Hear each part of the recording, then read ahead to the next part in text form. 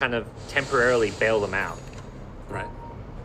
And a second, ulti for himself, basically, too, if he needs it for that. So Smoke going with 4, ready to fight. Brew split, they only have 1. That might be enough. But Wink, break Smoke. Q did not quite realize it, and they will find the Hoodwink. Comes on in, a couple quick punches. Dying? Yes. Even that they got to work for. And they go into Roshan. It's just a Hoodwink kill. I don't think that's an option when you're against Brewmaster. We'll see if with Pango too. How T1 feel about it. Their draft, they can Rosh, it's just not particularly fast. So I think they're going to have to play a bit of more of the farming game. Again, I think their lineup excels at split push and kind of pick off and catch. Even without the stuns, like a hero like Slark and Queen of Pain with Orchid, that's just where they're going to be at their best. 5v5 team fight into Pango plus Brew. That's where things go south. Even with BKBs, they're going for these BKBs and that'll help them in a team fight, but I don't think it's it solves all the problems. Someone's still going to get cycloned in the air. They have answers for the tree and overgrowth on the Radiant side. Pango with the Aghanim shard, so plus a Lotus Orb as well. So just doesn't feel like team fight is going to be something where T1 can come out on top. And they also can find these pickoffs at times if Zephyr's not careful. Ring around the rosy a few more times, but won't quite bring him down. Although with KP now, maybe. I mean, he has 2 splits if you want to use it. Doesn't go for it. Yeah, they're going to see KP with this locked Aeon disc and know that he is just not a target you can ever go in a fight. He's going to get those splits off. It is unavoidable. Yeah, it's got to be saved for last, if at all. And they do finish a couple of other big items here. Quap has the BKB completed. Not quite there yet for the NT, but Gabby runs on in right at the start. He's got to thinking about going on a couple. They have the link on the KP. Gabby in trouble. Forced to pop the ultimate and then jump away. They can't fight now. Slark used everything. His ultimate and double leap. They need to disengage. Yeah, that is not something that they do well. As you mentioned before, Carl, first instance of the BKB going to be popped.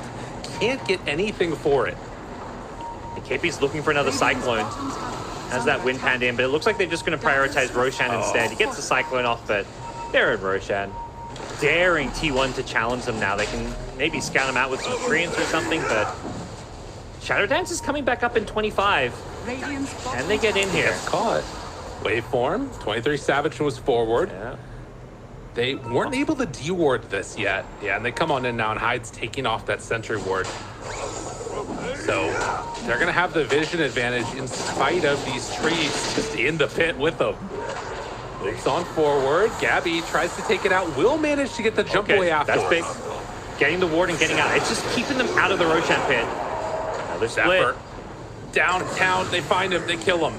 35 seconds with no tree. Lift up now onto Razor. And still, Roche has not taken that much damage, so there's still delay in this.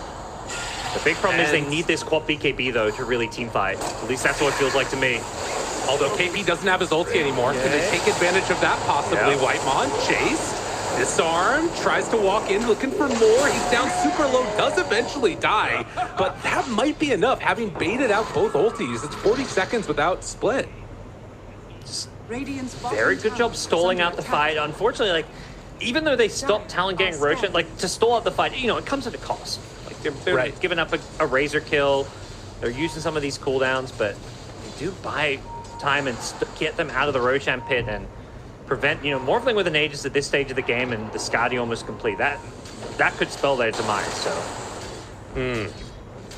Wow, that is a good point. Yeah, 23 Savage is very farmed. Oh my god. Yeah, he is caught up.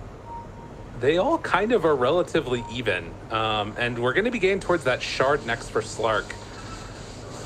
We'll see how this one goes. Still, a lot comes down to how these fights work out and how the initiations start. Yeah, KP has one ultimate back up, so Talon's more than happy to take a fight once again around this mid lane, I gotta imagine. We'll see if T1 can get that kind of execution jump they're hoping for. They're smoked up, trying to catch on the backlines here. Gabby's gonna be leading the way. He's the catch. It's not just the carry. He's the one who has to start things off. This is a good wraparound. If they can find Makoto right at the start, this would be huge. They see him. Or possibly Q. Not a bad one to get either. Jumps on him right at the start. Big jump. Force staff won't save. Looking for round 2 now. KP has the split if they need it. They're not going on him though. No, you've got to always ignore KP. I mean, you can poke at him, but you cannot commit too many spells. They do find Carl. Has blink back up in a second. Pops that BKB. Regen rune ready to go. Makoto has already used roll now. Jumps. Looking for more. On this maybe. KP backs away, tries to get out of here, has the evasion coming in from that drunken brawler. And 1, 2, 3 mic testing. Looking for the finish. KP still hanging on to that Bruce split. Sonic Blade just barely off the mark, Carl. That was the moment. That's what they needed. That was the moment.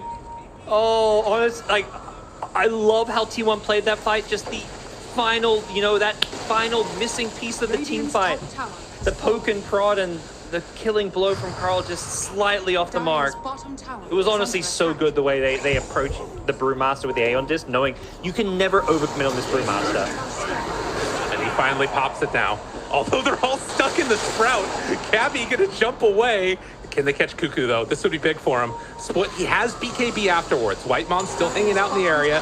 BKB, TP out. Does he get brought down? Oh God, that was close.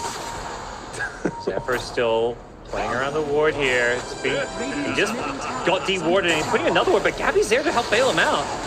Yeah, they drop it down. Now they have full vision up on this high ground. Yeah. Zephyr tries to TP away, but the Bushwhack's there. So they will take down the tree. Just constant brawls going back and forth in this game. They have another split from KP. Finally, Scotty completed on Morph. And with 21 to 14, there's still less than 1,000 gold separating these two teams. This game is honestly wild. Like, it has such like a pub game feel to it in like a really good, fun way. Like, both teams are playing their drafts like a pub game because that's what they, you know, that's what their drafts do best. Particularly T1. It's like, it's super scrappy. It's not like this coordinated team fight because they have no team fight. They have no stuns. So they have to play in this very specific way in order to basically beat a draft with good team fight. And they're doing it for the most part. Unfortunately, they're going to be tested once again. Into the Roshan pit they go on the Talon side. Treant will scout it out, so T1's going to know this and have a bit of time to react. But Cuckoo's already TP'd away. No TP for now, but the rest are moving in. Gabby's there, ready to poke and prod. This is, in a lot of ways, a great answer for we've seen these commitment of teamfight spells. If they can bait out a split, if they can bait out a roll, it's all looking good. They know there's no vision over there. Trying to roll in. Are they going to come and contest this, or are they just giving it up? It looks like they're going to give it for free. Yeah. Makoto rolls, gets out. I think they just didn't feel like they had the positioning for it or the vision. All their wards kept getting, you know, de-warded a bit, although they did manage to get some even more. Like, they still have 2 wards up somehow. Like, I was watching Zephyr behind enemy lines. Like, he double warded the cliff, thinking he was being, like, cute. With, you know, it just got de-warded. Oh, I'll put it there again. They won't look, but... Right. Somehow gets an even deeper ward down that goes undetected, so such an important game for vision.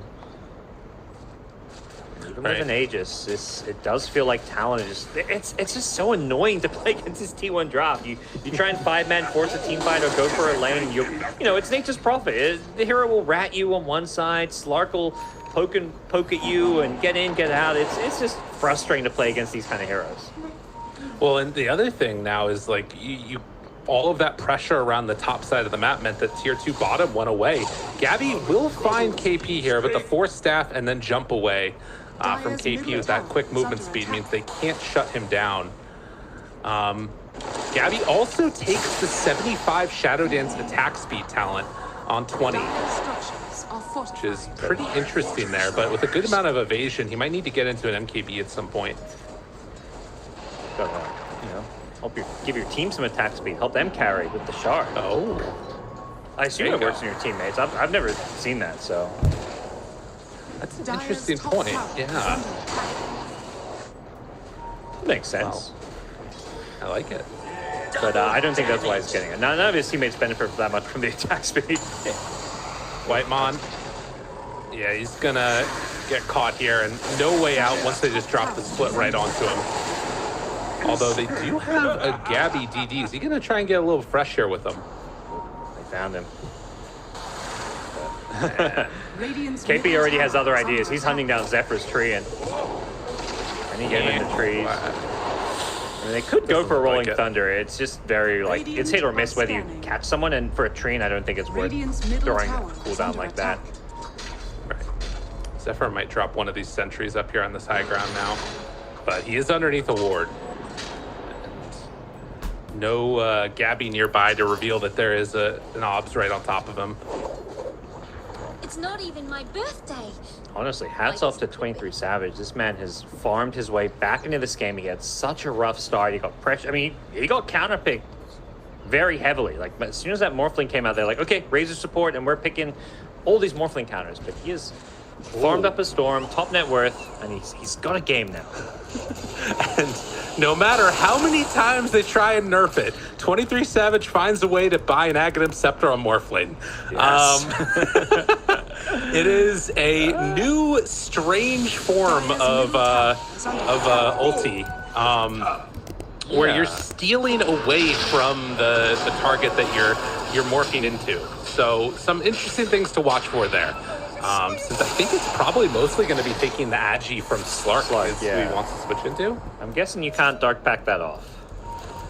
Right. It seems like something you can't Dark Pact off. I mean, I guess the one thing is that he has been switching into Quap a decent amount, so being able to steal Spell Amp isn't terrible either, because then she's going to be dealing like 20% less damage, which is kind of interesting.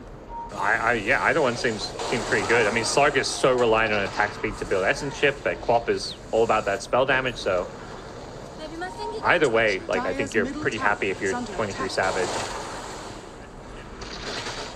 Well, we'll watch and see who he does switch over into, but Gabby gets found for a moment, has to do the double jump to get out of there. He's cutting waves, does not want to give up free pressure onto that tier 2 tower mid lane, as Aegis, only a minute left on it.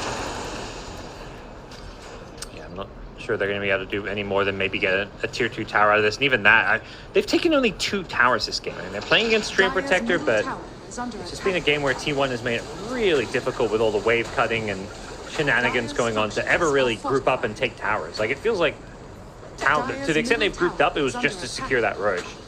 They'll finally get this tier 2 mid tower, it looks like, but they're being ratted constantly. Every single time if you group up for a lane, there's going to be split push happening in 2 other lanes. And a fight going on off to the side. Whitemon found again.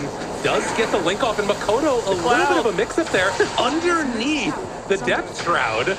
Stays alive for a moment, but only a moment. Talon do eventually shut him down. I feel like that was Gabby just like, here, let me show you what I can do. Because, yeah, it's not going to save the Razor, but it was definitely, you know, he's just testing it out. He's like, okay, we can use this later. Exactly. He's trying to get into a Scotty, too. Which will be another nice answer for the morph. Yeah. I feel like at some point he may need some way to deal with evasion, maybe. I'm not sure. Yeah. Definitely against like the drunken brawler and stuff. Jump forward, Hex as well as Orchid, and Sonic Wave to finish it off. And Carl in pretty deep KP. Doesn't want to do any split action though to try and bring him down. But that is, I think, the reveal of the Hex by the Quap. This is Carl's Quap, late game Quap. We're about to see level 25 hit. Honestly, as far as Queen of Pain goes in the SEA region, I think he's perhaps got the best Queen of Pain. Something he would bust out all the time, like around TI and leading up to TI when Quap was like the top meta mid. He's not had the most flawless of games so far, especially early on, a few kind of shaky deaths against the Pangolier, but and the Miss Sonic Wave that we saw recently, but definitely in a position where he can impact the late game in a huge way. Right. And they do also have, looks like the Bloodthorn coming out from him, so another way to deal with some of that extra evasion stuff. Although the Hex, he's maybe waiting for the KP. Orchid, with double force. Very hard to stay on target. KP, he's going to be fine. Yeah, they just have to back out. Savage switches into the Slark and now ready to jump around. They're still ratting bottom. They're going to get a tier 3. Yeah, that is really good. They're keeping him on it. Waveform in. Savage looks to chase, wants to bring him down. BKB, but the overgrowth is there right at the start. And 23 Savage is the other part we didn't talk about. He has the long range pounce to try and chase them down afterwards. But Whitemon under control. Hugh there for the bushwhack afterwards. And eventually they will kill off the support Razor. So all of that said, it ends up only being one killed off as Zephyr, I think, escapes from this. Maybe not. He jumps back into the side and they'll find him. He realizes there's a ward there. Yeah, it's the tree ward. He pings it afterwards. He's like, oh, okay, there's vision here. But yeah, 2 supports. You get a tier 3 tower. You know, they're still farming. Ultimately, I think, you know, for Talon, it's like, it's not a win. That's for sure. It's one of those fights where neither team really comes out on top. I think for T1, you're just feeling pretty good that you frustrate them with some split push. You disengage, only losing your supports who, you know, their lives don't matter too much at this stage. At least when you're fighting on the enemy side of the map. Because usually if you're on your side of the map, Talon are like, okay, we killed 2 supports. Let's go, you know, take these towers. But there's no towers to take. Yeah, and they now are just going to try and push in all the waves again, and it's immediately bottom lane pressured out. There's creeps that are hitting their racks. Granted, backdoor protection means it's not a huge issue, but once these rest of the creep wave catches back up, they're going to have to come and deal with this again. Yeah. Makoto knew this was coming. He's had boots of travel for some time. I think they probably looked at T1's draft and they're like, yeah, this is going to be a split push game. Let's get some boots of travel. They've been using Dawnbreaker very effectively too, where she'll defend a lane and you've always got Solar Garden to come on in. With an Ag Scepter plus a Shard queued up, Hyde is getting pretty damn farmed himself. Right. Yeah, the evasion is already very annoying. They have one way to deal with it, which is the Bloodthorn at the moment. But obviously a couple of different dispels across the lane. Across the game rather, and the big one being that Aeon Disc for KP, so it's going to be unlikely they can get a free Orchid kill on him unless there's some really fancy stuff going on. But we'll watch and see where they go next. Whitemon in the meantime, he finished off a Wraith Pact, so more ways to mitigate damage on top of just the Bloodthorn. Carl, they're thinking about going on him up here. And it looks like they're going to just keep the pressure on. This tier 2 tower is still standing, though. I don't think they're going to be able to get a free take here. No. Carl, not someone you can easily go on. I mean, Timeless Relic, more spell damage for him. He's a pretty happy camper, and they end up getting the ranged racks. I mean, this is not a game. It's more just annoying because someone has to constantly defend, and the ranged racks don't heal. And then when someone defends, you take a fight elsewhere on the map. This is the game plan. Split them up. Savage has caught Gabby. Ooh. But he gets the depth shot out. Okay. And that keeps him alive for now. And he's still a Shadow Dance, so making good use of the double ulti in a sense. KP walks in. They leave a Penta sword on the ground. Gonna pick that up eventually, I think. Maybe not. It's just on the ground. 23 Savage runs in. They find him broken. And backing up, looking for more. Whitemon gets out barely. No, he's not going to. I think that should just about do it here. KP's still looking for another rundown, and they find Cuckoo able to catch and kill that in. So no more split push coming out. And with the lift onto Gabby, I don't think they can kill him, but well, maybe they can actually. Leashed up, gets the ulti off, trying to get out of there. Does have the double leap, but they're blocking his way. He doesn't have a way out. Oh, good jump in front of the Slark. And now there's no split push happening. They're going to take some buildings here. Yep. Dawnbreaker manages to get out as well. Jumps to the other side of the map. Quap thought she had the kill on the Dawnbreaker with the Hex, but Dawn had already jumped out of there. So T1 may just go high ground here. Slark has a buyback. Nature's Prophet doesn't. They're going to stop poking here. 23 Savage. What a great team fight from him. Using that Slark form, getting the double leash on his Slark, and using his own poison against him. Here, take a taste of this, and they're going for this Rax here. Slark does not want to buy back. I mean, we'll see if he has to, because this is dire time for T1. Yeah, I mean, oh my god, they forced snap him in. Whitemon, where are you going? Oh no, a good catch for the kill. And with Razor going down, and now a lift up onto Tree too. I mean, that's a full set of racks down. Damn. Just too good. I believe it was KPO. That seems like the kind of play he would make. Just a very kind of cerebral player, very smart guy, and finds the initiation of sorts, and then they're going to disengage, say, take the racks, go for Roshan, and just play this very objective-oriented style of Dota. It is dropping pretty quickly. They're going to get the treants in, but I think it's going to come a little bit too late. Unless there's some really lucky bashes, but it doesn't look like it's going to end up mattering.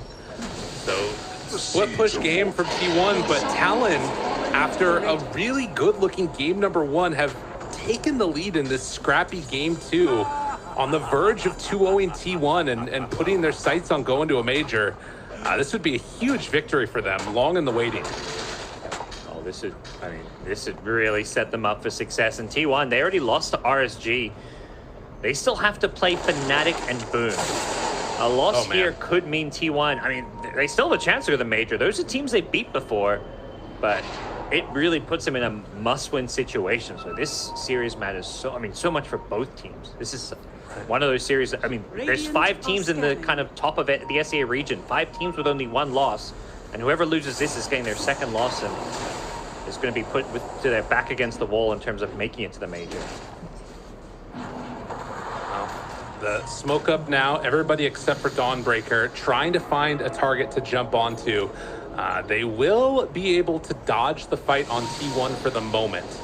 Savage shows on the creep wave, and Zephyr in the meantime is just going to hang out over here, ready to cut waves constantly.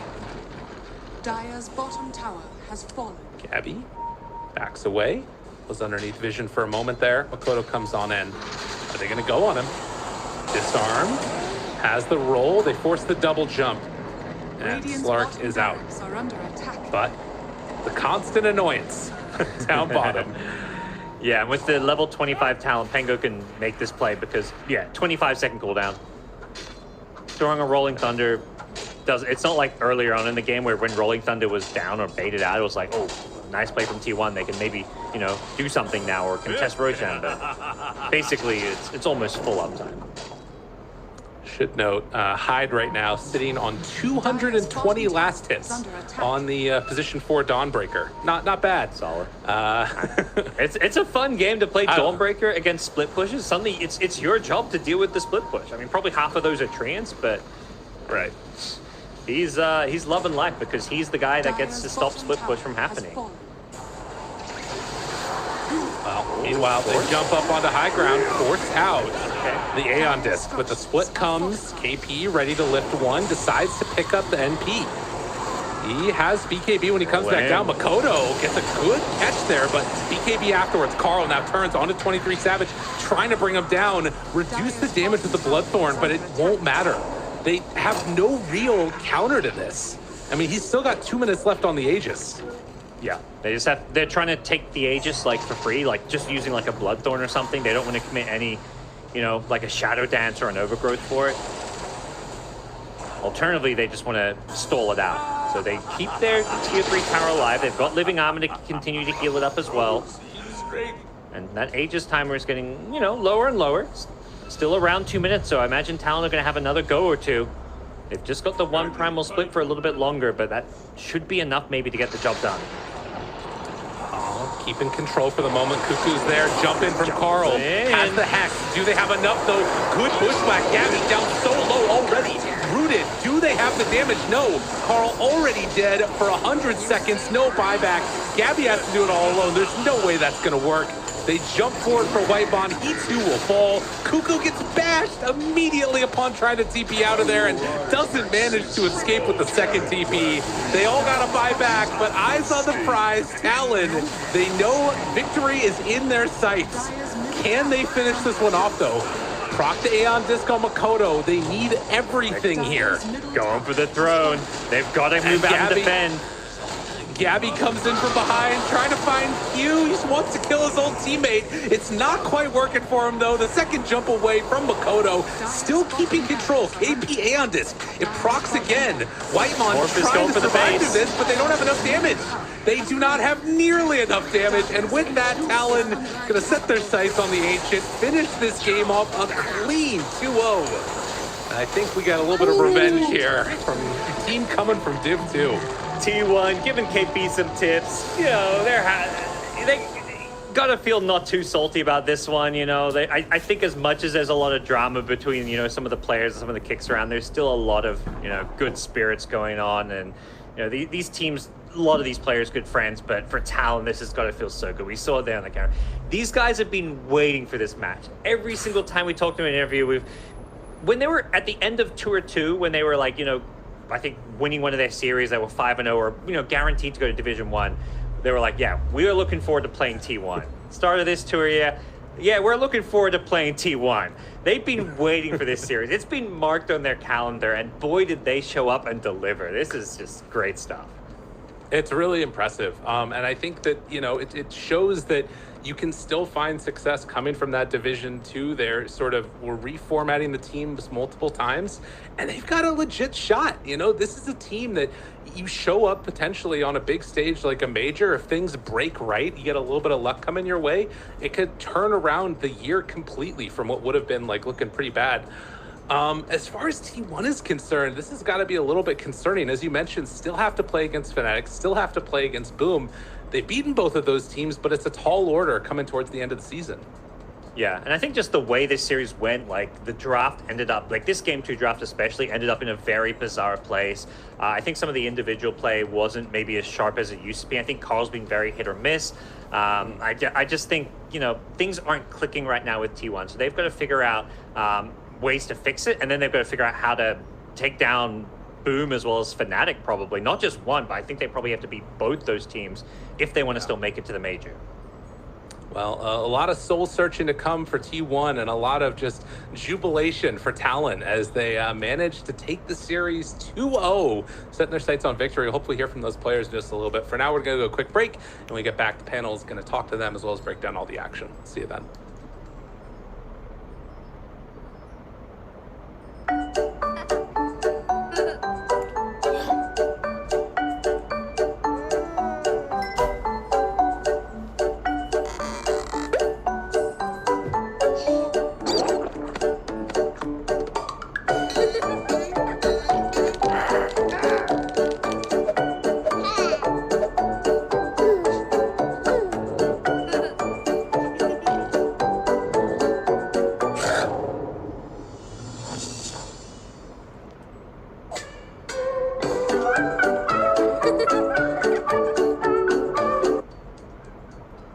This is so sick. Can we just go back to playing games now?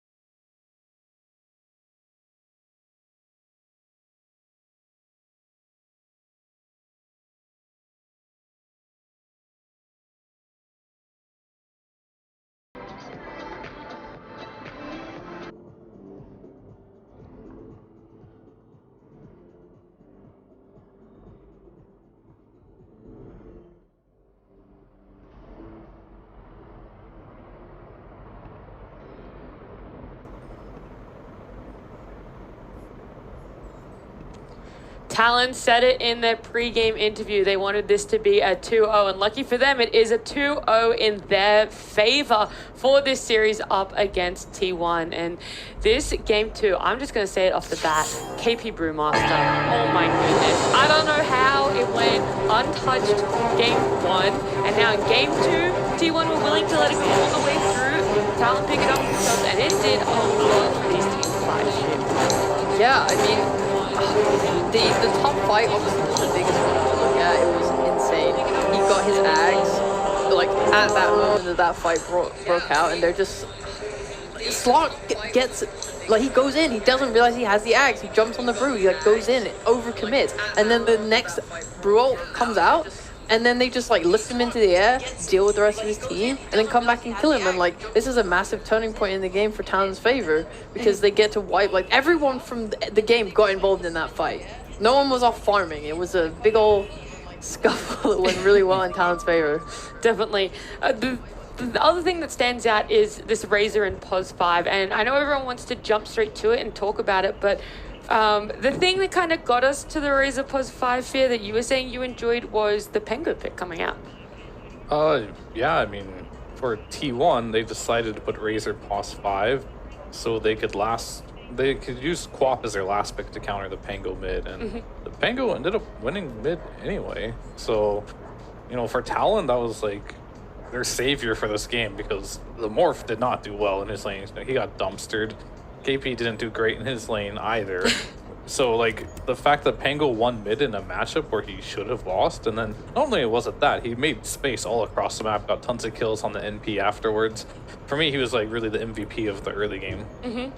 Okay, well, you say T1 did, you know, decently in these lanes. Do you feel that they could have transitioned it better out of it, or their lineup just didn't really enable for that? I mean, to go back to the Razor, I guess, like, he did well in the laning stage, and like I was mentioning, like, they have all these, like, single target heroes. They have Razor, they had Slark, Quap, NP. Like, all these heroes kind of do similar things, and none of them have team fight. So what ended up happening was, after the laning stage, if they died once or twice, it really felt like T1 had a very difficult time finding any sort of team fight just based on heroes alone. Yeah. I do want to ask some questions about the Razor, but I'm going to wait until the stats do pop up on screen. So Oh no. I actually have a stat for you. Wait until the Razor comes. Okay. I got the stat. Lyrical, he added us, and he let us know that in that game, the Razor's plasma field did 13,000 damage to the enemy heroes. Gabby's Slog, in total, did 12,900 damage. Impact. So the Razor... How many times did Razor have to die to do that 13,000 damage? Yeah. How much damage did he take? Well, like, we can have a look. Ooh, 15 deaths on Whiteman. That is really rough. So even though he had the damage output, it wasn't the best game for him on the Razor Plus 5. I mean, that's like classic Slark though too. It's like you don't die, you don't do any damage, you just are running away the whole game. Yeah. Doing nothing. I do have another question though. Well, something to talk about quickly is the Slark, right? Something that we're not really seeing very often. So even though we got this unconventional Razor Plus 5, and I know a lot of focus is on that, I want to have a little bit of a rundown for that Slark impact too. Yeah, I mean, Talon's actually like the team that played the Slot first in this tour in C, I think. So it's quite funny to see T1 pick it up against them. Yeah. I wasn't a huge fan. It just felt like he was super high up in net worth. I think he was like at the top of the charts. But then I already talked about that top fight. Like that was his arrival into the game. Like I'm going to fight, and he instantly just kind of like gets put up in the air and then like dies. It felt like it was really hard for him to ever just really get into these team fights. Well, this series has been much awaited between T1 and Talon, what some people might refer to as a bit of a revenge matchup. And so for our winners interview, we have none other than 23 Savage joining us. 23 Savage, how are you feeling? You win this series up against your old team T1. Feel pretty good. Kind of feel like a redemption for like past 2 months. Yeah. And they play really well, but we play better, so it's a good series. Yeah, you guys definitely showed up today. What was the preparation for not only you personally, but the team as well coming into this series? We kind of know what they're going to pick because I've been their teammates for like 1 year, and I know how they play, what they think. So I just input a lot of my personal experience. Yeah, it clearly helped you guys a lot. You say that you knew what they were going to pick. Were you surprised at all by the Razor pos 5 then, or that was something you knew could happen? I knew it since the pick NP is gonna be Razor 5. Okay. Wow. Yeah, so I have a question about the Morphling. You haven't got to pick it a lot this batch. So what was the reason for being so confident to pick it early phase, knowing that they might be able to flex? I'm just good at the hero. I just How come you don't pick it more then? because maybe it's a good against Razor. Oh, okay. You just need to see Yeah, one yeah. thing. Yeah. Okay. Leading up to this match, obviously you still have like friends on T1 and like Whitemon and stuff. Do you talk to them a lot about this upcoming match? Like just how you guys feel about it? Or like do you make jokes and stuff? I talked a lot with Whiteman, and we are still a good friend to each other. Yeah, we still keep contact a lot. That's great to hear. And last question, you guys have SMG and RSG left to face off. Is there one of the teams that you're worried to go up against, or that you think will be a tougher competition for you? I think RSG is pretty strong. The way they play is like unique, and they cannot be predicted. So we gotta watch out for them. Well, I'm looking forward to that matchup when it does happen. Thank you so much, 23 Savage, you. and congratulations Bye. again. Thank you. See ya. Had a cheeky smile on his face there. It is always one of those things that you have friends on the other team, but it's nice to win up against your old teammates. Yeah, for sure.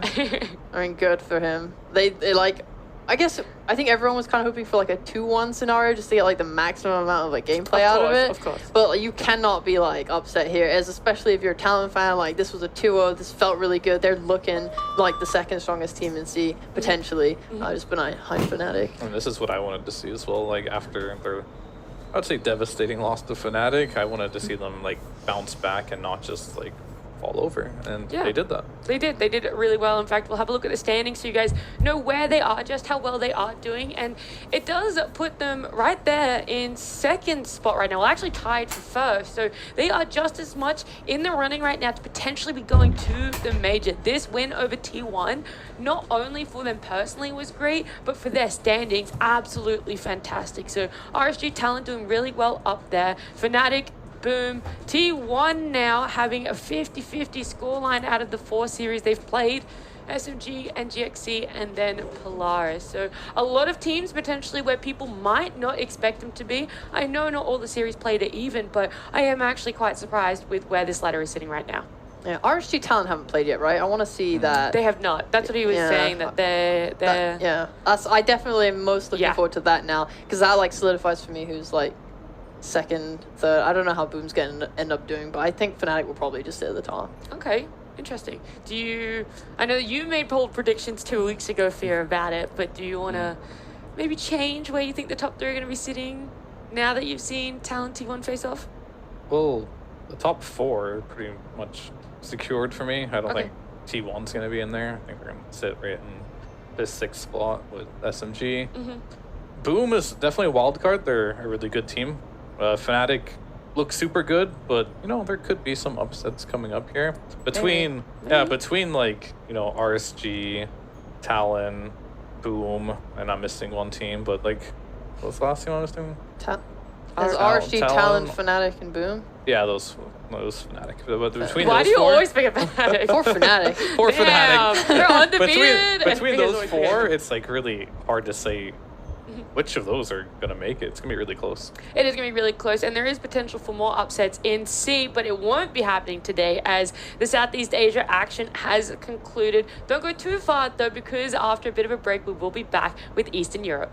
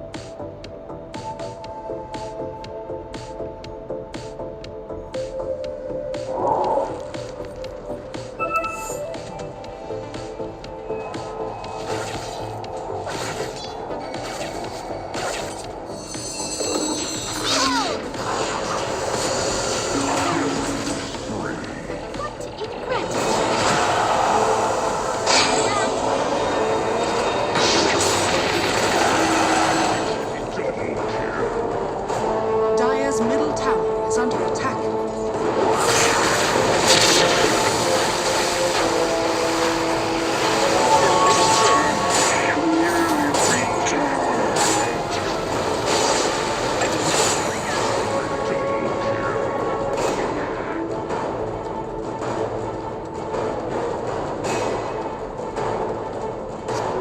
A prize.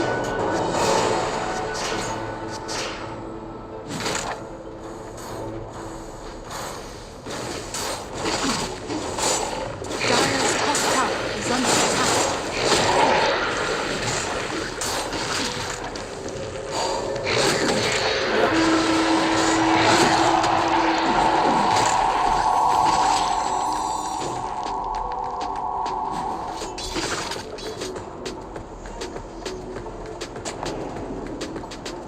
Dire's structures are fortified.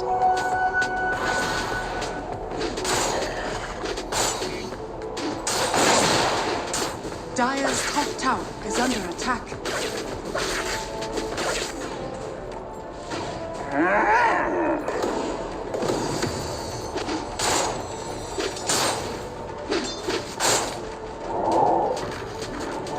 Radiant are scanning.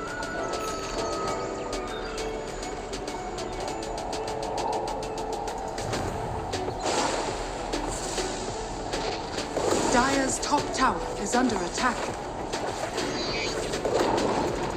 Dire's top tower has fallen. Radiant's bottom tower is under attack.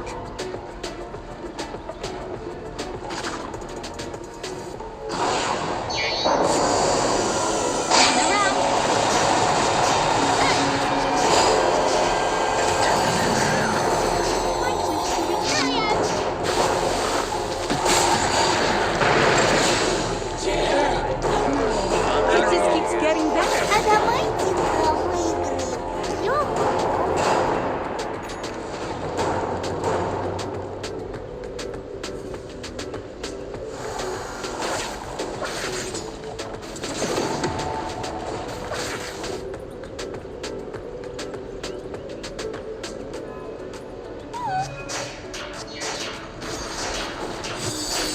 Dire's bottom tower is under attack.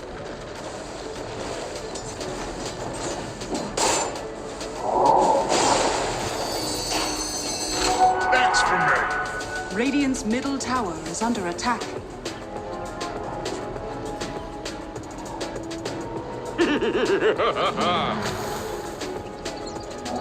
Haste.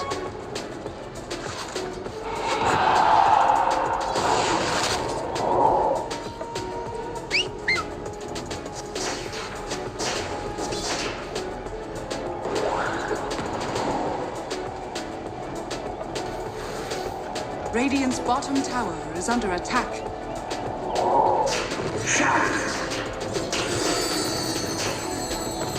Dire's middle tower is under attack. Dire are scanning.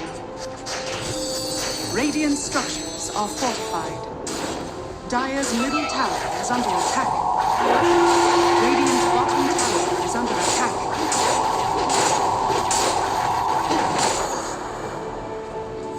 Dire's middle tower is under attack. Radiant's bottom tower is under Radiant's bottom tower is falling.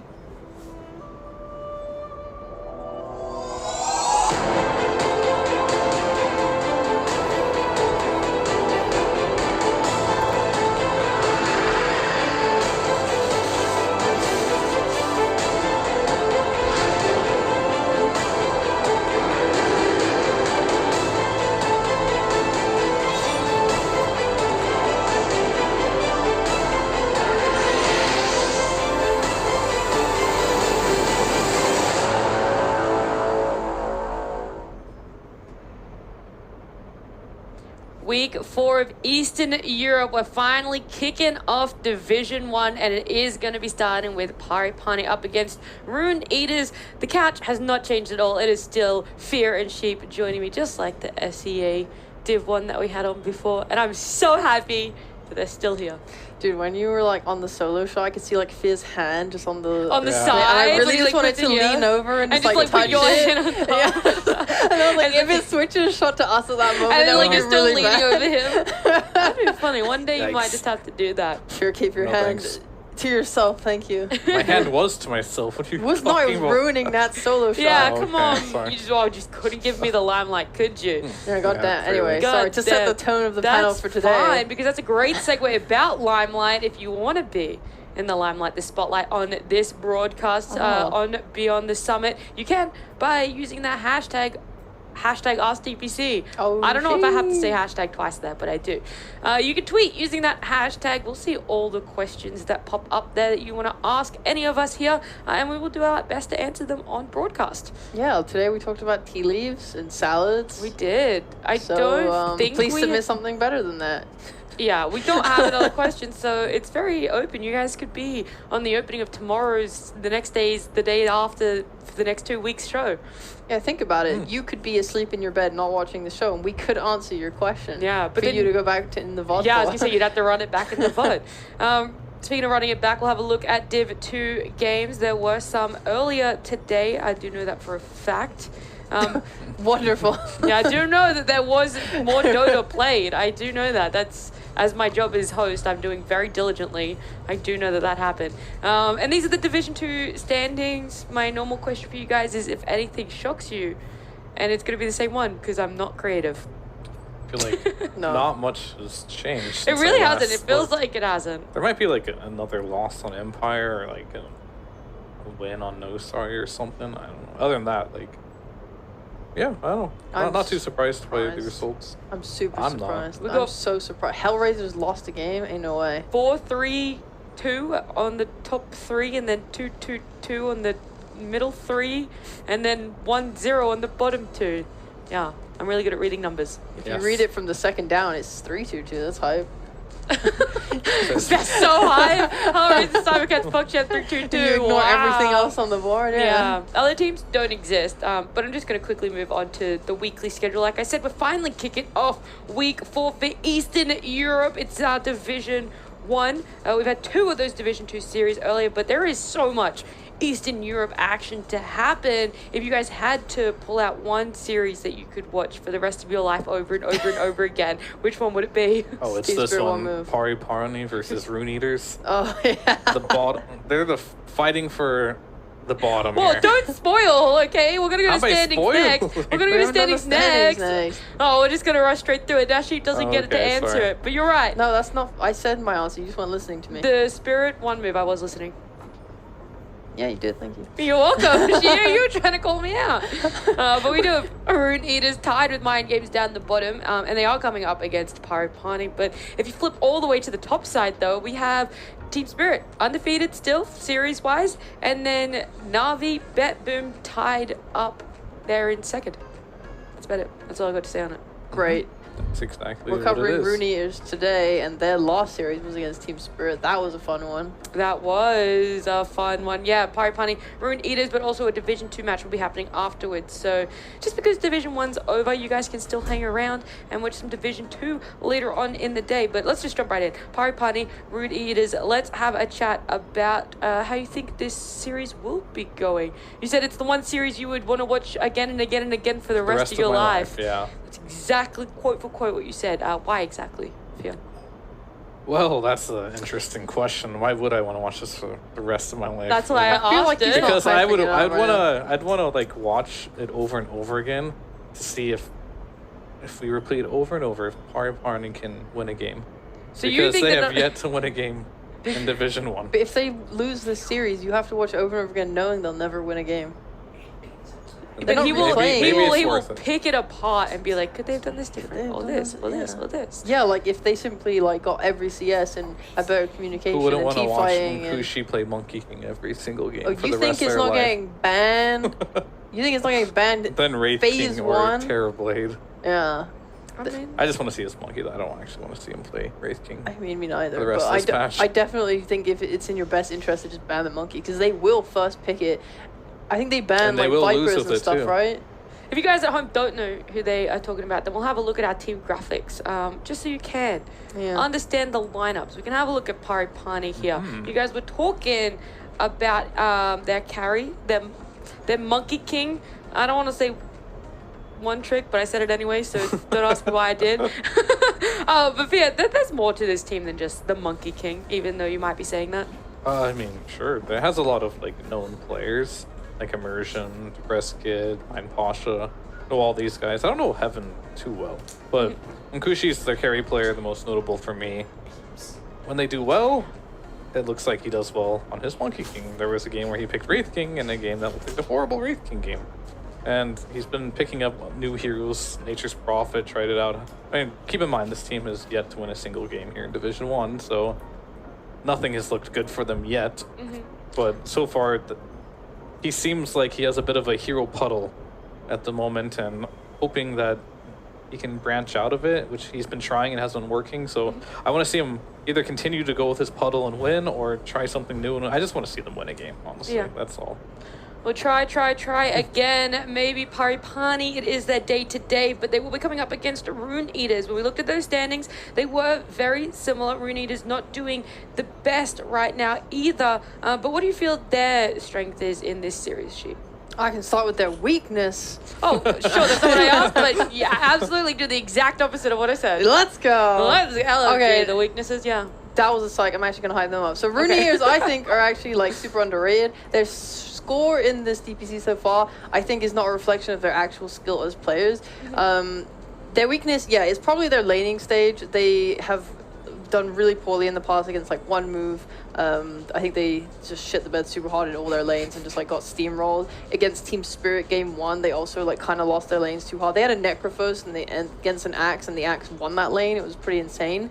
But then they go into the mid game, and actually they're really, really good at spellcasting, and they can like turn these games around. Like Team Spirit had the potential to lose game 1 against Rune Eaters. Like, this is the TI champs. Everyone hypes them up. Rune Eaters nearly beat them. They look really solid. They've been picking this like Alchemist. They've got a little bit of cheese under their belt. In the past, we've seen them play stuff like Lycan 2 on the off lane.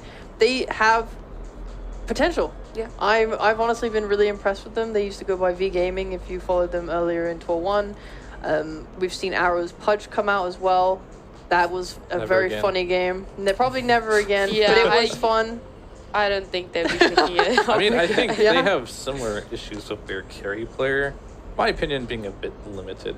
He did bust out the Necrophos, we saw that one game, but he lost to an Axe in lane with Yeah. Necrophos. He traditionally wants to play hard carries, Terrorblade, and he wants to play the Alchemist we talk about. He's a hard carry player in a meta where hard carries are kind of getting shifted out a little bit. Yeah. So both these teams, I think, their carry players really need to step up. Yeah, but he's played other stuff. He's played Bloodseeker against Mind Games, and they won that. So that would be cool if they could pull that one. I think he's transitioning well. It's like why that team looks like they have good promise. Yeah. I mean, we have seen hard carry still do quite well in some lineups. Do you feel that maybe it's Eastern Europe as a whole, like all their opponents that they're coming up against are just doing really well to be quite aggressive? Or is it more down to the fact that Rune Eaters aren't actually completing a whole draft for a late carry? I think winning your lanes is just super important in this patch. So you can still play hard carries. There's nothing wrong with it, but it needs to be a good game before you pick the hard carry. You can't just like be determined, I'm just going to pick a hard carry every single game, right? Yeah.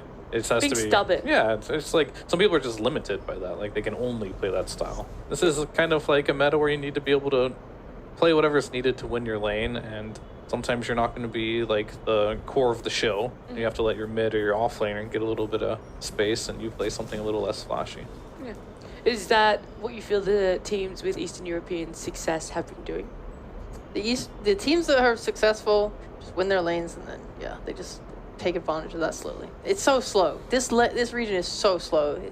Is it slow? It's slow in the sense that Game length is no. We'll just watch these teams like really just play it out carefully, and like no wild SMG C style Dota 2. You don't get that in this region. You get people that know how to control the map. You get teams that know how to like play around Roshan. You know, they don't throw their bodies at high ground and just throw the game in one fell swoop. Like we have far less of that in Eastern Europe. I've been very impressed with the discipline here, and like I think Runeers have shown that ability for that in some of their past series. You practically just answered my question, because I was going to say, out of the two teams, who has the better discipline? Well, we don't know. Parni haven't won a single game yet, so I don't know about that. Have they ever been ahead to have to display discipline from the side of Pari Parni? I mean, it's hard to recite every single one of their games, but We'll do all it. the games I've seen, they have not looked good. That's all I can say. Like, they have not looked very good. And I just want them to use this series to, if they are going to win a game, I mean, they recently got 2-0'd by Mind Games. So, like, their options of playing weak teams is down to just this one, I think. How dare you? Runeers 2-0'd Mind Games. I was going to say, if we did the circle, Rune Eaters 2-0'd Mind Games 2-0'd Pari Parni. Mm-hmm. A Rune is going to this should be a 2-0 stomp. Pari Parni. Is that In what theory, you're saying? yeah. I mean, without a doubt, if you're to use that logic, then Pari should not win a single If you use game. that logic, is it good logic? No, not really. 'Cause Wonderful logic. there's a now. lot of like you can definitely see teams like one team will win against one team and then they'll lose to that same team, and it's just like a circle of like draft. It's like so important, I think, and to like who can win a game or not, or a series. Do you think there could be a 3-way tie for relegation then if Pari Parni win now against Rune Eaters? Yeah, if they Yeah. win, they need to win though. If they They lose, I have think to it's win, over. yeah. They would be tied, right? Yeah. Yeah, 3-way tie if, Yeah. if they win this one. But Runeers Which would have is- beaten both the teams below them if they win this one. So they should be like set as long as they don't choke. Is that how it works? I think so. Yeah, I'm trying to do it in my head, but all three down the bottom would have already faced off Yeah. against each other. But then it would be tiebreakers, and anything can happen there, right? Exactly. We saw last tour tiebreakers go different ways to how we saw actual tour results go. So a lot of different things up in the air there, but draft for game That's one exciting. soon to come underway. Any Yeah. must ban Monkey King. except for Monkey King. Monkey King. Except for Monkey King. Anyone else? Anything I else? mean, I don't even think you need to ban it because you know it's coming. Beast? They might ban Viper on the side of Parni because they're intending to pick Monkey King. Yeah. Okay. I mean, if it's that obvious of a monkey pick, then I think you should ban it. They just pick on 5. Like on the first pick of the entire draft, they just do not care. Yeah, Monkey's banned. You can't see it Oh, as a viewer, spoiler but it's alert. gone. Viper's also banned. You can't see it, but I'm going to spoil too, because apparently that's just what we do here. They banned Viper even though the Monkey was already banned, so clearly they just hate playing against it in general. It's Rune Eaters. Like, this team, Yeah. everyone bans Viper against them. That's fair, yeah. Because they're just They're just Viper disgusting specialists. Viper players. Yep. Just like me. Okay, I don't know if I would put that adjective in front of them. Delicious Viper players. Delectable. Also really wouldn't have used either of those two as well, but Salacious Viper players. salacious, hey! She's really French now. I looked at dictionary once. I typed in delicious synonyms once into Google, and well, now I'm just spewing it all back out on broadcast. Pari Parni? Io, a dead hero, pretty No. much. He's dead. No. He's dead. We've I seen buried him win. him. We've seen him win. He He's came super. out of the grave, and now he's back. Whoa. Despite you. Disgusting. Yeah, Yeah. Bet Boom last week up against one move, one with him. It was That- Io Gyro. yeah. Yeah. Yeah, I remember Yeah. that actually. And we also Yep. saw another team play Ijar and they got stomped at last. Yeah, it was, It was one move that up same- against It was the Pet same Boom. one, yeah, I remember it was that. game one move picked up Io Gyro, got absolutely dumpstered. Yep. Game two, Bet Boom decided, you know what, we're going to pick up Io Gyro Look. and won with it. Okay, and that game was really hard. Like, it was literally Gyro 1v9ing. It's true. And yeah, It's a rapier. yes, it was a really good game actually. It was pretty funny. Yeah. But the Io, I don't like Io. I think he's sort of fallen out of the meta pretty hard. And like, I don't know why I would prefer to have an Io over a Dawnbreaker. Like, Rune's response of the Dawn Park, to me, is just 10 leagues stronger than anything that Parni now Oh have. my goodness. How could you not take this opportunity to pick Ember? So true, Colin. I just did. Nice. Well, you showed them. You told them. Yeah, maybe they rewatch this and then they'll pick Ember next time. Because Yeah. surely, if you're a mid player, right, you know how to play Ember. Like, there's like prerequisites for each role. If you want to play off lane, you have to know how to play like Mars. If you want to play mid, you have to know how to play the spirits. If you want to play carry, you have to know how to play like Terrorblade. You know, But Fear, maybe he likes Leshrac. Maybe they have scrimmed with this and they think to themselves, we like this combo and we think this is strong. No, this is a Lesh carry. in fact, it is a good combo. So you're not I mean, wrong. I know it's a good combo, but like, you want the Ember, but like this might just be something Ember they think has is a super strong. 110% win rate against Puck. I actually across don't all agree with games. that. That's not true. I've seen him lose. No, 110%. That definitely adds up. Nope. I'm the math expert over here, but that definitely adds up. studied maths in Britain, and I can Oh, tell yeah? you 110 isn't a real number. Really? Because I have an engineering degree and 110% is real. It's not a real Yeah. number. Yeah. This teacher's told me it only goes up to 100. No, well, they lied to you. I don't know what they were saying, but they lied to you. 110%. Okay, well, Makes sense to me. looks like Parni just really fucked that one, huh? And you know what? You've used 110% of your F-bombs on this broadcast this week, Okay, so... I'm done. Okay, well, let's see. I really love Mars with Lesh. I've seen it be so nice in the past because like Mars is just a hero that contains everyone in one space for Lesh to really just go to town with his damage. Lesh is also a bit tanky with Io, but it's nice to have that sort of big old frontline and strength man to stand in front of you. But you know who loves Mars this match? Who? Nobody. That's not true at all. That's not true at all. You're literally lying. I remember. Oh, really? Yeah. Do you know Okay. why? Yeah, Do you know why? Because when a team whose name I've forgotten played versus Boom, they literally first phase banned Mars against them. Did they pick it though? It was banned, so clearly not. Well, Are we in SEA or are we in Eastern Europe? Okay, well we are in Eastern Europe. I'm just saying I think Mars is still in a pickable state and works really well with Leshrac. You know what? I kind of agree with you here because Mars is like the fourth most pick in SEA. Yeah, thanks a lot. Okay, so they should probably pick That's right Winter inside. Wyvern amongst the I wa- bottom feeders of the region, yes. I want to see Winter Wyvern here. I think they would be a very nice team fight. All good deep push on a support, and also it's very nice disengage when Rune is trying to go in with all of their team fight and roar. Can protect whoever gets roared. When Dawnbreaker comes in with her ult, you can use the Wyvern ult beforehand so that she's forced to attack when they come down. I think they should pick Tiny versus Puck. They should pick Tiny versus Puck. No, I don't dislike the Wyvern idea. In theory, it doesn't sound too bad. My theory was fantastic, but they don't care. And that's why it'll forever stay a theory. Yeah, So that's just a theory. normally you see Tiny against a Puck bit. Yeah. Maybe we still will. Yeah, I already told you it's gonna be less carry. Off lane? It's no. They have a it's CK now. You know, yeah, it's CK off. So who's laning against Beastmaster? That's CK. So it has to be CK. Oh god, it's Medusa. It's a good Dusa pick. It's a actually. great Dusa pick. So something Southeast Asia took a while to figure out. If you pick Medusa later in the draft, it actually has a higher win rate. That goes for every hero in Dota. That's not true at all. Medusa. Okay, Just which Medusa. one? Which one is that not true? Dawn. Dawn. Yeah. Is that true? Do you She's have, had the best do you success actually rate. have- She's had the best success rate being first phased rather than last picked. That does make sense, actually. I'll give you that. Thank you. Yeah, like, Yeah. But I meant for just like carries. Okay. No. But I did not specify. Yeah, you should have so- specified, you know? CK last That's on patch. Reduce a lot of that. Yeah, I mean, it looks like we're playing last patch CK versus Dusa. We've gone full circle here. Alright, so here's how I think we can recover this on Parni. Off lane anti-mage. Off lane Nyx Assassin. Anti-mage off lane. Come on. Dude, they should just pick Nyx.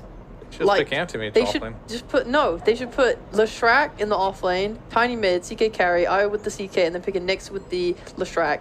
It's a body for Leshrac, it lets him lane. It's great against Medusa. Who's the It's great core? against Puck. It's great against Dawnbreaker. Who you gonna put core? This is the... I just said that. Leshrac off lane, Tiny mid, Oh, CK I thought, carry. why not the Nyx core? No, because you don't need Nyx to be Boring. a core. You're boring. Yeah, I mean, Boy. I do like it though. I think it'd be fantastic. Yeah, I don't think it's a bad option. Yeah. What could make it even better here is if Rune just picks Snapfire.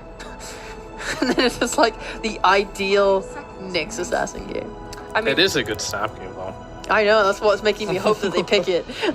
I mean, they have the Puck, they have the Beast. What more do you need? Exactly. Rune Eaters are going to have overall last pick though. Oh, so fancy. unlikely that if Pari Parni pick up a Nyx, they're going to also still go for a snap.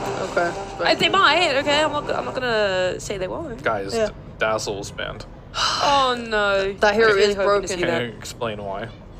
The 2-second hex with the 15-minute shard. Yep. Against Puck, is it the Puck counter? Yeah. Okay. Instant hex. It's actually not really that instant.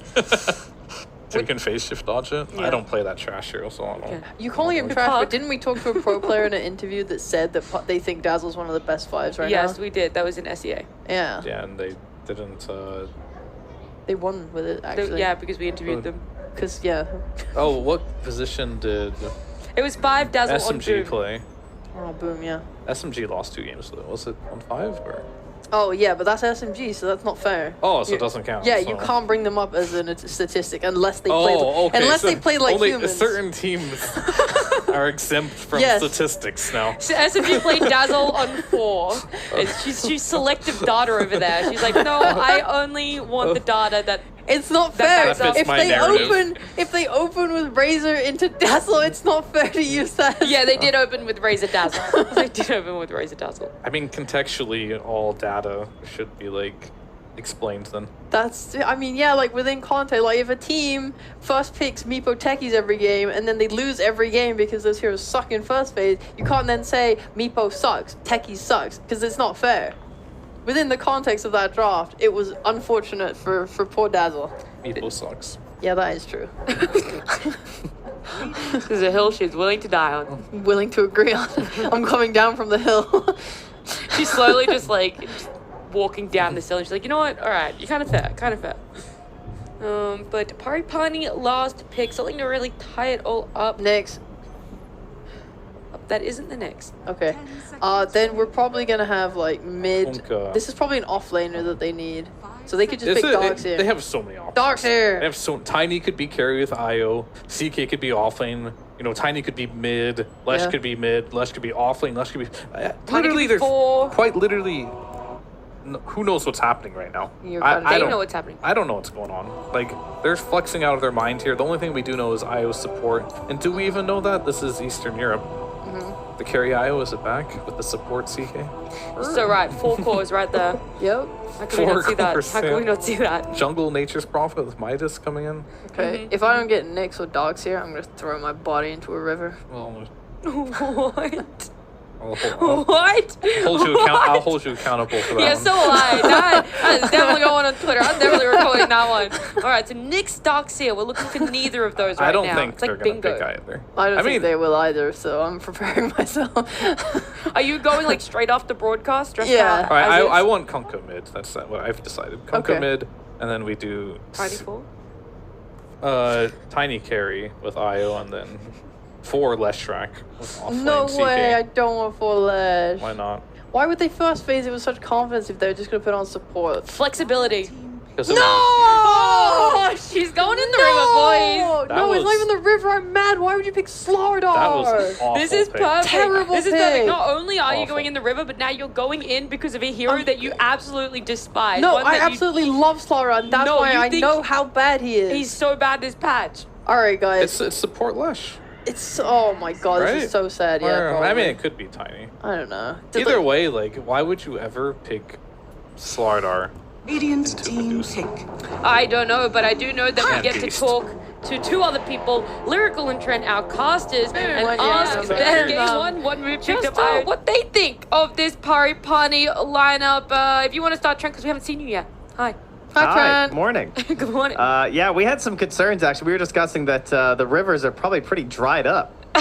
So on the one hand, you probably, you're not going to drown, but it's probably pretty painful. Like, the roads it's are not funny looking to too draw. hot around LA right now. You know what I'm saying? For a little swim. Oh yeah, you I know? forgot where I was. Yeah. Yeah. They are not going to be nice rivers either. It's going to Anything practically just be I know. mud she's throwing herself into. Oh, but, jeez. Lyrical, you look very excited. Oh, Trent, sorry, did you have more? You can keep going. Oh no, I was just gonna say you guys are real Slardar haters, and I can't really blame you because then they also got a Phoenix after, and that just I don't know who's hitting this egg. I thought that Tiny was such a good matchup versus Puck lately, so I was hoping they were kind of go that way. And I don't know about Lesh support. I wasn't going that crazy. I wanted Grimstroke for the record, but I don't think anyone was asking for the Slardar. No. No, not me. Not me. Lyrical. Yeah, you're very excited. Quickly, some thoughts from you. Yeah, it wasn't Darkseer. Boo, boo, boo. That's all I got. That's it. That's My all of his man. thoughts. All right, quickly for you guys, a team before we have to jump off. Rune Eaters. Rune Eaters. Okay, all right. Well, game 1. We'll see if it's gonna go the way of Rune Eaters. Thank you so much, Nat. Man, we just had to go right on into that one. And we're going to get our inaugural pause as often happens. But game number 1, Rune Eaters facing off against Pari Parni. Trent, yeah, I think that it's not often that you get like such a sort of resounding no on a last pick there. What is it about the Slardar that's going to run into some issues in this game? Talk to me. What's happening, man? Well, Slardar typically he's missed out on his glory days. You know, back in some days a long time ago, you could just pick Slardar when he was like a patch offlaner and feel okay about it. If the lane wasn't great, like you didn't counter someone, maybe you could like rotate early or something like that. But right now, Slardar is in the state where he basically needs to be counter picking someone while also having good synergy on your team. Right. So who's he countering in lane?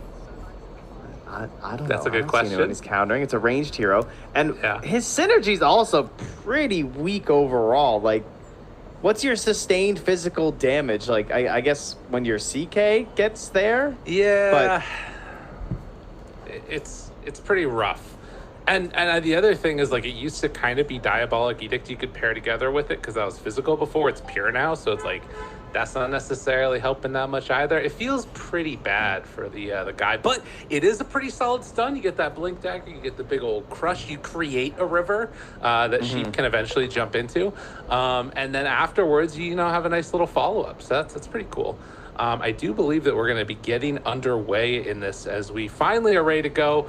Game number 1, again, taking place. Both of these teams at the bottom of the table, they want to win to keep their lives alive in Div 1 for the next round.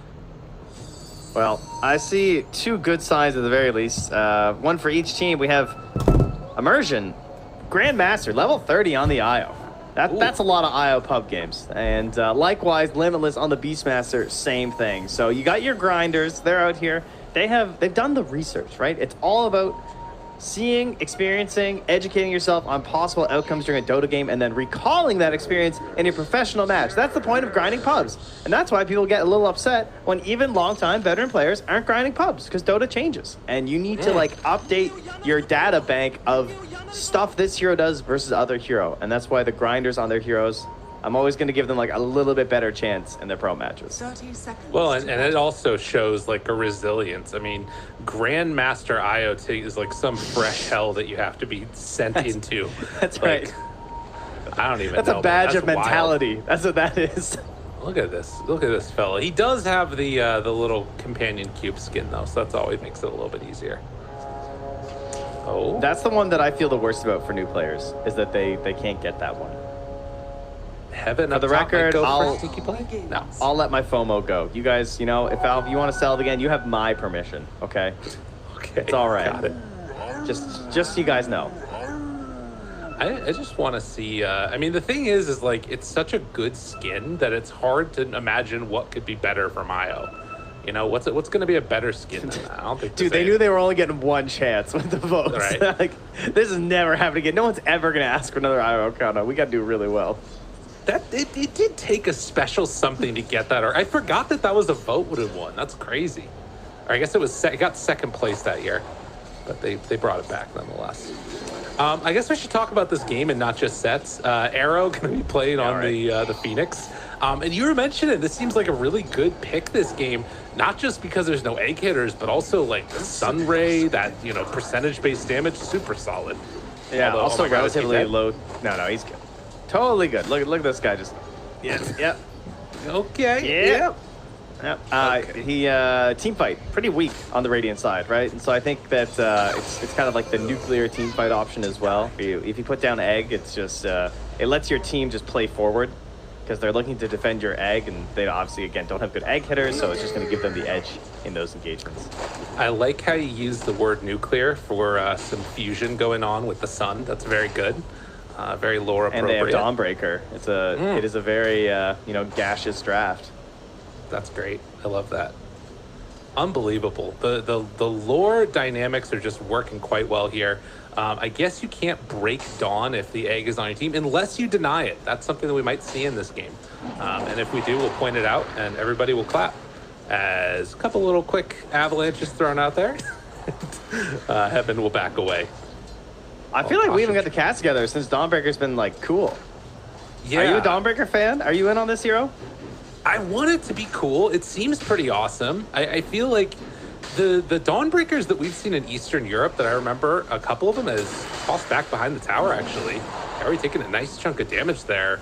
Does look like she's going to live. But I feel like I remember it was somebody playing it that went Deso, and it looked terrible. But these recent ones, the supports have been looking a lot better. I've definitely seen more core than support, actually, from in my experiences. So I'm looking forward to seeing how KRA handles this. It's good that she's flexible to be put on the support, because she is someone you need to pick very early in the draft, as she's going to be first phase banned almost every game. And so when you see your opportunity to pick it, you obviously need to go for it. And so far, getting a lot of damage done. It's a good example of the self-salving too, because Kaori's just been putting in all the work himself here. Does get tossed to the tower, though. Ouch. Round 2. Yeah, and no extra regen right now, although does have the courier coming out, which I believe has, some tangos, some mangoes. So it's going to take a little bit, but we'll get regened up eventually. Meanwhile, mid lane, Depressed Kid getting very up close and personal with Hayes. And so far, 14 to 13 with a couple more denies going the way of the kid. And we'll get both of those denies as well. So back and forth in the mid.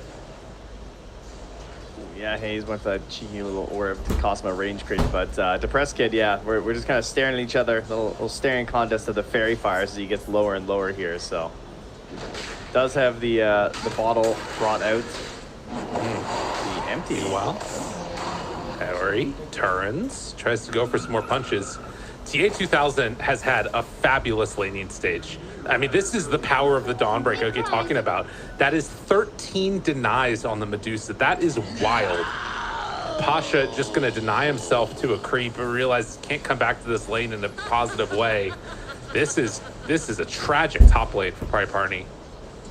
Yeah, we've been seeing more neutral denies lately. You guys said one, I think, last game, too, where it's just, like, it's more efficient because of, like, you don't want to burn your TP, and even though it is that crazy long cooldown, it feels like there's a lot of situations lately where people are forced to either just like die by running to the enemy, or they have to do that long walk of shame all the way back, and you also want to get your quick TP back to catch the wave. So overall, good call by Pasha to refill everything here for this lane. Yeah, really needed it too, because he was level 2 coming into that, and now finally gets up a level, but still one whole level behind the Medusa's mid lane. The spam constantly keeps on coming out, and yeah, I mean, granted, Medusa's never going to be a hero that like bullies a lane, but is getting a lot of denies. I mean, this is pretty bad. Like, if Dawnbreaker was just to leech a little bit of XP, she'd actually have more XP than the Slider and the Tiny, and of course that's with the Medusa being now 4.5. So yeah, it is definitely disaster territory up here. There's plenty of time for Kaori now just like rotate around a little bit, gets a stack off on the Dawnbreaker, and even gonna head towards the Leshrac small camp here, perhaps. That could be pretty funny. It doesn't have a ward. I'm not sure what the thought process is here. I guess that they just want to clean that one out here, or maybe go for. I think he was hoping. Yeah, they were hoping he might be farming it because he's a little bit low in the lane, and so now he's just chilling under his tower. Hayes he gets ready. Man, he's playing this so cool. I can't believe he didn't jump earlier. That was really nice. Although Hayes, oh, the turn. Oh my God. Depressed Kid kills Kaori, almost takes down Hayes. Oh, wow. Oof. Big oof. Yeah, ouch. Raindrops. Ouch. Raindrops had the stick as well. And obviously you're not providing that much damage as a Dawnbreaker support compared to some other heroes with like more reliable nukes. Wow, that's going to be very disappointing. Radiant's top tower is under Yeah, attack. and they can keep back the Tiny, and Hayes picks up the Arcane Rune now. But still, a very frustrating series of events. Silence and then the orb out afterwards. Press Kid just going to shove the wave again. But still, the big winner in the laning stage has been the Medusa. CK also farming pretty well. Well, we know they need to get off to a good start looking at their lineup. It just seems like an even game or being behind for Pari Parni is not going to look very good. They're going to need some like crazy good cheese plays if they manage to fall behind. The way for them to take a victory in this game is certainly going to be some sort of like a snowballing play with a lot of pressure from their Slardar. And that's something that's very hard to achieve with this hero, unfortunately, especially when the levels aren't coming very fast and you kind of need Blink Dagger if you want to be making those earlier plays. I mean, they have the IO, I guess, so you can sort of get in there a little bit easier in combination with the toss. They're going to have to make some wild stuff happen. Yeah, I mean, there needs to be everything. Tiny needs to get a ton done, Slardar, like you said. And then the biggest one is going to be Depressed Kid with the rotations, because he's all of their damage early. As down bottom, Ankushi comes on in, and they brought 3 down here to deal with this. And it looks like it's just going to keep on being a farm fest for now, at least. Yeah, Hayes didn't want to coil the IO, and instead is coming back mid, not going to catch Depressed Kid in time, so didn't really get anything off of that Arcane Rune, which is a little disappointing for a puck. Yeah. Instead, they just had to fight for the 8-minute bounty or 8-minute power rune. Very important for a puck player. This should lead to a kill, essentially, if you get another one right now. Yeah. And in the meantime, also stacks coming out. It looks like the Phoenix should be able to get both of these, as I believe I just had a crash, but don't worry, coming back in a second. Depressed Kid, do they go on him here? Have Coil going to drop it, looks for the chase, but it's a little bit too scary to go in there with the IO nearby. They just don't have damage. Radiant's top tower is under attack. They're essentially just kind of like stalking Hayes. I think they're mirroring the movements of the puck with their supports because they know that Puck's the one who wants to kick things off right now. They kind of want a little bit of time to farm on Limitless's Beastmaster and, of course, TA2000 on the Medusa. And so they're just watching what Hayes does and following along. And it's working out because Hayes is feeling that pressure, you know? You're not getting the same out of the lane as the Leshrac is. Lesh is much happier to sit through these situations. And there is this burden on Hayes because, like, you should be getting kills right now as Puck. Right. Well, likewise, they did deny the rune from the Leshrac, but as you mentioned, Lesh very happy to just keep trying to farm and eventually clear through these stacks. As Monkushi, Immersion, they're going to head out. Heaven on the Tiny goes for another round of the stacks, builds this one up. Yeah, that's a nice one for him. Depressed Kid moves on in. Does head over into the area where Medusa is. We'll see if TA2000 ends up getting found here or not. Tough kill. Unfortunately, yeah, you're hoping to find that big like quad stack or something when you come in here, you know, as Leshrac right now. Right. You wanna find something big. Leshrac and Razor, two of the better heroes for these exact situations versus someone like Medusa, who you know is gonna be stacking up a big farm, but they went top, they didn't find any big stacks. Leshrac still has some big stacks to farm for himself in his own triangle, so he'll likely head back there. And in the meantime, TA2000 is taking a big ancient stack, so everyone just kinda doing their thing right now. Yeah. AFK farm, as we've seen a couple of times, Monkushi took out the triple in the jungle, and Depressed Kid, I mean, I actually like this play a little bit more, making the move to come and pressure the tower, although he's going to stick around for the rune first. And I mean, they will spawn up top. Oh, Hayes got it. It's a regen. That would have been so nice. That's pretty brutal.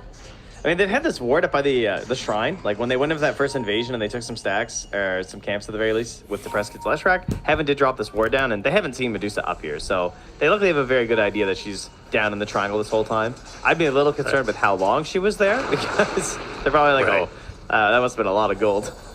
Right. Well, and now, Rune Eaters get together. They're going to start pressuring this mid tower. Already have Helm of the Dominator done.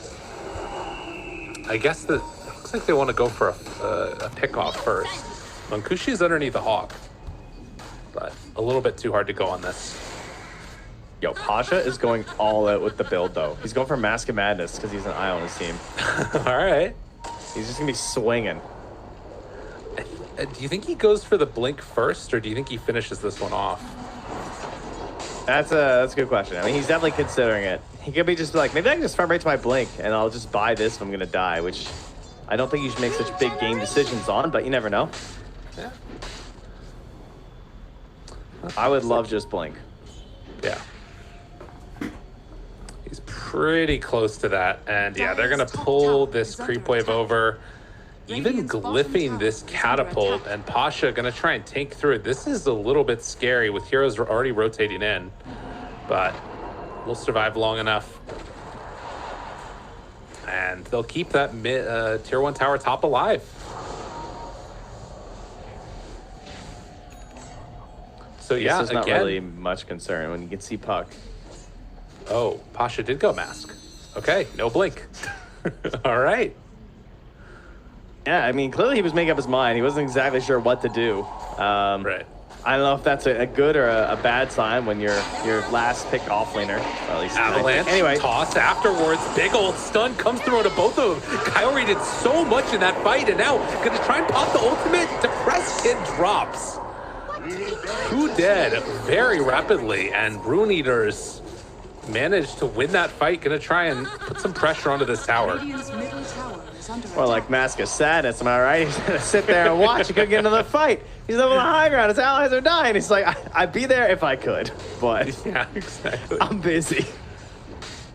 It's 2,000 gold to blink. Don't worry. Farming ancients. Yikes. That one hurts. He's like, man, I wish I just bought Midas. You know, I'd be farming even faster. That's right. Not actually, though. He is zooming through these camps with the help of the madness. So, bad situation for Pari Parni. Pretty much the worst case is that you get turned on with these two heroes, right? Dawnbreaker and Phoenix are very passive supports in that regard, but they're incredibly good at counter initiation. And, you know, you need that first big burst of damage if you're going to be successful. Hayes, able to hop out of that one. Maybe a chase? Let him go. Let him go. No coil yet. Yeah, they won't do it.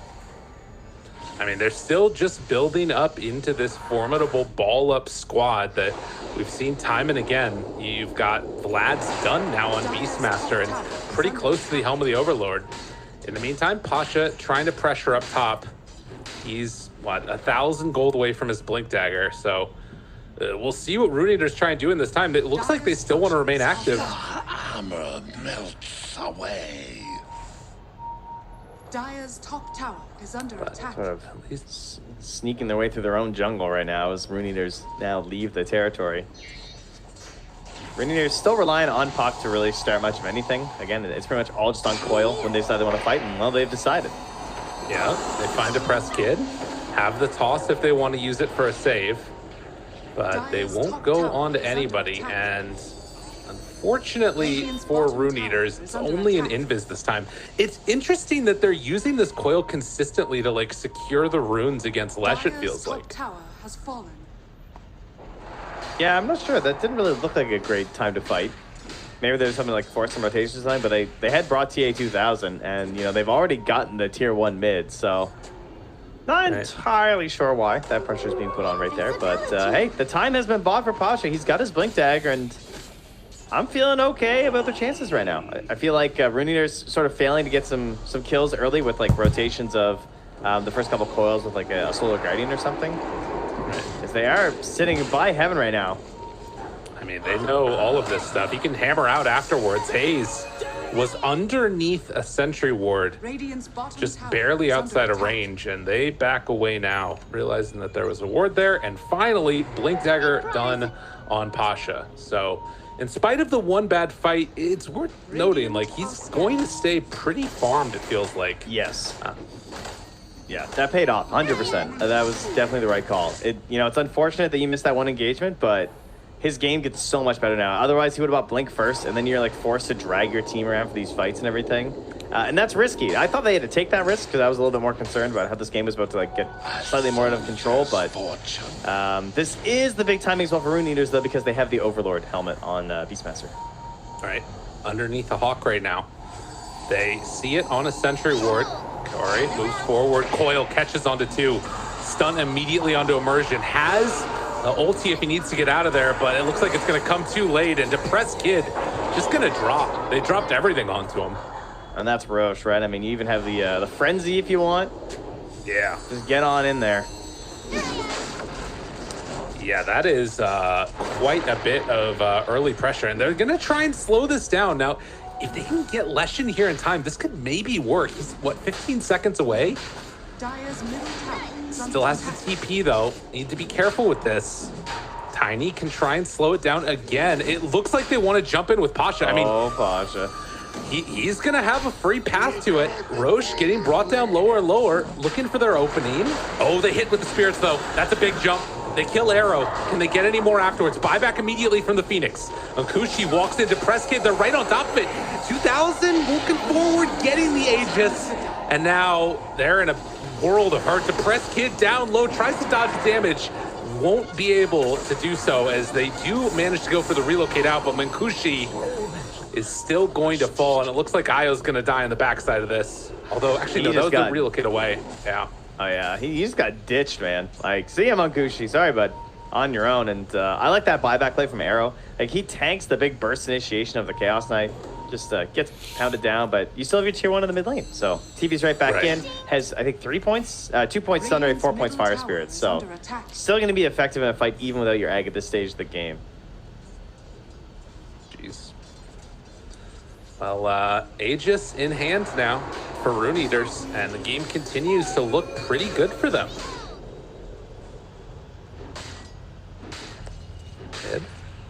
They have Coil again, but Puck is not with them. Oh my god, they're just gonna ulti? Depressed Kid. Down low, heals coming, trying to keep him alive. Oh, wow. The warning roar, you know. Pasha jumps in. The stun's only onto one, but Kaori dead. Hayes finds him afterwards. Buyback. The jump in from the Dawnbreaker. Do they have enough damage? The Lash almost gone, and finally will fall. Egg pops dead on 3.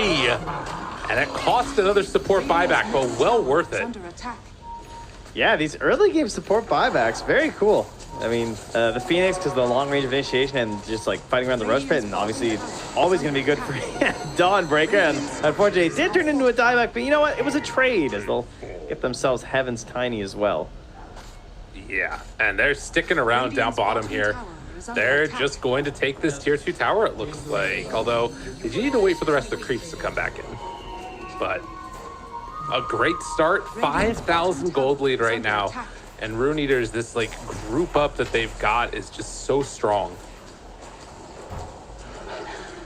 It really does just come down to a classic case of just easier game. Like, no game is won or lost on the draft right away. You do actually have to play the game. That is true.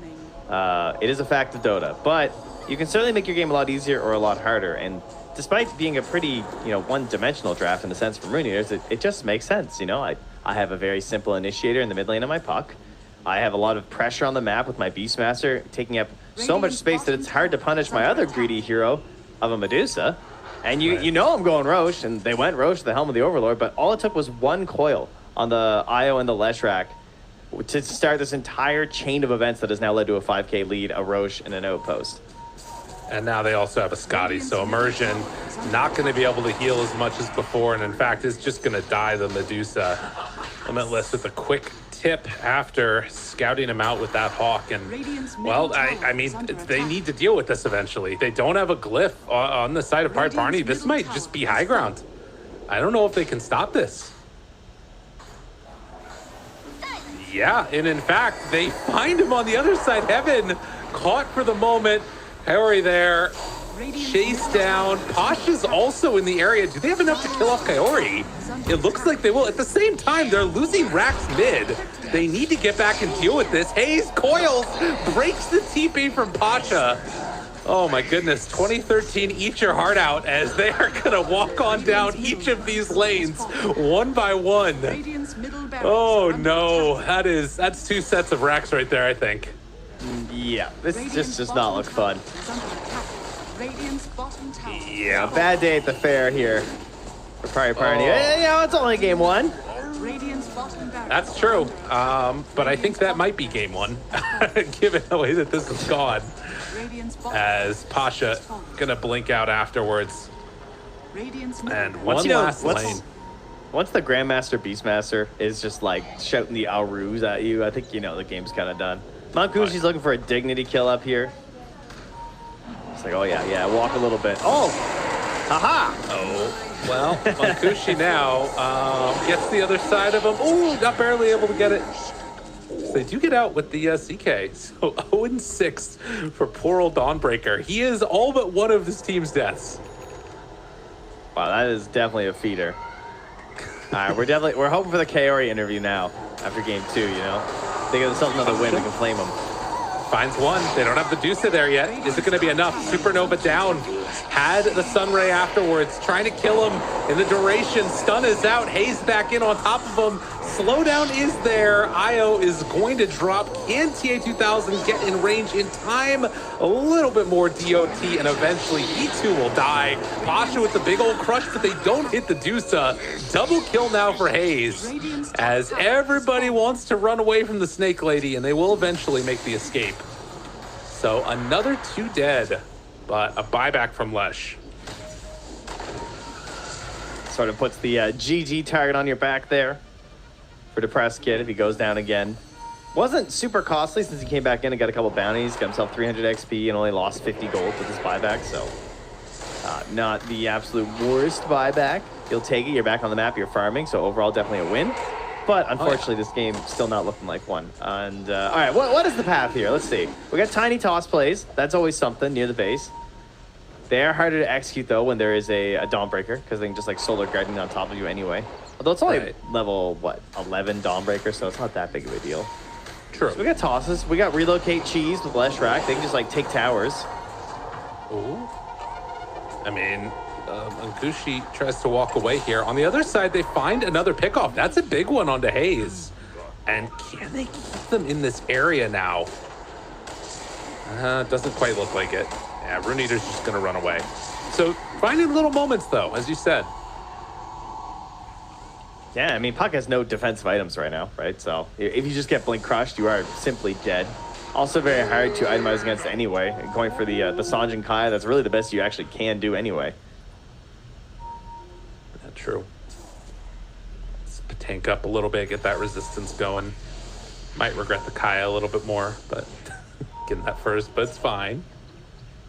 And a minute until Roche is capable of respawning. We'll see if Rune Eaters want to get anything done until then, but it's a smoke up with 4. They want to do something. Find one. Beastmaster toss back. Solar Guardian, not where it needs to be. Afterwards, the big old jump forward and trying to chase. Can they have enough? The coil there onto 2. Coil snaps into Press Kid. Going to drop. That's a DD Dusa that ran down, and now they're going to run down the lane. No buyback on this Lash. This might be it. CK's trying to find something here. They actually go back to the high ground. They don't like it?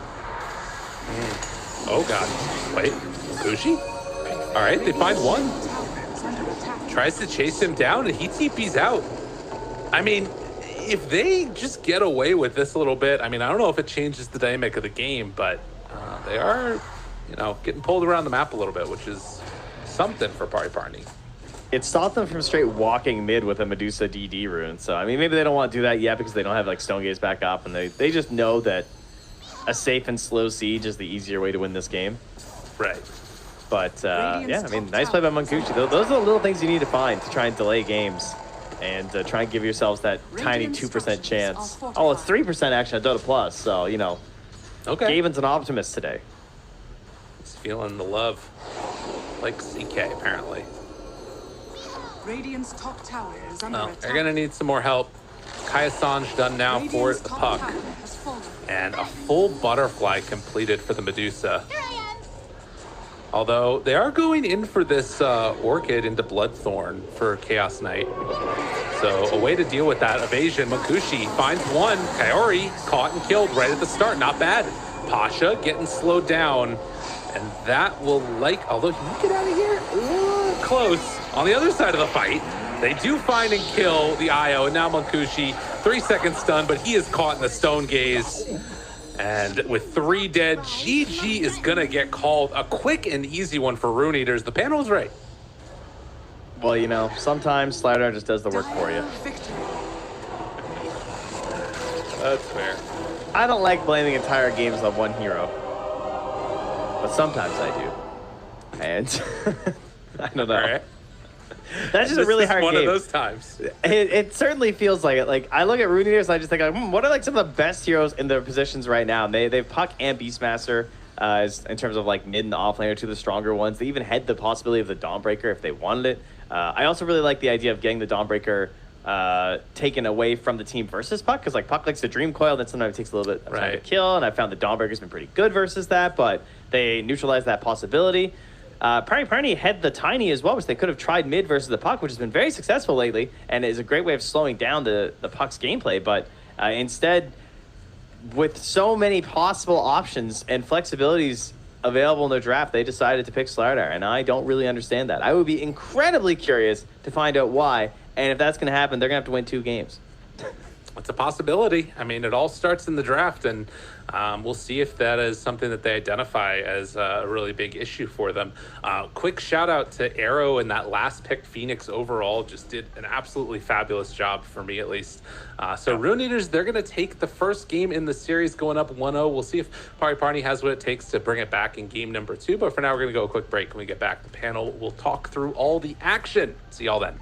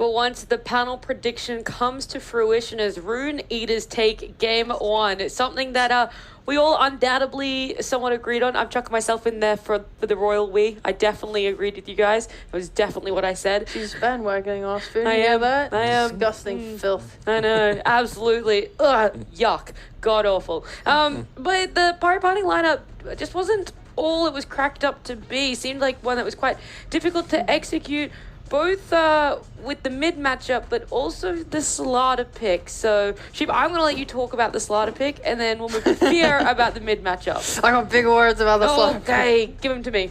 All right, I don't know if anyone here watched that laning phase. It was on the stream, so I hope so. But like, on God, what the hell was happening there? Like, Calorie was 1v2ing Slardar and his support. It was insane. Like, I think Medusa had 18 loss hits or something when Slardar had 6, simply because he wasn't laning. His recovery in loss hits was actually sort of impressive when he finally went to his lane, but like, I think that was mostly because Medusa left to go farm some stacks and then come back.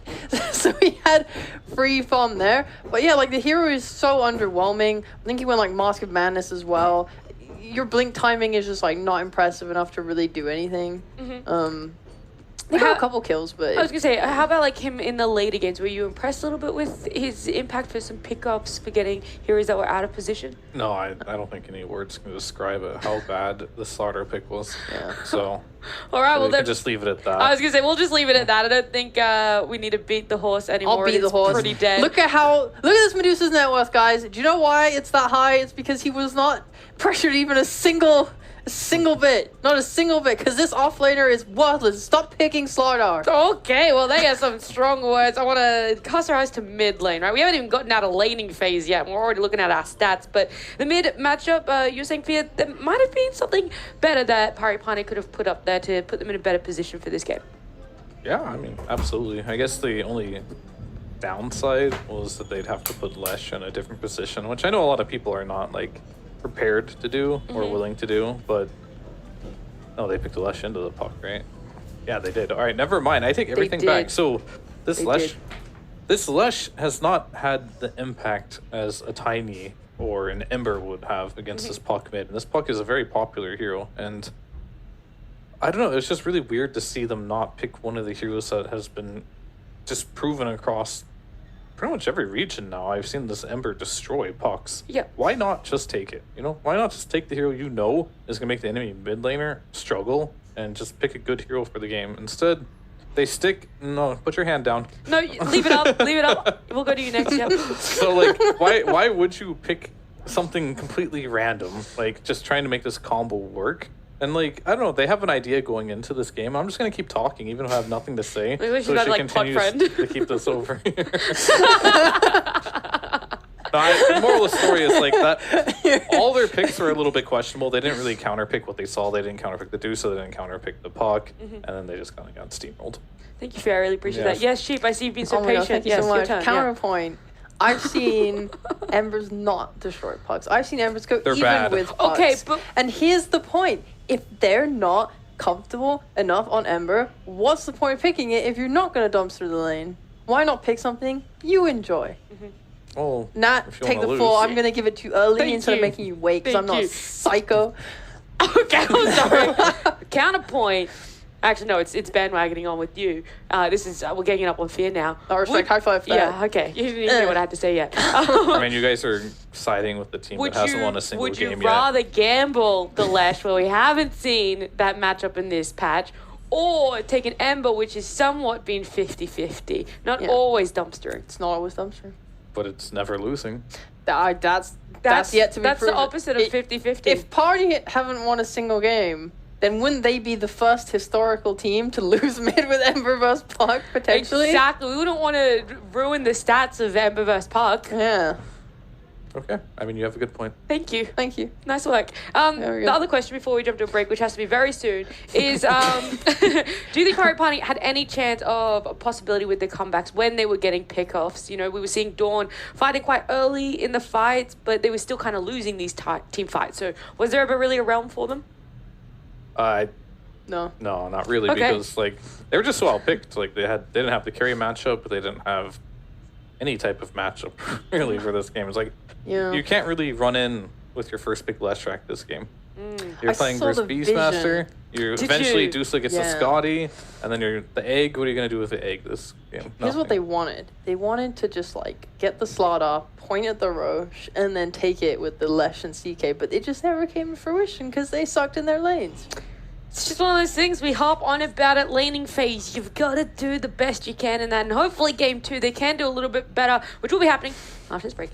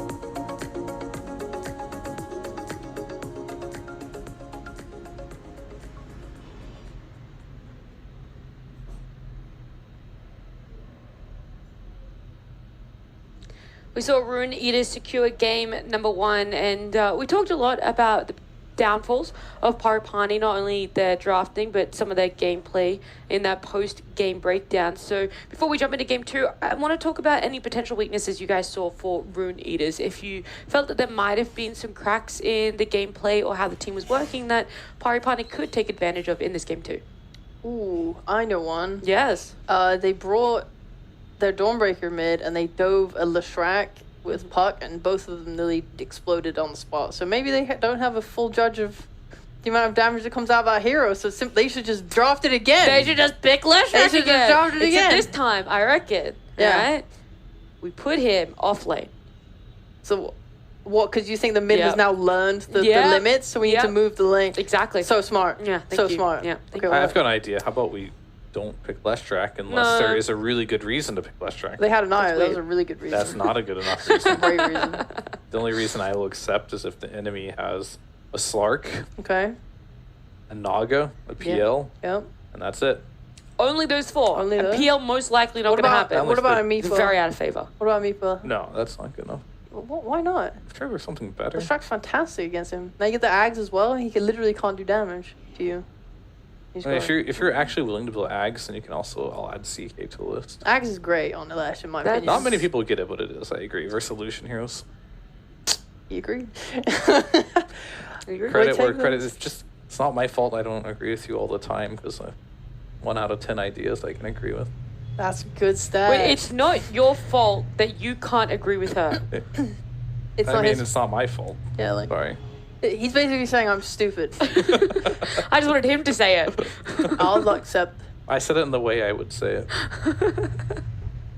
It just means that the 1 in 10 is just that much more special. That's true. It's I'm just like, he's very. the rarity of it makes it more special. He's calculated in the things that he says. I just throw things at a wall until something sticks. So Well, another thing that we could throw at the wall potentially is a ban for Beast. Do you think that's not really needed? I think that's a great idea. or they could just pick heroes that are good Stuck. against it It's stuck. instead It of gets full. Tiny. CK. I thought that response was pretty weak.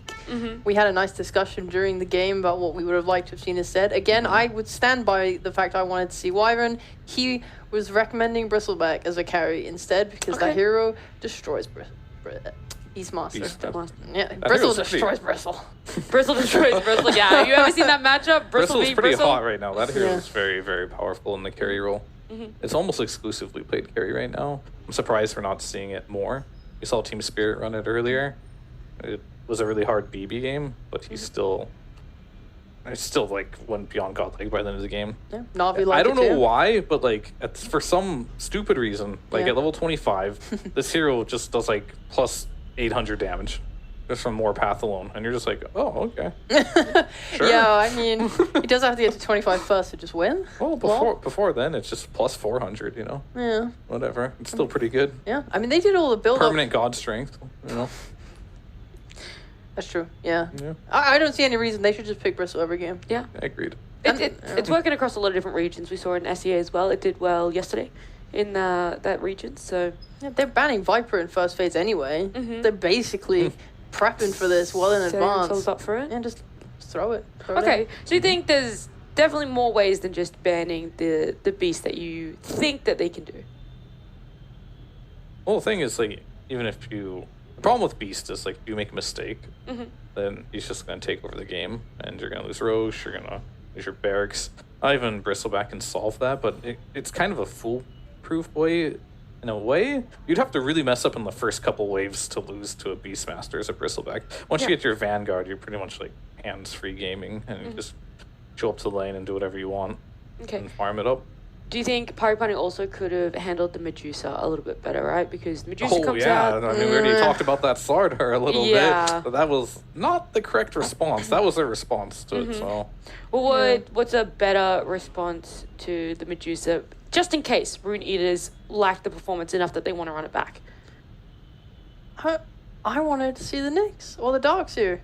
I wanted to see one of those. At least it like is a hero that deals with it. Because the Slardar, obviously I see why they picked it. They wanted something that synergizes with all of the physical damage coming out from there. Like CK, they wanted to do like objectives, Roche taking with it, just really try and burst and kill people with their Yeah, I don't CK. get But it.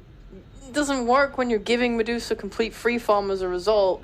And not able to actually pressure or do anything on the map. Like, They had a tiny 4 as well. It's like you can't so weird. You can't pressure lane with Yeah. a tiny and a Slardar. It's very hard. They tried. They tossed the Dawnbreaker into the tower twice. But they were doing that while Medusa was like Free completely farming. controlling the wave And near they her didn't tower. even kill her. So Yeah. the lane wasn't that strong. I think your options of like Nyx was fine. But NP. It's the 1 in 10. The 1 in 10. one in we got 10. But it. there's something better, I think. I think they could have picked NP, Nature's Prophet. Okay. And I've historically seen NP just take dump on Medusa in lane. And you're laning with a tiny, so Yeah. it's good synergy. Was he banned or what? I'm going to say no. I'm But gonna I say you guys should keep talking, and I'll have a look if you want. Okay. Okay. How was your weekend? I want That's- to talk about the game. Uh, My weekend I was spending here casting, actually. Same. Damn, that's Mu- crazy. Much like this weekend, I will be as well. Damn. Stay tuned for the weekend, my friends. And right now. Yeah, and please, right too. now. You'll see so much fear. Isn't this a great timeline? Nature's Prophet was not banned. It was Told not. you. Damn, No. that's insane. Yeah, they probably should have picked that. Slaughter was real weird, huh? Yeah, that was real bad. I don't think really- they're going to do it again. I think every team that we've seen pick Slaughter so far has picked it, lost really horribly, and then not picked it again. So I think we'll follow that trend this time. Okay. Well, I know that we're finally loading into lobby. Hopefully, it does connect. So draft will be on your screen very soon, guys. Don't worry. We went behind the scenes. When the camera wasn't on me, I just went and I pushed the start button. So the game has now started, and draft will be Thank you so showing much, very Nat. soon. No, yeah, Thank that's you. no worries. Thank you, Nat. Yeah, all we had to do Base. was hear about your weekend. Just Thank sorry. God. So About I, how I was here. I think The whole weekend I never left. I was He sleeping actually on the slept on the couch. couch, yeah. And on the day that he wasn't working here, we just put him in the back room. We asked him to sleep under the stairs. Yeah. Is that? I don't remember wait. anymore. Is that why we found so many pillows behind the sofa at the start of this And work all the day? Is it glasses 'cause of you were orange behind juice. Yeah, he's been hoarding orange juice behind the sofa. Juice. We found a glass of orange juice back there. Was that yours? No. I didn't drink I it. don't drink orange juice. I drink orange juice at home. Whose orange juice was that then? Was it even orange juice? All right, we have an intruder in the BTS studio. We need to find out. Who is it? Who is it? Oh no. Ain't me. Oh my god, I was gonna say, I thought Monkey and Viper were both like secure bans again, but Viper actually just got through. I wonder if the Rune ears are gonna just take it then. Yeah, Pari Parni actually changed up their 2 drafts completely. They banned out Dawn Dawn. Marcy, which is different because last time they banned out Visage Viper. Oh, thank God. Last time I saw this Viper, he was just like chain feeding as a position 4. Yeah. And for some reason, ever since that game, every team perma-banded against them. I'm like, all right. I think They saw the potential. They you saw did the it. potential. Yeah, that was great. Good times. Good times. Beastmaster, Eastern Europe, here we are. This is the face of Eastern Europe right there. Well, it wasn't banned out, which means they are going to have to go your alternative route of trying to pick something that counters it. Okay, they can do it, I Dawn's believe. banned, so not that. Not that. Sometimes I say something, and then I look at the bands, I'm like, oh, Yeah. gotta JK. rethink what I'm saying here. Oh gosh. First pick Bristle. Let's do it. Yeah. I don't care, and I'm fine with it because, like, you see, this hero I'm is not not okay with it. flexible. I mean, you don't. Unless you're picking You don't know the power Bristle of it with yet. Viper, then sure. But like you're leaving like Viper's in the pool, Esty's in the pool. Viper, what? They can play Viper support. It's like, Viper mid? oh my goodness. This is Hey it. yo. This hero is not good versus Beastmaster. Get me out. Get me out. Like, this is like, oh, this team loves Viper. Let's take their Viper without even looking at what they picked here. Maybe they just want to pick the Bristle and they're really like, and then they If pick they the. pick Bristle here, I will give them a little bit of like credit. How for much? This. If you were to like percentage it. I would be like, okay, 70%. Damn, that's that's so a much lot. credit. Yeah, that's more than a Okay, lot. now back to 0. Shame. Well, I was okay with Puck. I would have not wanted to see Viper though. Just Viper makes no sense. It's like a block pick that doesn't even counter. I mean, it doesn't even cover like their pick. I don't get it. I really don't get it. Oh, what a great Tiny. Now, Now they're gonna they put a ca- mid. yeah, Very smart of them. very smart Runeers. They know how to draft. Okay. So, you know, just for the viewers out there who might not know just yet, which opening do you guys favor? What? The one where I gave a 0, or the other one. Yeah, just in case I you don't hadn't think made it clear. Rune Cleaters has hit the negatives yet. So Oh, Rune Eaters here. What percentage would you give them? From like perfection? Perfection? Yeah, Like, sure. Percentage of what? Like how good an opening it is. 100% being like, wow, this is unbeatable. Yeah, This is the that's best thing perfection, ever. right? No. Yeah. This is literally unbeatable. Based off what they see, this is a solid 98.7. Holy Wow. base. Wow. Yeah, this is Beastmaster counters the Viper, Tiny counters the Puck. They've countered both the heroes they see. And they their even first had first pick. pick. So, yeah.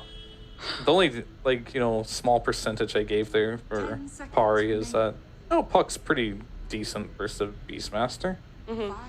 Doesn't hard counter anything, but it's hard to roar him. He's the slippery little guy. Okay, all right.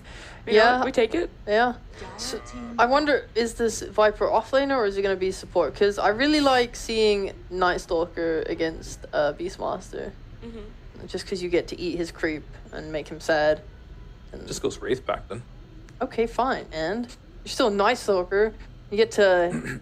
I mean, You get to I'm a big cause- Night Stalker fan. You're forcing the Beastmaster into an alternate build. Yeah. And you're pretty good hero just in general. I'm down for it. Beast is pretty good versus the Night Stalker traditionally outside of the Overlord build, so I think it becomes like an even match. Yeah, you are forcing Beast to go this build where he no longer can just take your barracks and Roche at like 15 minutes. Yeah. But then now you're playing the old matchup where Beast used to counter Night Stalker, where you have the vision, you have the long range stun. So, I don't know. I'm sure there's something better. Yeah, they could be. I would like to see Pawnee just get some damage going. Like a Snapfire would be lovely to combo with It's Coil. Beastmaster, right? Like, don't you like Pango? Pango? I mean, that was my plus 4. I'm just talking about support. Oh. Damage. Like, yeah, I'd like to see a Pango too. Sounds great. I just want to see something that's good versus Beast. Like, you can't pick any more heroes that are bad versus Beast at this point if you're Pari. Yeah. Who has the first pick of the next round? Pari. Oh, that's a shame. Because if they're the double pick, I wouldn't mind seeing like Pango plus Snap together. But I mean, they can do that anyway. It really doesn't matter. I mean, Snap would be really good for them.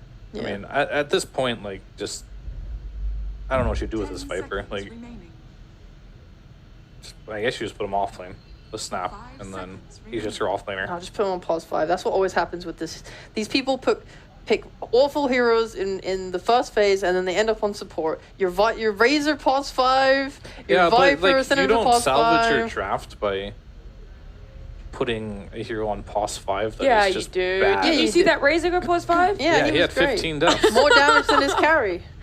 Yeah, I mean, I think that's a that's great like the solution. thing about Dotas. Like, you can be like, oh yeah, he did more damage than his carry, but his carry can't play the game because his heroes on his team are so trash. Because he has a plus 5. Yeah. Viper Viper. 5 is okay because he does well. Maybe not against Beast actually. I mean, you're probably fine as Beast, honestly, because you can just poison attack the Boris down, but Beasts don't even really go for Boris that early. So yeah. it is a fine 5. I don't hate the idea of going it, but Viper's always good on 3. Like, there's no game where it's just unplayable. Yeah. As long as you have the right position 4 with it. Okay. But I think the Snap is great for the Beastmaster, just like the long range Yeah, I want on it. the coil. We've seen it so many times. If you have a Beast, you have a Mars, you have a Puck, just pick Snap. Nothing. It's never a bad pick. That's fine. So that's their 5. That's how they're gonna secure the lane against Or their Beast. carry. It's carry, yeah. Oh, It's yeah. carry Oh in. shit! Carry in. Shall we see in it? I can't believe it. All 3 cores right there. Off lane mid carry. We're watching Nouns. They've moved to Europe East. That was fast. We just need like they had some other whack stuff in their drafts, right?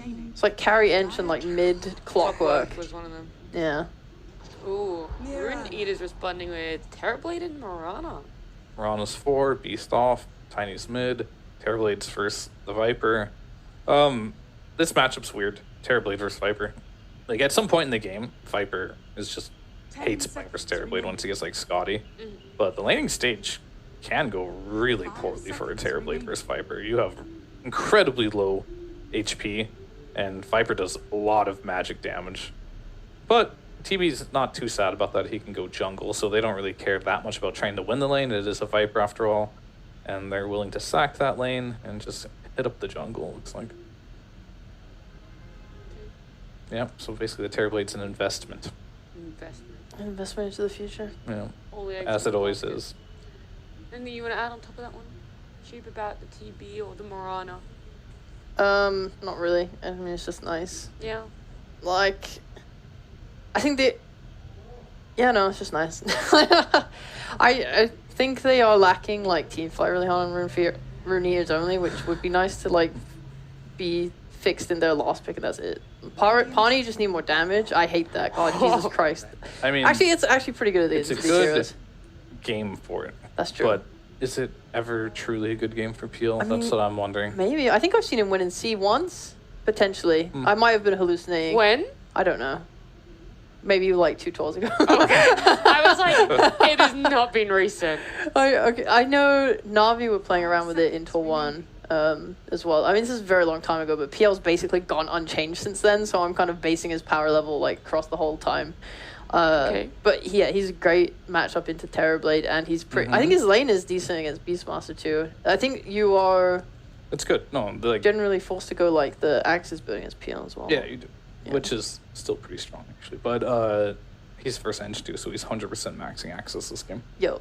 Oh, it's a good PL game. Like, okay. I hate the hero because it's like it has so many counters, right? But it is a niche pick, and you can pick it in some games. It's not like you have 0 AoE on Rune Eaters, and plus they have 1 hero to answer it. I wonder if they'll change their last pick here and put Tiny as support maybe, and pick something to deal with the PL. If they don't, that just kind of shows that like they don't really care about this PL at all. Yeah. Like when I said team fight, I also sort of meant like AoE damage / control, like because the they don't have that. we talked about. Yeah, like that. Now they could pick the Lesh. Now it was one of the heroes that I said you can actually pick Lesh against. Yeah, because who's actually like clearing these illusions or controlling him? They have Avalanche, and that's about it. He's just gonna go from hero to hero, killing everyone at this point. So you're saying is we're gonna see an instant Lesh coming out, right? No, I mean it's their choice. So the Tiny's still fine. They want some AoE. I think Snap is that in the pool still. Yeah, that could be fine too. They need some AoE damage. And they can either, there's a Phoenix again, if they want. No, Phoenix is banned. Phoenix is, all right. Look at the ban sphere. I don't look at the bans, I just Blind think old of, man. I just think of heroes in my head. That's fine. That's what I'm here for. Phoenix is banned for you. Thank you. Also, I'm not wearing my glasses, I can't see. Alright. Would you like me to read out all the bans for you? Yeah, please. Okay, Dawn, Marcy, Faceless Void, Oracle. I already forgot. Okay, fair enough. Have a nice day. So I'm curious to see if they're gonna, whatever they pick here, I assume is gonna be some AoE control for Peel. It's either gonna be in position 5 or it's going to be a mid. So choice is ours. Struck my brain, you know, just trying to. I mean, maybe they could just ignore. Yeah, like we said, maybe just ignore that and just do like a Void Spirit. Go really hard on just running around killing people. Get your Roshan with your Beastmaster. Who's picking Void Spirit? Rune Eaters. No. No. You don't think they should do that? I've seen some Void Spirits. I will throw myself into a river. For real? If they pick a Void. Pick him? Oh, well, please. No, why would they pick Void Spirit? Like, what's the appeal? I'm just saying, do you not think it could be cool to just like run from lane to like side? Go play on it's side not the lanes right exact same now. thing Tiny does. Like, it's the same playstyle. He needs a blink to do it though, innit? Crystal Maiden! But what are they being a hell Crystal yeah. Maiden? Hey, I'm so down. I'm so down. There's their AoE that they chose. They decided the PL threat They is want the not +5. that bad, where they can just pick. You know, CM does a lot of AoE damage, but it's definitely not a hard counter to the PL later as the game drags on. Yeah, he can just simply kill her instantly. Yes, It's actually I have true. experienced that firsthand. Alright, so then this. Pause for a Viper. I was Yeah. going to ask I know. you guys to talk about it, but instead I'm actually just going to bring in Lyrical and Trent. I've had enough of you guys. I'm Fair sick enough. of you guys. So Lyrical and Trent are getting in here. Lyrical, are you happy with these picks? A PL, a CM, a Axe? Everything's happening. Woo! Yeah, it's all cool.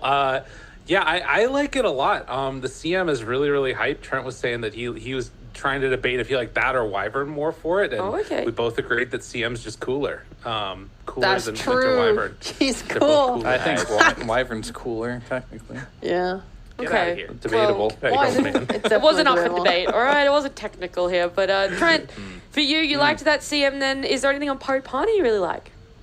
I mean, the axe is interesting. I've been looking at this hero lately, trying to figure out if he has a place, because, you know, he is BKB piercing disable, and with Beastmaster being, like, picked or banned so early, then you start to look down the line of, like, your Legion commanders and everything, and you're like, is axe, like, is he still good? My research says no. But Collapse won he's with bad. Come on, But, Trent. you know, he's got some stuff this game, right? It's a last pick, so clearly they see something. I'm a little concerned that maybe Pasha is, like, just digging way back in the past, picking Slardar and Axe, and maybe losing games with last picks for his team. They definitely have some interesting last picks on the side of Pari Parni, but quickly before we head into game 2, just the team, no reason why. I don't care for anything else. Ruinators. Perfect, I love it. In unison, they're united. Lyrical and Trent, game 2, please take it away. Thank you so much, Nat. I love that when both panelists, they just know what they want. And it's all Ruinators. Can't say that I disagree that much, but is there any like sort of hope that you got here for Pari Parni? What does that game depend upon? Is it just Pasha? I mean, do we say that again? I mean, it kind of feels like it. Like, I don't know. I mean, his game should be much easier this time because he has this puck, right? So the puck is able to initiate a little bit more, get some stuff going. He can play a little bit more similarly to how Limitless was able to play last game, where he can be a little bit more AFK, get a couple items without feeling that pressure. Like last game, he ended up playing AFK on the Slardar, but I think that in order to win with that last draft, he had to be more active at inopportune moments, essentially, to try and make up for the draft deficit they were in. This game, maybe he can get a little bit more space and actually try and get some good items and before actually joining the engagement. So we'll see. I also do think that as much as I was like, you know, we're talking during the draft, like, they could pick Crystal Maiden here. She's a bit of a trap, you know. She's always been statistically one of the best heroes versus Phantom Lancer, which is kind of interesting because she lowers the attack speed, so that's going to lower your generation of PL illusions if you're not like doppelgangering and dispelling it off. But, you know, if PL gets his game, he absolutely shreds you. So. Right. Yeah, and that is the thing to watch for, like how those early like ganks happen, because that's where obviously the CM is sometimes at her strongest. Not even necessarily just ganks, but other stuff too. And CM, the Nova's been buffed multiple times. The most recent one adding up to 5 seconds. So if you can manage to get that in after the doppelganger, it's a pretty freaking significant attack speed slow, which is worthwhile. So something to watch for, definitely. And then, you know, across the rest of the map, I guess the other dynamic is like carry versus carry matchup, PL versus the Terrorblade. I want to watch how that one works out. Terrorblade supposed to have the edge there, right? Traditionally, he's been like PL usually having the edge there. Like traditionally, whenever people pick Terrorblade, it was like the only time we'd see the Phantom Lancer when he's not having a good patch. And this is sort of one of those situations where people are just like, yeah, it's worth going PL. This time, though, Terrorblade, you know, it has the help of the Crystal Maiden versus the Edge, which is always a pretty good lane counter, so that'll help if they try and use the summons, but at the same time, you're using this impetus as well as the Battle Hunger to just sort of, like, burn down TA2000. So I don't know how effective the Crystal Maiden, again, sort of a situation where the pick can be a bit of a trap. Yeah, well, and that'll be something to watch for, as already taking a lot of damage here, and actually might just be dead. Has Fairy Fire ready, will manage to back away, and as you said, taking that impetus first means No Nature's a tendency to heal right back up to full. Yeah, and that was without having meta, right? So like, you know, maybe there's like a level 2 play possibly where they could come in, right? If you're not careful with your HP pool. Be interesting to see if CM tries to go all in for that Frostbite build or just gets the Arcane Aura going. Hits level 2 right now, saving the point, so we'll see in a second. You almost. But yeah, keeping their eyes on if there's a chance for a kill there. Lane stage so far, things looking pretty even, with the exception of Limitless, who's a little bit behind on the other side, particularly because you see that Edge has been able to get a couple of these last hits along the way. Press good. And mid lane, though, Hayes on the Tiny this time versus the Puck, they were willing to go for the counter that we discussed last game. You know, kind of wondering why didn't Pari Parni go for this, having this Tiny versus the Puck, because the lane just ends up pretty even overall. If anything, I usually see Tiny doing better between the two. as you can't really contest his last hit damage. Puck has lost so much right-click damage over the years that it's not really an issue versus many heroes, especially not someone like a Tiny, and it's pretty hard to actually get the kill versus this hero, and you're always under threat of rotations just because you do one bad orb, one bad phase shift, and you suddenly get tossed somewhere. Right, and it's a pretty huge problem back underneath the tower if you don't got that. And Hayes can actually get some pretty good damage there onto Depressed Kid. Again, throws the tree, a couple more punches, down low, goes for the jaunt forward, and in fact, Depressed Kid's the one that gets first blood. Solo against the Tiny, not bad. Yeah, he didn't pop that Fairy Fire. I wasn't expecting the Waning Rift right there. Oh. Might have been able to survive, and at the same time, though, bottom, they do have the level 2 meta. Wow. And popped out there for the deeps. Level 2 Nova as well as the Frostbite. So a lot of mana expended, but they secure the kill with it. Dangerous lane. Yeah, really interesting too by Kaori, because this is something that many people are maxing Frostbite. That's like the go-to build these days. But when you're counting the PL, this is what you're hoping for, is having more points in the Crystal Nova. It's also really good whenever you have a dual offlane who are playing tight, so you can actually get the damage on multiple heroes. Then obviously that's a crazy amount of value. In the meantime, after getting that solo kill, Depressed Kid picks up a Rune and is going to head back towards mid lane, a little bit ahead of the Tiny in terms of the levels, and toss afterwards, able to sneak away that Rune, but they bring on in the Enchantress. Does have 2 points up, and Enchant will have a slow in 4 seconds, but doesn't look like they're going to be able to make it happen. Yeah, but will he hit an Ogre Smash with that Ogre That's Bruiser? a good point. That's what I want to know. Cool of you. Oh, Probably not, huh? No, there's no way. Dude, what if it damaged buildings by a percentage? That would be sick. All right, slow down now. It's a little bit too intense. It is funny that 8% of their current HP. That is comical. It's kind of wild. Not for you. All right, lag has ended. We're back at it. And again, both offlaners a little bit behind. Not a huge issue, as they will take down Immersion up topside. Arrow still battling back and forth here with Munkushi, trying to take down Limitless, and he's got to be careful getting those stacks of axes up. 2 points in it. We'll have another round of axes in another second there, but won't go for any kill. Yeah, low on some regen here too from Munkushi. Dire are scanning. Viper is going to bring him one of his own salves. Will he get the leap in to cancel the salve? Oh, Arrow, he wants it. Yeah. Oh, the doppelganger, though. Yeah. He's like, I know that you know that I'm going to do this. Hold on. Couple layers.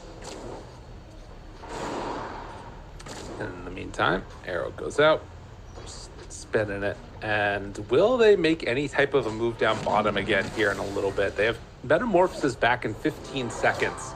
Kaori is just trying to pressure whenever possible. And Chris Main's the one hero you might actually get hit with this thing, you know. You got to be careful. It's true. He's not that fast. Tower is under attack. Dude, Heaven is just bullying. Just punches. Forced back to the tier 2 tower. Is going to probably just head all the way home. Very nice. Hayes, Arrow after the Avatos. A couple more punches. Immersion will go down to one last club from Hayes. So Rune Eaters, 3-1 to start. Have I told you that I'm a member of the Church of Marana? I'm a believer. Been a believer for like a lot about that. Yeah, for like 3 or 4 seasons now at this point. This hero has been consistently like 65+% win rate. She just wins games. Moonlight Shadow's broken.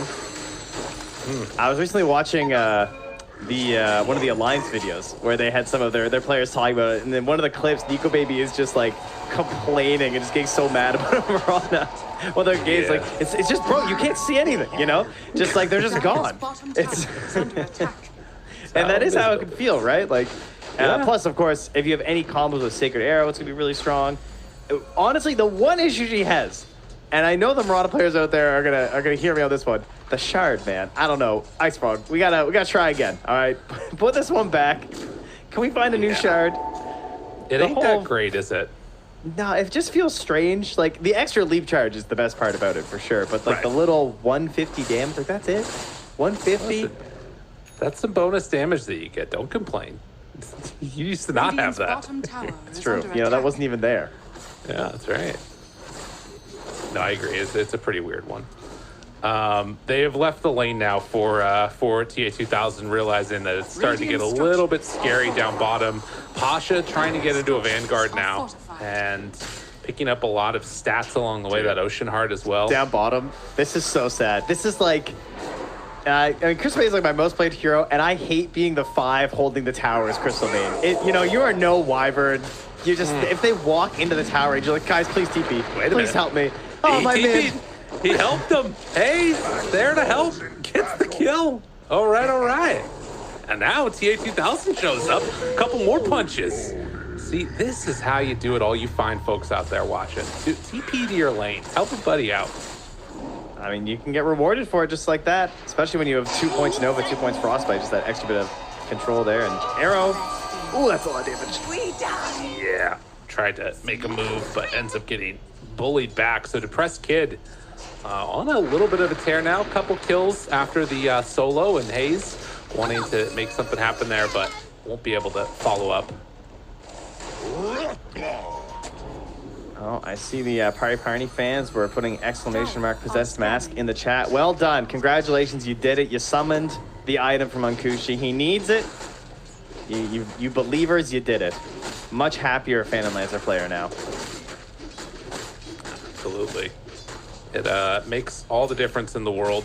So now he can kind of have a little bit of a game similar to a Terrorblade if he needs to. Although TV is still farming in lane after that one kill and the dive that happened from Pasha. This is a nice little window for them. Pari Parni need to shut this down if possible here. But Kyrie also has 6. Stick, yeah, just one branch. Dire's top tower is under I attack. meant 6, sorry. Oh, 6. I said stick. Which, Yeah. you know, he does have a magic stick and an iron branch, so there's multiple sticks happening here. Yeah, that's right. I don't know if I'm too worried about the 6, though. He's just hiding, trying to soak up XP when it comes Dire's on middle in. tower is under attack. But yeah, both teams seem pretty confident, just sort of farming up, getting into their items. Terrorblade, top of the net worth, all across the board. Rune Eaters just doing that a little bit better. They need to get the tower on this push down bottom. Like, this is your chance, right? Maybe they'll wait for the catapult wave, but I think that Rune Eaters are pretty unlikely to make another play down here right now. Although they have an Invis Rune on Tiny. I'm sure they'd rather get a little bit of aggro and try and find the PL with it, though. Immersion, Radiant smoked are up, scanning. the scan connects, and they are just going to walk away with everybody. So they won't manage on Pari Parni to find anybody, and the CM is just sitting bottom, like almost level holding the 7 line. now. Dude. Yeah, I don't know. I mean, Pasha just wants to farm it up a little bit, you know, maybe go stack some Ancients since he has the Vanguard, get towards his Blink Dagger. And they're not willing to commit with the puck. I guess too worried about some sort of a turnaround play. And part of that being that they have a support Viper, which what do you really do? Like outside the laning stage, like your PL got forced in rather early. So until you have 6 on this Viper, you don't really offer much. I mean, you could go be a body for trying to push that Radiant's tower, middle tower is but under attack. feels like his presence is needed up top here. Right. Yeah, just in case they decide to go on Munkushi or Dire's top something. tower is I mean, under this would be the ultimate bad news if they find Dire's Munkushi and structures Viper's are not there to The save Sentry, him. though, yeah, it's an Invis Rune, so maybe that'll save him. Nah, they don't realize that. I mean, they have this ward down right here too. They see it now, and it's not the real PL, so it won't get caught. I mean, I can't help but feel like you're still denying so much farm on the map right now. As they will TP out with 1, heads on back towards mid, farms that out, continuous pressure, and Coyote just still sitting bottom. Dude is digging away, farming, he's having a good old time. They He find went him the now. wrong way this time, though. Kaori just gonna pop the ultimate. They don't have a way to break him. Akushi has to doppelganger to get out of there. And they kill off the edge creep. I'll show you to come to my lane. All right, Carrie's a boss. It's like every time I make some declaration about him, he's just like, nope, no, I got this. Ulti, no stuns. Nothing there in time. Give me that bonus armor. Now he's running at Munkushi. Yeah, he doesn't care. Dude, CM is dangerous. Well, very little has happened. And yeah, I know. Why is he level 8? Because they've just had this. I mean, he's almost He's ahead the of the same axe. level as Monkushi. That ain't great. Limitless does look to be caught here, trying to get away without having to or use the coil, and they will manage that. Pasha also catching all of the creeps, getting close to Blink. They're gonna smoke up the Tiny and the Mirana. And his Cowie's gonna be looking for some obs, but nothing found, and they don't really want immersion. They're hoping for something better than this. They did just get it, actually. So they think that there's an observer ward up there because she still had vision from the sentry she plays. Oh, that's brutal. Oh no, so that means they're gonna buy a sentry and put it there. Yikes. Well, tier 1 tower mid's gonna go down. Everything coming up Rune Eaters right now. Although, again, it's not a significant gold lead. It might be in a second here. Hayes finds one, immersion dead. They waited so long for that. And this is so great for Arrow because, well, the Arrows have really good setup. I mean, Hayes can just go for the Blink toss play like that, nice and stationary, and also going to have the roars. So Arrow can essentially run the line back and forth between Tiny and Beastmaster and just sync up for kills. And you have lots of magic bursts versus an Enchantress, but let's say, oh, yeah, they got her. Arrow. Right, totally got her. Oh, yep. The heals, Nature's Attendants, they kill off Kaori. And that's a nice little chunk of gold there. Depressed Kid's still pretty low. And has a jump away in a moment, although the dunk comes out in time. Hayes misses the avalanche. Absolute devastation for Rune Eaters. We're doing so well before. Just missed all their spells. Dire's top tower is under So many attack. nice plays, and then just a couple mistakes, a little bit of greed. Chasing after an Ench, hoping to get those kills. I mean, this Mirana has gone pretty heavy into the damage, right? No points in the Moonlight Shadow, has 2 Arrow, 4 Star Storms. So you can understand why you're like, I'm going to get this Ench this time. But, you know, one more Weedy for breakfast maybe would have helped. Could have got that little bit of damage, but instead, Ench heals right up. Now she's got Treads, and is that Lance done? My goodness. That is. It's a tanky Ench. That's true. I mean, CM wasn't the only one farming, apparently. This is an interesting one. And, you know, the other dynamic that exists here is Ench being able to take over TB illusions. There's some cool things that they can do on Pari Parni here. But Smoke looking for a pick-off. Press Kid will head into this area. They spot him immediately, although, yeah, they dropped down the ward, and that was scouted out. Mine. Oh, right back at it then from Rune Eaters, huh? Looks like it. We're going to kill the Ench creep. Yeah, they're moving in. They got 3 points in the aura. They have the Helm of the Overlord. And what are your options for fighting here? For Pari Parni, you have yourself an Axe Blink, obviously pretty huge. Nether Toxin, also nice in these situations when they're all inside the pit. But yeah, not going to be there with any semblance of haste. And they'll just get themselves a tier 1 bottom in exchange. Yeah, they were trying to send in that Harpy Scout from the Ench, but Frostbite comes out and Creep will go down afterwards. So Hayes picking up that Aegis, and importantly, TA2000 not having to use Metamorphosis for that objective. So we'll see what Rune Eaters decide to do the next couple of minutes. The game is looking pretty in their control in terms of the strength that they have right now, but the big victory eventually is going to have to be probably Pasha with that Blink BKB as he's working on it. Well, the vision from Pari Parni, they had an idea of where they are right now. They actually saw CM over there. And they still have a ward up on the high ground of that dire jungle. So if they travel back up there, Pari Parni could be looking for a decent initiation. Now the Hawk is out here and scouts out everyone outside of Pari Parni. Great Hawk. Just outside of vision of that sentry, actually. They jump in, they find the CM, able to catch her, and will be there for the call and the kill. No extra armor stacks, though. But Abba, toss, arrow, connection, immersion, in trouble. Tries to save, gonna come too late on afterwards. And the follow-up Metamorphosis now looking for the slowdown. Pasha in some trouble. There, Moonlight and Abba tossed back right on top of Arrow. Radiant's Pasha middle gonna tower die. is under attack. So just like that, was looking good with the CM kill, turns around rapidly. Yeah, the creep wave is coming mid if they wanted to do something, but they just want to rush in and take territory instead. Get some sentries down, reclaim these areas. They found a stack of ancients as well. The axe had farmed or had stacked up there, so they're gonna say thank you very much. I'll take some of that. And Phantom Lancer sort of farms towards their base before TPing back up top. Yeah, they get a couple of those neutrals too along the way. Radiant So Rune are Eaters scanning. still looking pretty solid, but the PL is getting larger. Diffusal done. Yasha trying to get into the Manta next. Do you still see some good potential fights coming out later for Pari Parni? How's the game looking from their point of view? My main concern is that the Axe doesn't have a great partner. Axe and Puck do fairly similar things. So like you kind of hope that with these heroes you might have something like a Lion or like Rune Eaters have the Mirana, where if you get the grab you actually have the burst damage to get the full kill. We've seen them get the kill on a Crystal Maiden.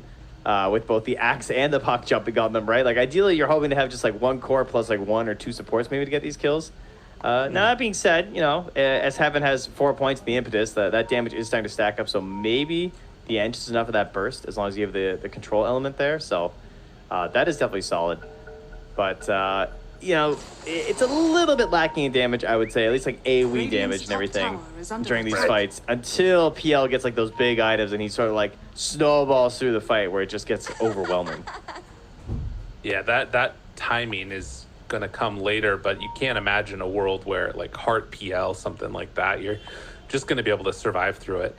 And maybe that's a time when this CM, I mean, she's been given so much space going in early for this Aghanim Shard. It's pretty valuable. I mean, even just like the you know, total number of explosions increasing is really good against the PL, the Freezing Field.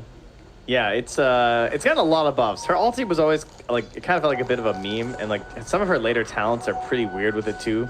Like like you get the Freezing Field damage, and then this Aghanims is I don't know, it feels kind of unreliable whenever you play with it, but if you have Shard and, you know, BKB and stuff, it can be something there. But obviously we're not looking for those this game. She just wants a few more explosions to blow people up here, as Pari Parni looking for someone to blow up as they're smoked out moving into their triangle here. There is vision here from Rune Eaters though. Kaori, they kind of underneath Arrow afterwards, but going to drop. Same time, Limitless manages to get the tier 1 tower, so you know, they lose the CM for the tower. I think you're still okay with that as Rune Eaters.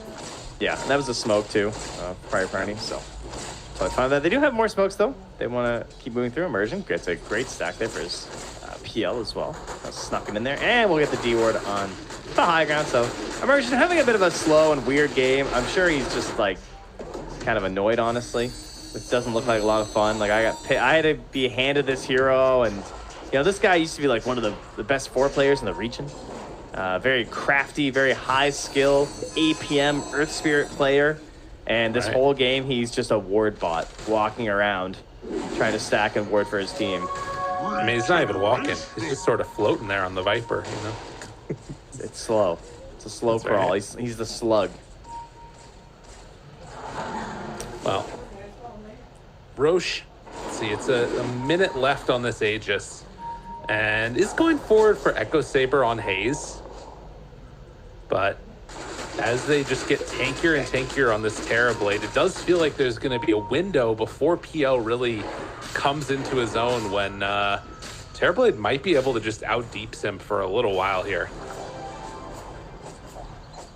Could be a scary time. Yeah, especially when it often will come down to the lockdown as well. And what sort of counterplays do we have to this Terrorblade? Like, getting him inside the call would be great. That would certainly be an ideal situation. So something that Pasha, I'm sure, will be looking for. And then see if they can get the continued disable to make sure there won't be a Sunder. Because right now, he's still working with no dispels. And outside of that, there's also not many like defensive saves outside of like some sort of like a toss back or something. They essentially have to try and overwhelm with their offensive power to keep the Terrorblade up and fighting. And maybe there is something there if they get the call where they can get the final kill using pretty much everything. And if they do blow up the TB, then how does it look after that? At that point, it's kind of on PL, right? Because everyone else will be a little bit spent, and the PL needs to do the big chase down. But that's one of the things that PL is best at as a hero. So For sure. It can work. I will say that I think Rune Eaters in the 5v5 still looks a bit stronger at the moment. The prize is mine. Yeah, they have that definitely if it comes down to those fights. I mean, as long as, like, you know, they're not getting picked off right at the start. We've seen CM die right at the beginning a couple of times. Although she does have the shard now. And on top of that, a smoke broken by Pari Parni by the puck. They will have a Hawk up high and, well, dive bomb onto Pasha. Not going to go. Toss back. Okay, maybe they are going to go for more. Avalanche, a little bit off the mark. Arrow, everything dropped. And, no more. Well, he just died. That is the tankiest hero that they have, and he didn't stand a chance. Oh, you know what? If I'm not mistaken, I think that Axe Call also doesn't cancel your freezing field when you buy Shard. Oh. I think that's an interaction. There's a couple spells like that where they no longer cancel it because, like, you can still walk and attack, right? Once you have the Shard for your ulti, so that's pretty cool for this game. So the only thing he has to be worried about then is the Waning Rift, pretty much? Interesting. Yeah. Or an edge creep. Phase. Takes some punches. Illusions on top of him.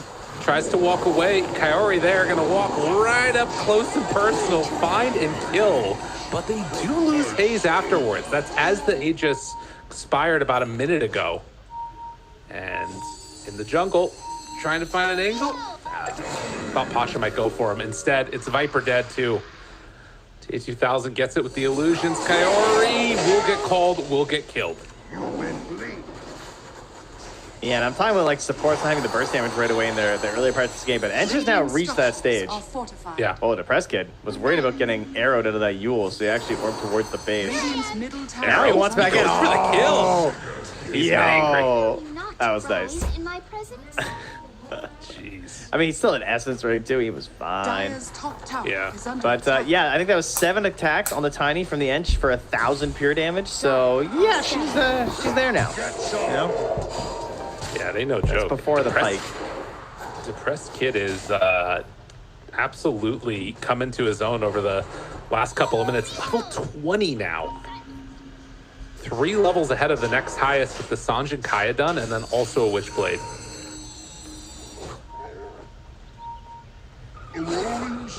So much this game now. 10 seconds until the potential Roche spawn. Right. You get that on this PL and, you know, Heart and Aegis. Oof. I would not want to try and deal with this guy twice. Oh, Pasha, not problem. again. Arrow? Oh, this was the arrow, and he had the BKB, but it's back home. He ends up dying.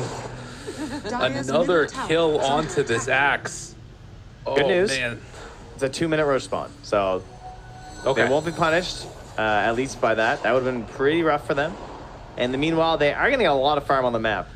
Makushi's just, like, clearing up bottom. Heaven's taking care of most of the jungle. Now going back up top, so not necessarily the worst situation overall, just because you're not losing Roche. And as you said, he just got the BKB too. So now they're gonna be able to smoke up after this, moving towards that radiant sort of like Roche and triangle area, try and get some vision down and prep themselves for the eventual Roche engagement. And how does that engagement look where it's good for Pari Parni? That is the question. Yeah, it's a bit of a tough one. I mean, I guess call is going to be the main thing if they can find it on the right target. But Who can they kill during tough. call? Yeah, like who can we kill that's like valuable enough? I mean, either support honestly would do quite a bit of work, and they're both really squishy still. The mana drain on Terrorblade might be enough. I don't know, 100 for Metamorphosis. You'd have to get to 1200. That's tough. I don't know. We'll see. No matter what, it's looking a little bit rough. It is Pike on Edge, and that is a crazy amount of damage. So Yeah. those 5 attacks are gonna be like 800 pure damage or more. Also, getting Nether Toxin down on Beastmaster will make a pretty big difference. Breaking that inner beast. But the game continues, and Mankushi keeps on farming. He's getting closer. He's got the heart just about completed now. Look So at is the this the positioning. point where it's enough? Yeah, look how they're standing right now on Rune Eaters. Like they kind of are given the same read where they know this is about Roche right now, and so they have the CM up front to break smokes. They have Arrow to follow up with like Yules and just chucking out the arrows. Tiny's close by while still farming. They're not getting much on the map right now though, well, by holding the static positioning. Now, of course, their Hawk was there, scouting Roche the whole time, so they see it spawn. They're instantly into the pit, and because they were so patient and they're able to just immediately respond to this, it's less likely that Pari Parni get here in time. Getting together though. Smoke up as 5. Roche They went down all low. in for this Roche. They knew Yeah, this. they pop meta. They're going to get here a second too late, I think. Pasha was right about there. He's just outside of range. They're even popping the CM ulti to stop them from going any further. But Kuti gets arrowed. Hayes finds him right at the start. Toss out to the side. Actually, keeping him alive. A bit of a weird toss there, but TA2000 is still so strong. It doesn't matter. They don't even need to kill the PL. Everybody else is just dead. It's fine. Yeah, he tried to toss it to the Mirana, and she was leaping. That's what happened, I think. I thought he was going to toss him to the CM. That would have been hype. Yeah, I think he was trying to toss him like into the arrow, you know? Yeah. Trying to do some cool plays, but he had already been arrowed, so it was like a little bit weird. Maybe he just wanted some sweet Mirana burst damage, but it doesn't matter. Play works out. They get the Roche, and again, that all comes back to the way they just sort of positioned themselves. They said, this is the one thing that we need for our game to go really well, and we're just going to sit here. We're going to use our Beastmaster vision. Crystal Main's going to pop the smokes, and we will wait. And we're missing out on gold. Our economy is suffering because of this, but we know how important this key objective is, and so we're just planting. Yeah. Really nice play by Corey there, too, to just, as soon as the smoke popped on the CM, just immediately ulti to break TPs. Or blinks, rather. Yeah, just let it rip. It is really good for that. Well, still not a substantial gold differential, but there is a, pretty substantial lead that they get with having the Aegis and also Shard picked up on Tiny. Pasha? God, that illusion does a ton. Just chunks them. The next round of neutrals come out with some spider legs. Always a good one. Dip down. Try for Beastmaster. Oh, Tiny actually wants to keep them. Okay. Interesting. Where are you going? And I guess if they're going high ground. All's even. We got them on both sides. The Shard completed on Hayes now too, from the Roche. So we'll start to get some pretty good damage here with the BKB done, and a very nice timing overall for Rune Eaters. Yeah, now Pari Parni need to win some fight where Depressed Kid stays alive and try and catapult him up to that level 25. Since you can't purchase your way out of BKBs anymore with the eggs, you have to get to that level 25, but he's already well ahead on the levels, as you were saying before. So there is a chance that these BKBs, before they're even like burnt out, could be countered by this bug. Yeah, that would be good. And he does also, I mean, he's going to be able to get one of these tomes, I think, at 30 minutes too. I imagine they give that to him. Yeah, already 23. Is that a Lincoln or a Lincoln's or a Lotus coming out? Oh, it's Lincoln's for Puck. Okay. Allies disappear. Quality game for it. Heaven in trouble here. Not sure if they're going to wait for a bigger kill. They'll just take it. Tries to get the Pinecone Raider, the War Pine Raider, sorry. I didn't get the proper name in the way in time of the arrow, but not happening. Chase him down, get the kill, and continue to dominate this map. Yeah, this is a bit of a rough one here. They get the Lincolns completed. Prescott will bring that one out afterwards. Kaori chasing. Pasha, yeah, he was under that ward for so long.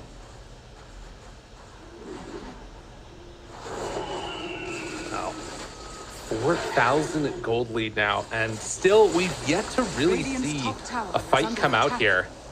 Oh, they're all under a Hawk right now too. But the Orchid is now done for Mankushi though. Okay.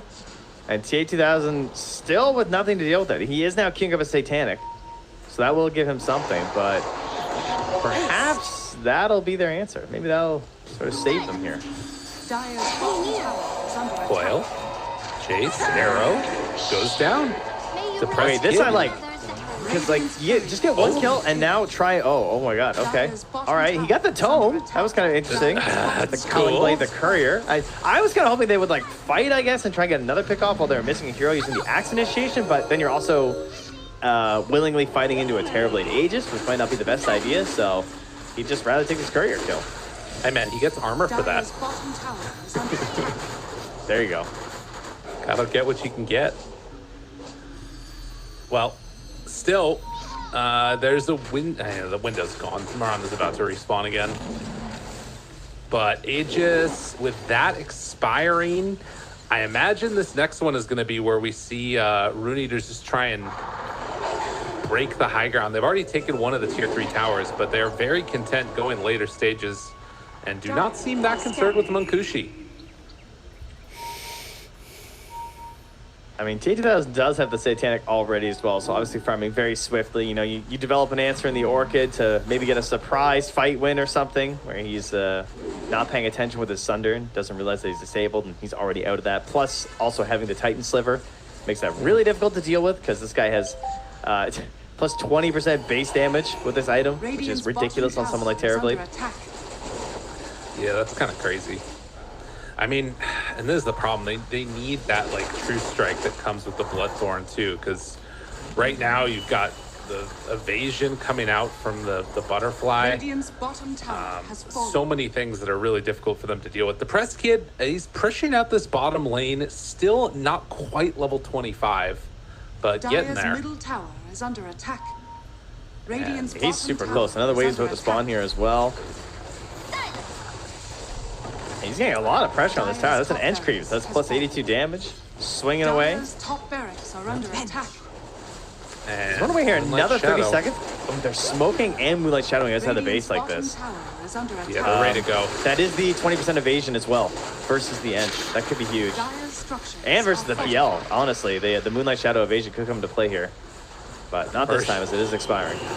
Just drops the Viper Strike, but they go in immediately. Munkushi in some trouble. Roar. 4 staff keeping him alive, though. Not bad. Meanwhile, the CM ulti immediately taken off. In some trouble. Have they gone too far? Rune Eaters, again, they only lose the CM. They have to chase, actually, right? Pasha's almost dying to that illusion. Came very close to going down. I mean, with Axe so low, I don't know if they can anymore. What was he dying to? I wasn't even watching. The TB illusion. It's just too Wow. strong. Okay, I was looking like, okay, they're out of stuff. Like, this is your chance to chase a little bit here. But what I think they did really well right there from Rune Eaters was focusing the buildings, because they had great options. Like, they had the Roar and an arrow, I believe, landed on the Phantom Lancer. But the 4 staffs pushed them way back to the tier 4, so it's going to help them out. And they're not able to get the finish. And that Bloodthorn is just, well, it is done. Might be trying to save it for buyback first, though. Right. Oh, no, he's going to send it out.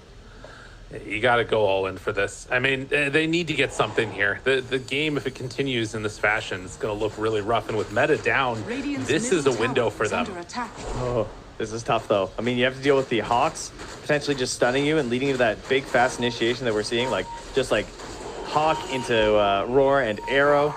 Very hazardous. And, well, the Hawks will fly now. Has the gem, though.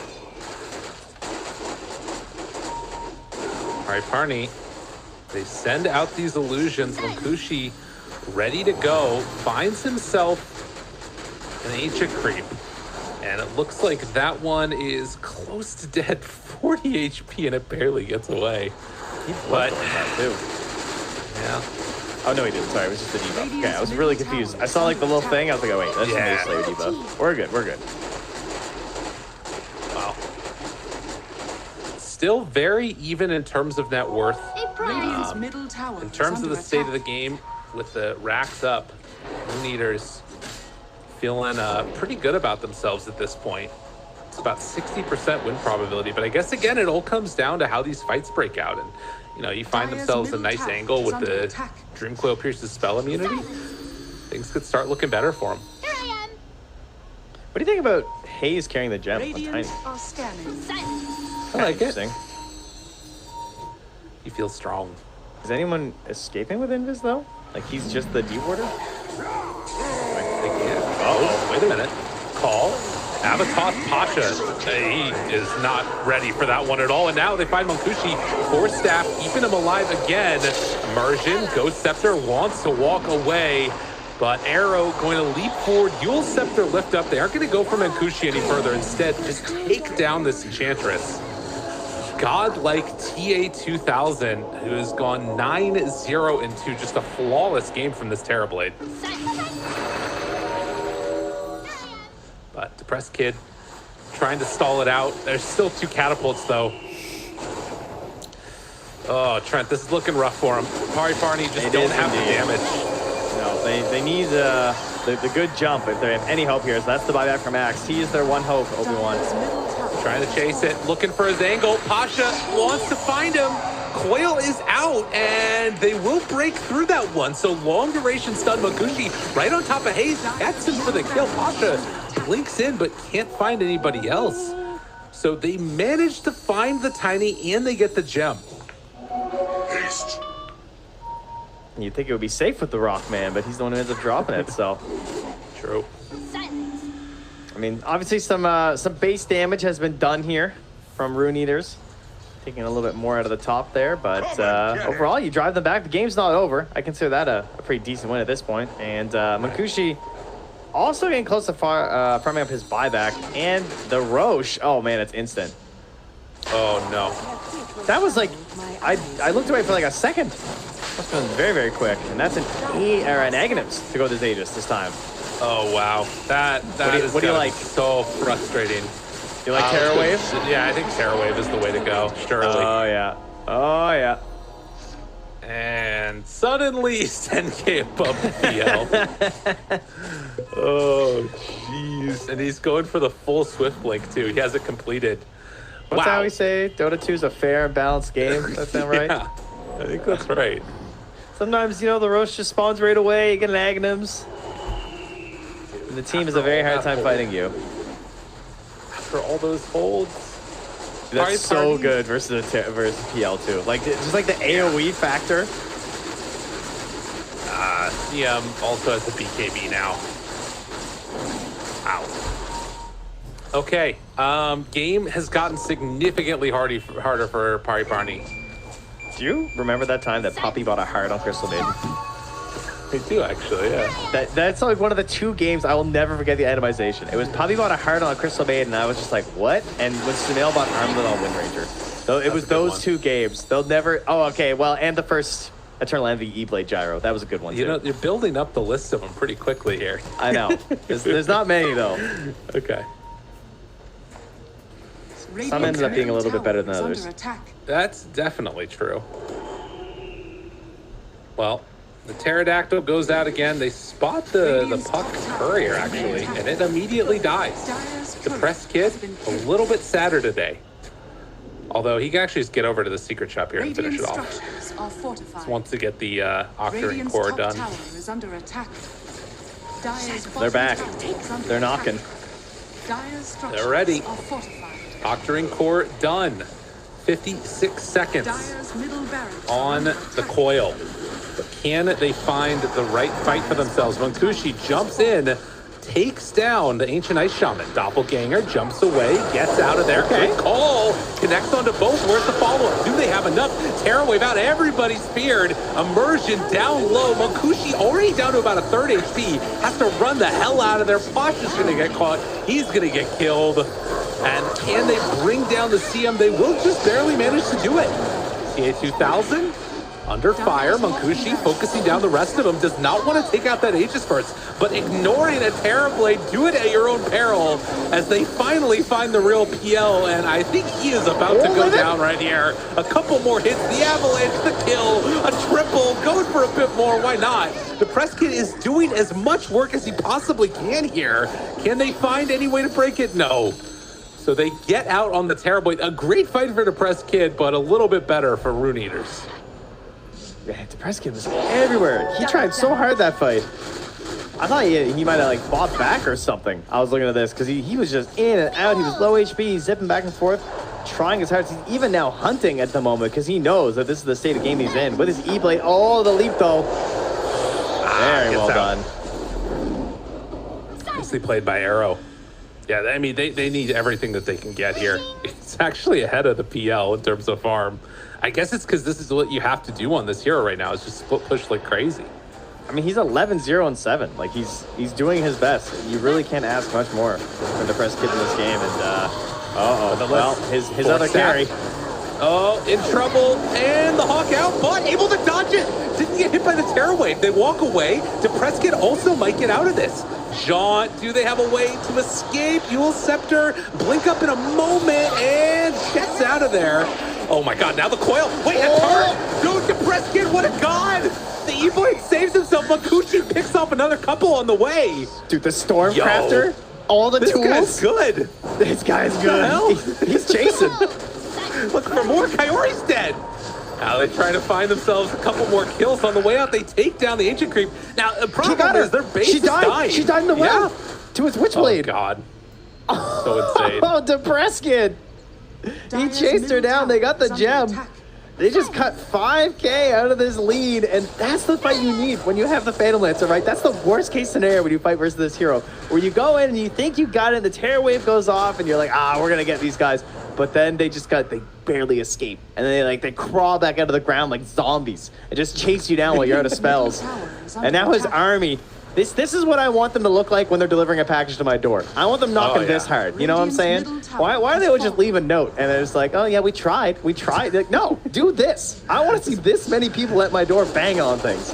This has gotten very personal all of a sudden, but I can feel your pain, and so can Rune Eaters right now. They're staring down the barrel of poor packaging, and Rex is gonna go down here in a second.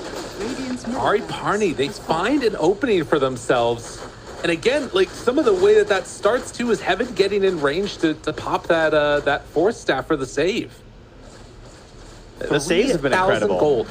Honestly. Like, Immersion even as well. Like, I talk about how he's having this awful game. He's 0-8-9. Surely he's not having that much fun. But you just... Sometimes when your hero's bad, your items have to be better. And that Force Staff has just been so clutch to keep this game going for them. They had to have it happen. And you get a couple more items that are now coming online. The most important thing I'm seeing here is the buyback status. CM, the only one on Radiant with a buyback. TB just bought out. And we've still got a couple of minutes left on PL, Viper, and Axe. So a couple things to watch for. I don't know, man. This is like demo mode Terrorblade, though. Look at this guy. Yeah. Yes, everything, you know? Theory crafting the build. Like, oh, yeah, this is it. This is what I want. So... And Puck barely surviving that last Terror Wave as well. You have to... Surely he's going to die during this Terror Wave. Let's see. Jumps forward, call there. Onto one. Can they kill him right at the start? The Terror Wave connects on everybody. DA2000 trying to take down the edge. I don't know if that's the hero that they need to kill right at the start. Coil is down. Good chunk of damage, but there is nothing there. No reveal. The gem was already taken away. Coil. Oh, excuse me. Prescott just moving in. E-Blade dead. Looking for more. Dagon back off cooldown 15. Depressed Kid hunting. Finds TA2000. Lincoln's already popped. Trying to find it. Kushi right on top of him. The buyback comes from the CM, but the turn is in trouble. Terrorblade needs to get the hell out of here. They've got a ton of damage E-Blade, which means they can't hit him anymore. TA2000 low and TA2000 dead. Dead for so long with no buyback. I'm depressed. 2,000 gold apiece. They got this. Pari Parni running down lanes, ready to end this. 3 heroes dead. Where's your buyback, yo? Is there anything worse than losing to a Phantom Lancer like this? It hurts. Pasha, get out of here. Well, Limitless, they're right on target as they bring him down a triple kill. 2 rounds of buyback, put 1,400 gold away. They had all the time in the world. 70 seconds. Can they finish it off? They pop the glyph. They want to slow this. It's tiny. Maybe some toss-back plays. It's so hard. This fight is impossible. Dude, off the back of Depressed Kid, 16-0-10. What a monster. More round. Jumps in, finds himself a target. Hayes is there. Depressed Kid hunting. There is no salvation for you here, sir. They don't even need that kill. Down, they just want it. Go in for the throne. Pari Parni. Some fight left in him. Oh man, I was ready to just, kind of chuck this axe out the window too, just like the slider. Like, oh my god. But Apache, the face of relief of just like, whew, we made it to a point where my hero, very, very relevant. Humongous calls at the end of the game. He definitely had some rough ones in the mid game, but there's only so many heroes in the game that can do something like that. And the AoE calls he was getting on both the Tiny and the Terrorblade multiple times were huge. Because they sort of like forced the pop of all these defensive items, and they were bad pops of defensive items. They were like, I have to BKB in a situation where I'm in trouble, where I'm not the aggressor, as Rune Eaters, right? And when that happens, then Pari Parni are able to retreat, then they get the fight back. It was like the pincer, where they let them kind of fall in, and they collapse from the sides, and that's the Phantom Lancer and the Puck. Depressed Kid, though, I mean, I'm not usually the one to shout out. I try and highlight the support players, but there's some games where you gotta be like, God damn. 17-0-10, just didn't dial up with the puck, like, literally can't ask for anything more than that. He made so many plays past what he should have been able to do. It was insane. I don't think I've seen a puck performance that good, like, ever, almost. I don't know. I mean, there's a lot of them throughout the history of Dota, but that's up there. That was really, really good. 54,000 damage dealt throughout the course of that game. But some of it was, like, the damage taken, too, right? He's more than, like, any two players on his team. Is more. I mean, I can't do math that well, but he's did a lot of damage, man. Jeez, Trent. Anything else before we go to a quick break that sticks out? Like, Rune Eaters now. I mean, do you think that they've got what it takes to like collect themselves? A lot of young players on this team. That's a tough one because it's not just a loss. It's a loss of like, man, shouldn't we have won this game? Like, weren't we like way ahead? Didn't this game feel completely in the bag? And this is why you got to respect some of those counters where, like, Phantom Lancer, he's got issues, but this was a perfect highlight of once you hit that point, you see why it's a counter to the Terrorblade because he just couldn't fight the PL anymore. He didn't have the options to do it, and that's with the Terrorblade. Like, they just did such a good job playing around it. So collect themselves mentally, look to game 3 and just say, listen, we won 2 games. We just need to win a 3rd one, okay? Just there's a little asterisk next to it. That's all. There you go. Best of 5. That's apparently the new thing that we're in. But yeah, game 2 going the way of Pari Parni against the odds. And now we're going to go to a quick break. When we get back, the panel will break down the insanity. Let us know what the recipe is for success in game number 3. But first, quick break. See you all in a bit.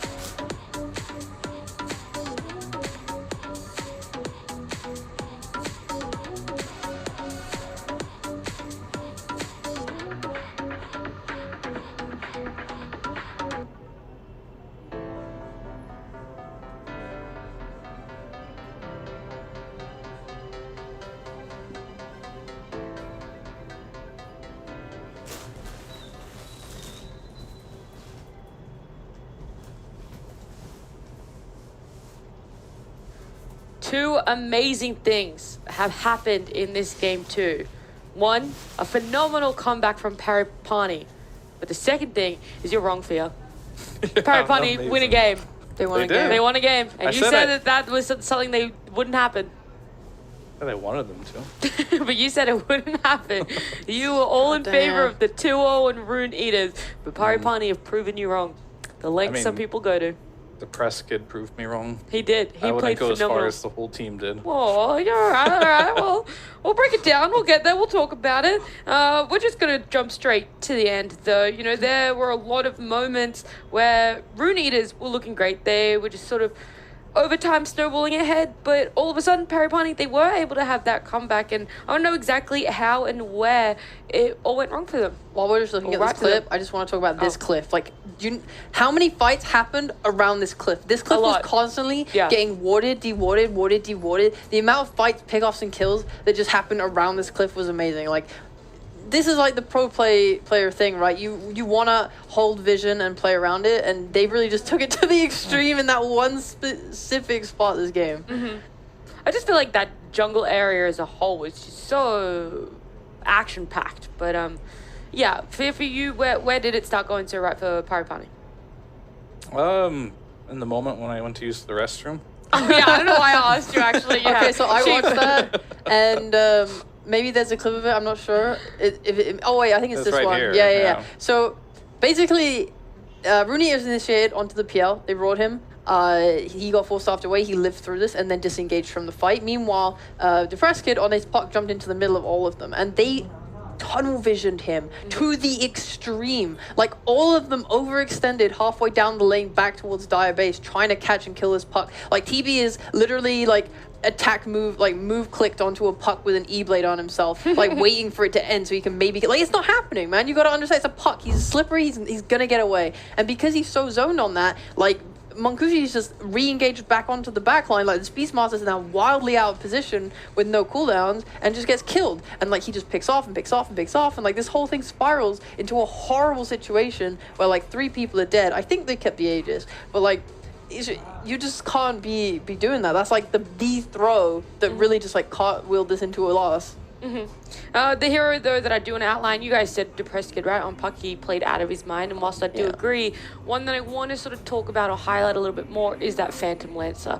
One that we harp on a little bit, maybe too much, about just how viable we don't really see it in this patch, but it did have an impact in this game, and it did end up winning in this game. Did as it well. have impact in this game? I mean, in that last team fight, right? Yeah. So I mean, it did take like 45 minutes, but you know, at some point in the game, if the TB and PL are isolated, then PL will win that engagement 10 out of 10 times. So just so happened that last fight too, that TB just didn't have buyback. So like, Puck may have done most of the work in the mid game and most of the late game too, but like, without like that late game contribution from the PL, they couldn't have won that last team fight.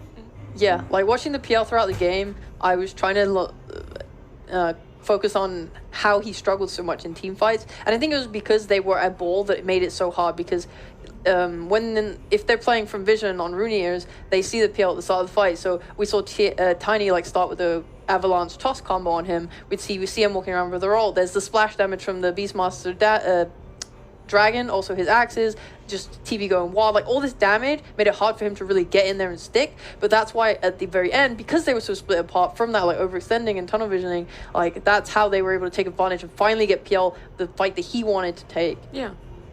All right. Thank you. Very in-depth. Were there any other heroes that you guys were surprised at the performance? I know Rune Eaters didn't win, but they did have that... Rune Eaters, they had the TB, the CM, and the Morana, right? The TB we see a lot, but the Morana and the CM we don't really see very often.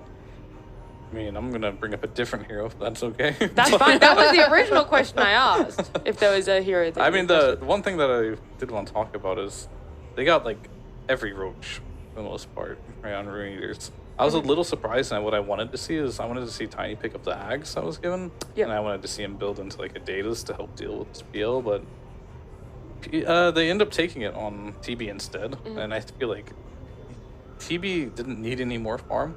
He was already countered by the PL, and if they could have gotten that on the Tiny, I would have loved to see like more AoE damage as well. So Probably doesn't answer your question at all, but I just wanted to say it. That's fine. That's totally fine. That's why we have you, to say those things like that. For you, Sheep, was there a different hero that kind of really stood out? Not really. I mean, obviously everyone just played their part throughout the game, even though Rune is lost. The Mirana played really well around the Tiny. They did a lot of avalanche toss into arrow combos. She had a Yules as well to like keep setting up kills. I think CM underperformed for me. I felt like she died a lot. Wow. Yeah, I'm sorry. What would you expect from the POS 5 Well, CM? it was a last pick POS 5 CM, so I expected a lot, to be honest with you. I felt like she died a lot often. She would press her ult. She bought the shot so she could specifically like keep walking with the team, but really like you just die really quick. That's just the life of a CM. It wasn't No matter when you pick it, that's just the fate of the CM. Yeah, nothing you can do. Like I didn't feel it as the answer to the PL. Obviously it helps. Like it's just in general her spells are pretty good. But yeah, in like lane as well, I felt like she got run around a bit by Ench. I wasn't like super massive fan. It was okay. Well, it's time to head to a break. When we come back, it'll be interesting to see if Pari Parni can kind of snowball and take a game number 3.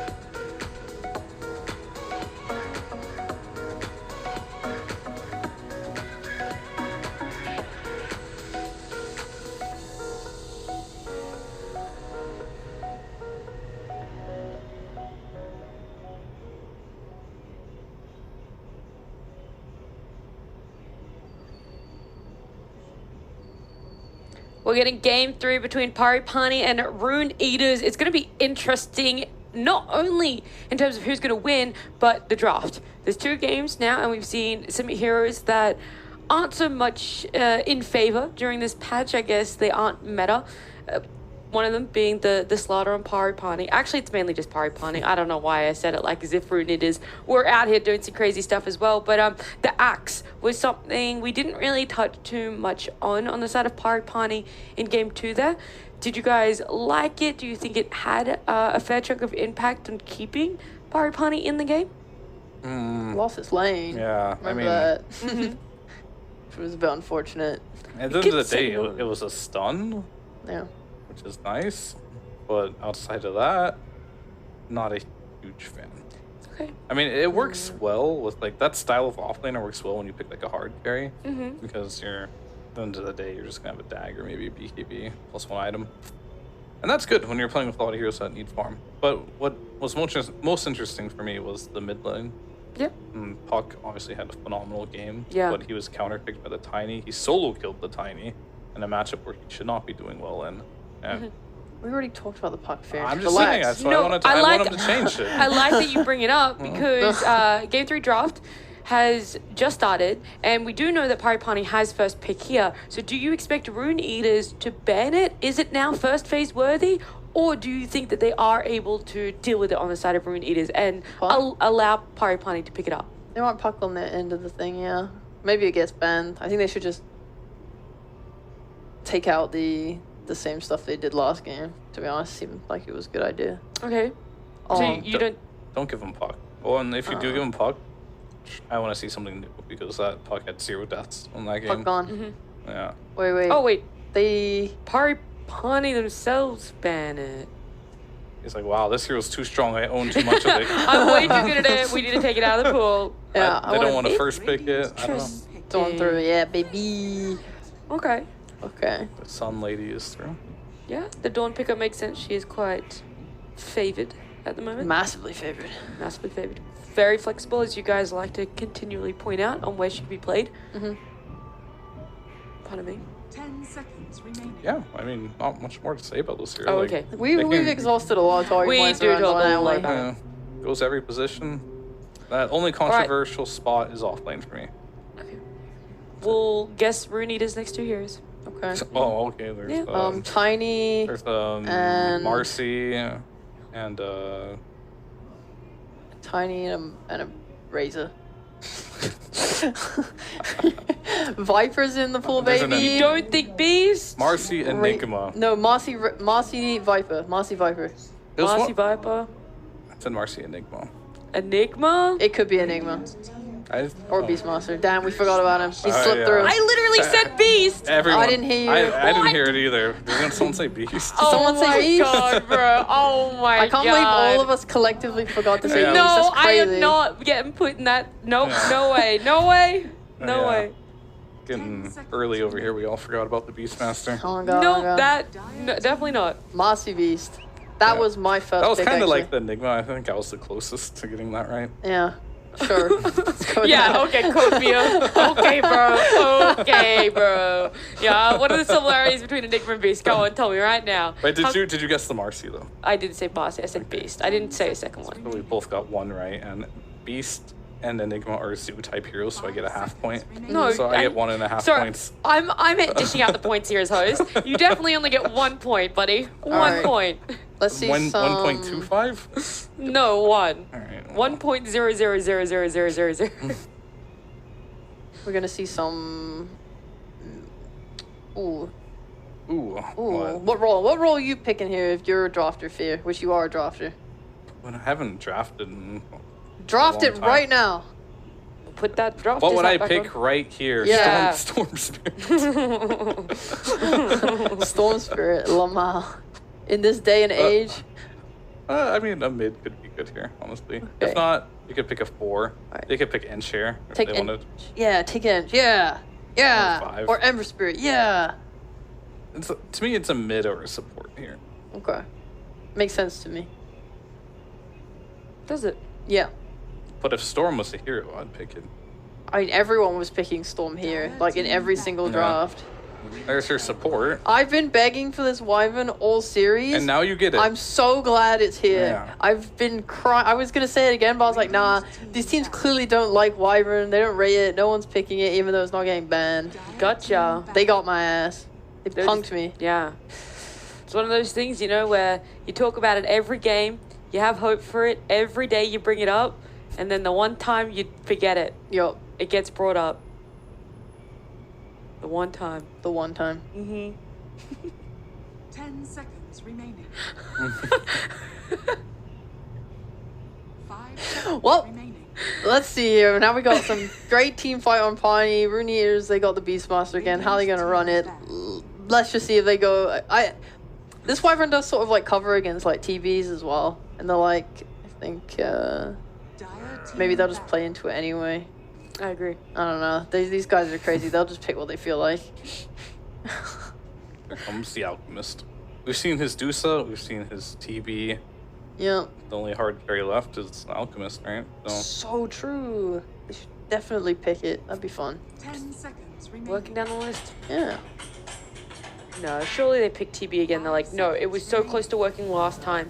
It was so. I mean, it was great. He had one death the whole game, and he just so happened to not have buyback and lose because of Unlucky. unlucky. It's literally it was just such so a costly unfortunate. one death. Yeah. I mean, he didn't have meta anyways if he were to die there. I mean, that's so. true.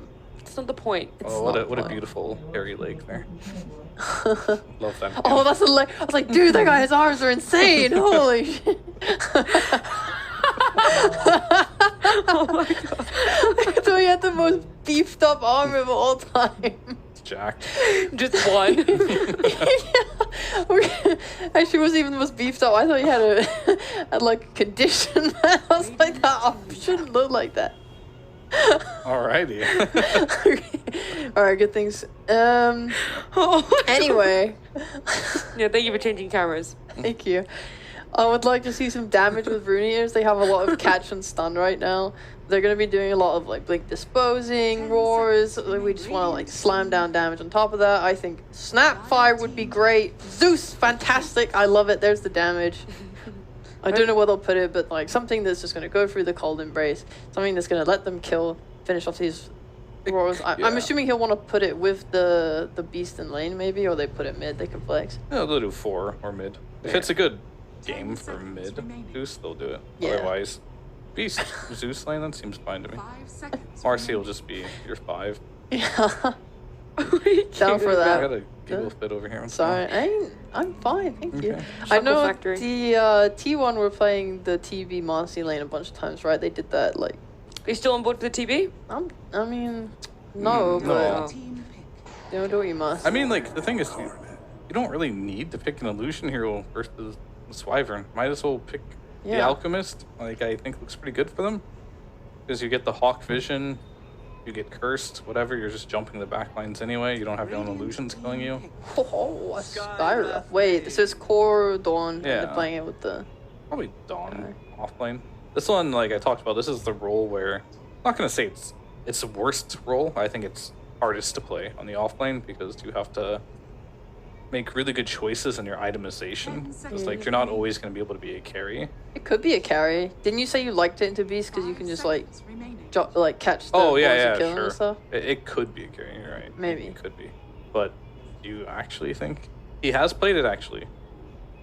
I would be super Monkushi down. played it once and he lost with it. Yep. But he can play it. But you can't play it. I I mean, mean, I they've guess lost they- every single game. So Except for the last one. apart from last game. So really, they should just copy the exact heroes from last draft to replicate their success, huh? Pick PL again?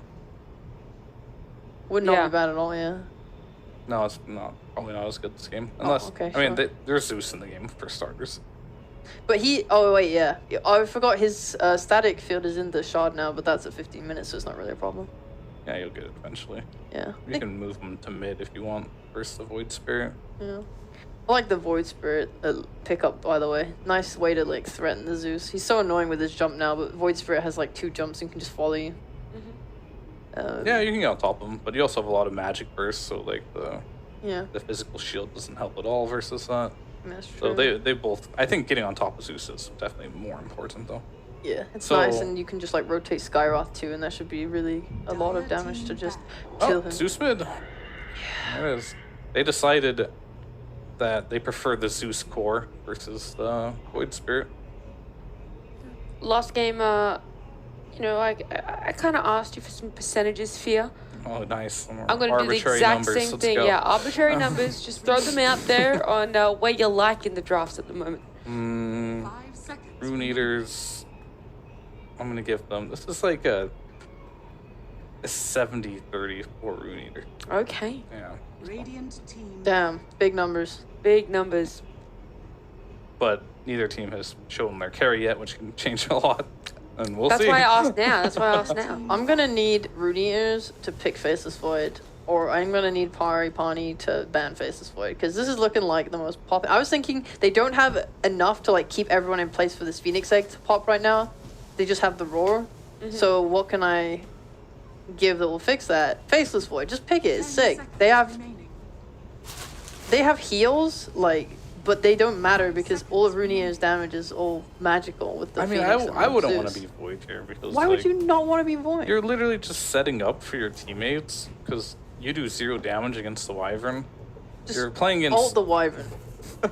you're playing against Void Spirit and Sky, so the silence is pretty. Oh, what, threatening. Void Spirit with Eggs? Yeah, I mean, or just Yuled and the Remnant into like. Shouldn't you get BKB by this point? Actually, no, then you have no damage. Yeah, I you can need see a lot. it. Like it's a pretty stressful way to play Void if you're just a Chronosphere. That's true. But they do have a lot of, like, But you know who I everything do else. like, who's low cooldown? Yo? I've already mentioned him, but he's banned. I was gonna say Alchemist. Oh, yeah. Well, but something like that could be good if they can get like. I want a stun for sure on that carry, right? Okay. But it maybe not that long of a cooldown. Well, like Wraith King?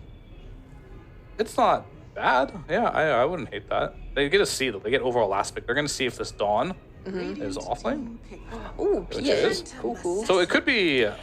They banned the Life Stealer themselves. That looked pretty decent versus the Dawnbreaker. Void is a hero people do like picking versus Dawn in lane, but then you run into the problem later on where you're going to be having Cold Embrace, you're going to be having the Dawn ulti on the Chrono, and really you're just like, all right, hopefully my Zeus kills all of them in that time, which he might, but you're just a glorified just stun at that point.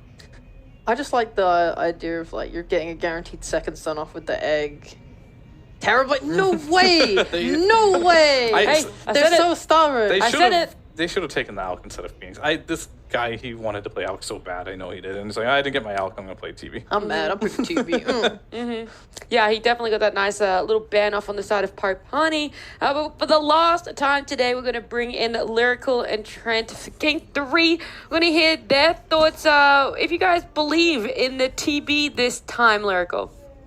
I do. I mean, this hero feels pretty good. I think that, they won with it previously. Just bring it on back. Make it happen. Oh, wait, no, that one didn't happen. Go the other way.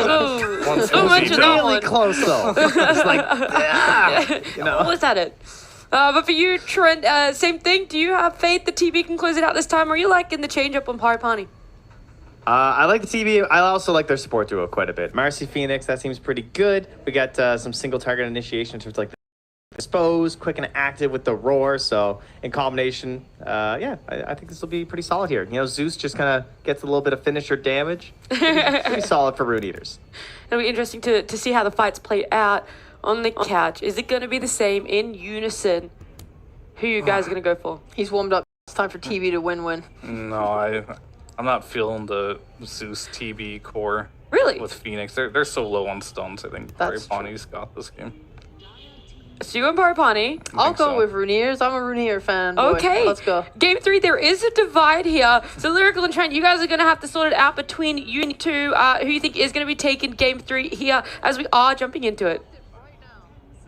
Thank you so much, Nat. I don't know if we can sort it out. I mean, we're just here to watch what's going crazy. I am, I don't know, man. Well said. Oh, So eloquent as always. always try to be very lyrical. That's what they say. I don't know. I sort of feel like TB is super strong, but at the same time, PA just like can own everybody. Do you have a thought on it? Do you have a feeling, an instinct? PA is very interesting because like she tends to counter some of the other hard carries. So like you often see her after like an anti-mage or something like that, where it's like this classic, oh, I want the Phantom Assassin, we're gonna go fight.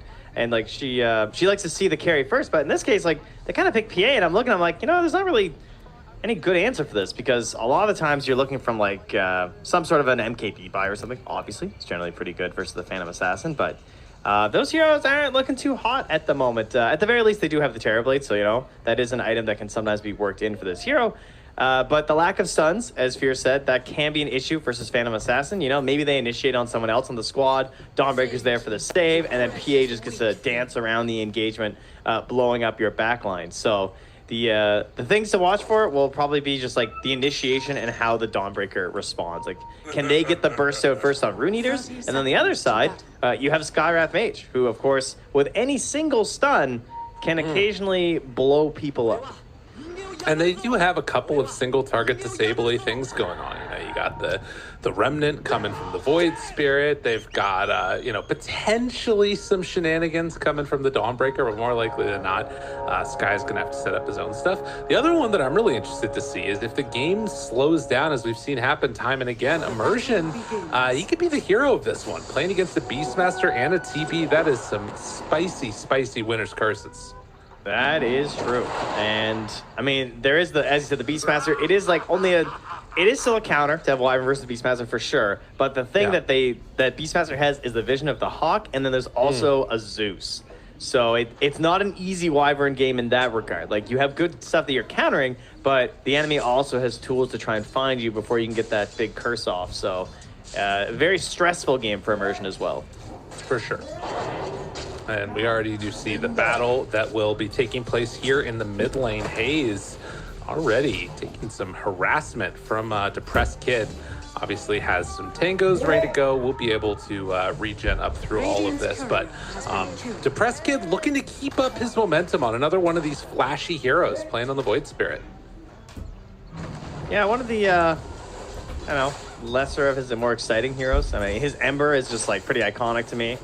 And the Puck, of course, like they have a little bit more like, I don't know how to put it, more scaling impact, I guess. Like Void Spirit tends to really peak at the Ags, and then after that he sort of falls off a little bit. Like he can still dance around quite a bit, but his damage tends to fall off somewhat. So we'll see if he can sort of like hit that in stride with the rest of his team, and with the synchronization of the timings of the Phantom Assassin to really make that pop. Because you don't want to, you know, be falling off versus a TEV draft later in the game or something.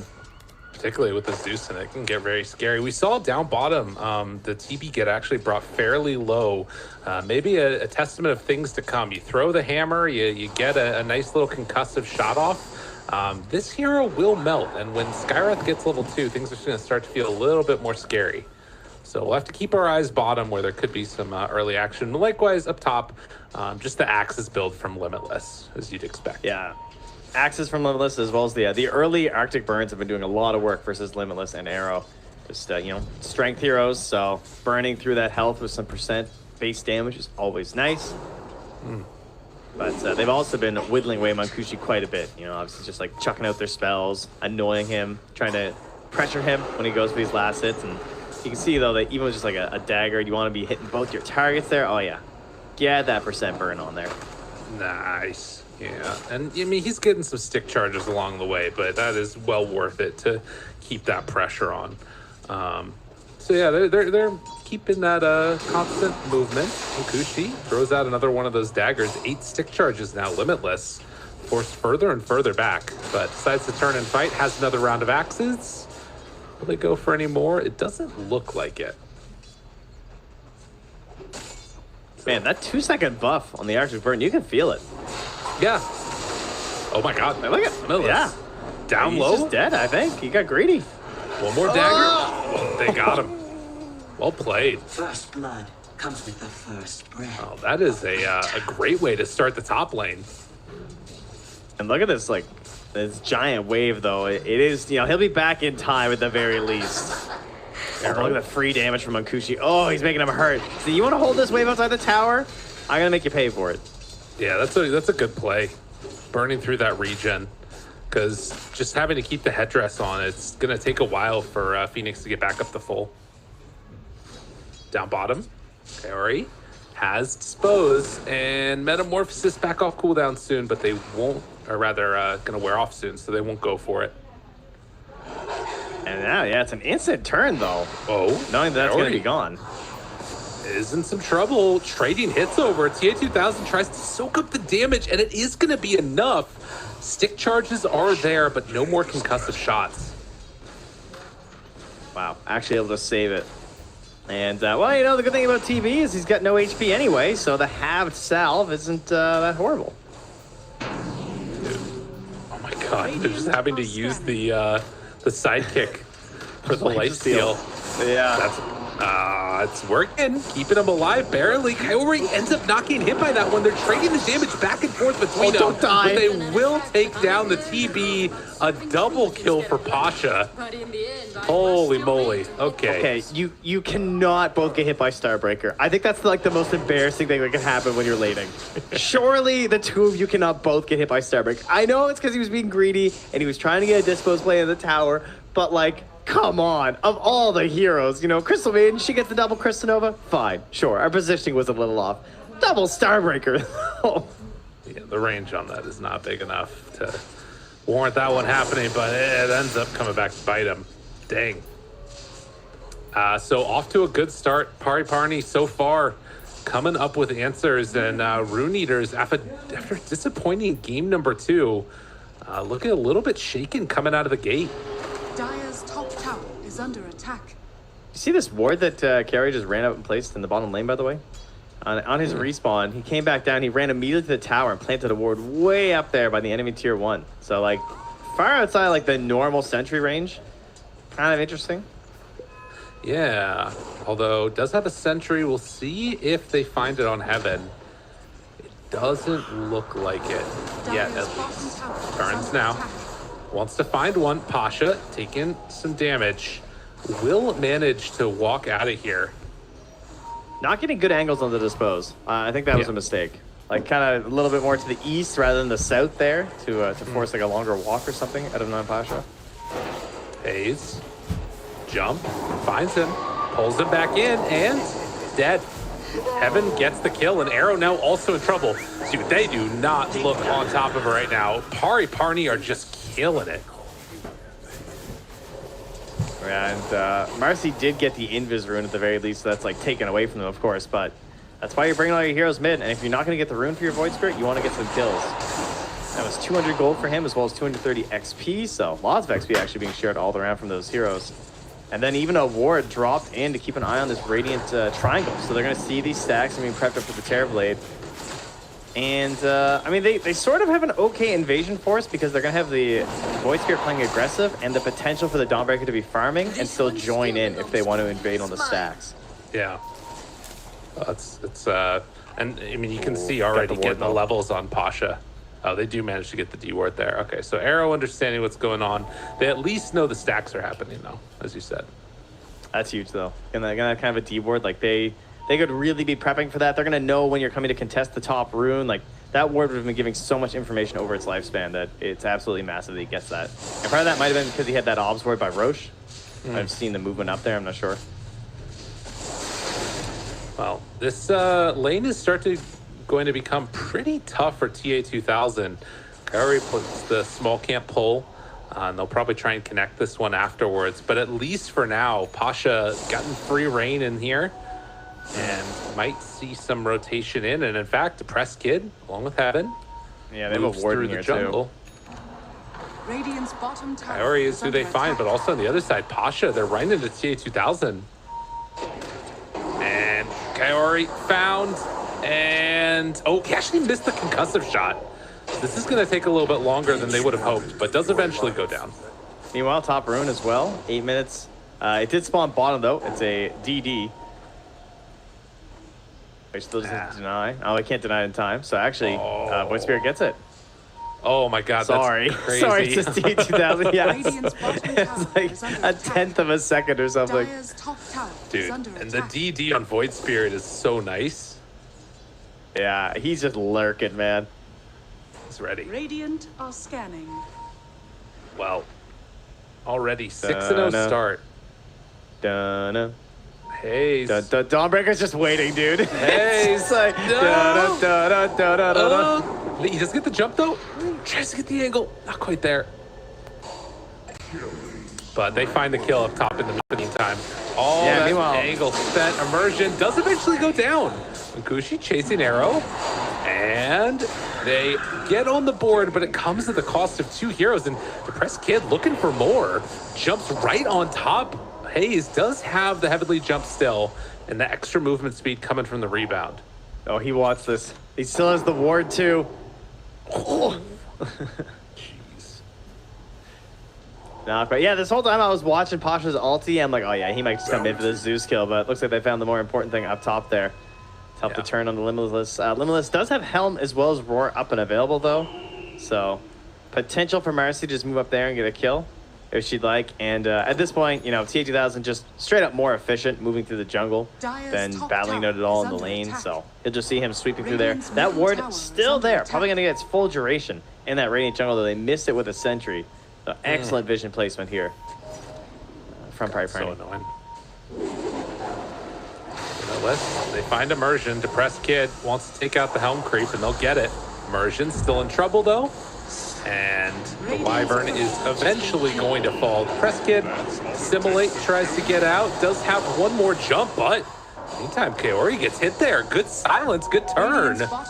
And Hayes not able to take down the Void Spirit. They will find the finish on to the Skywrath, though. Double kill for the Zeus.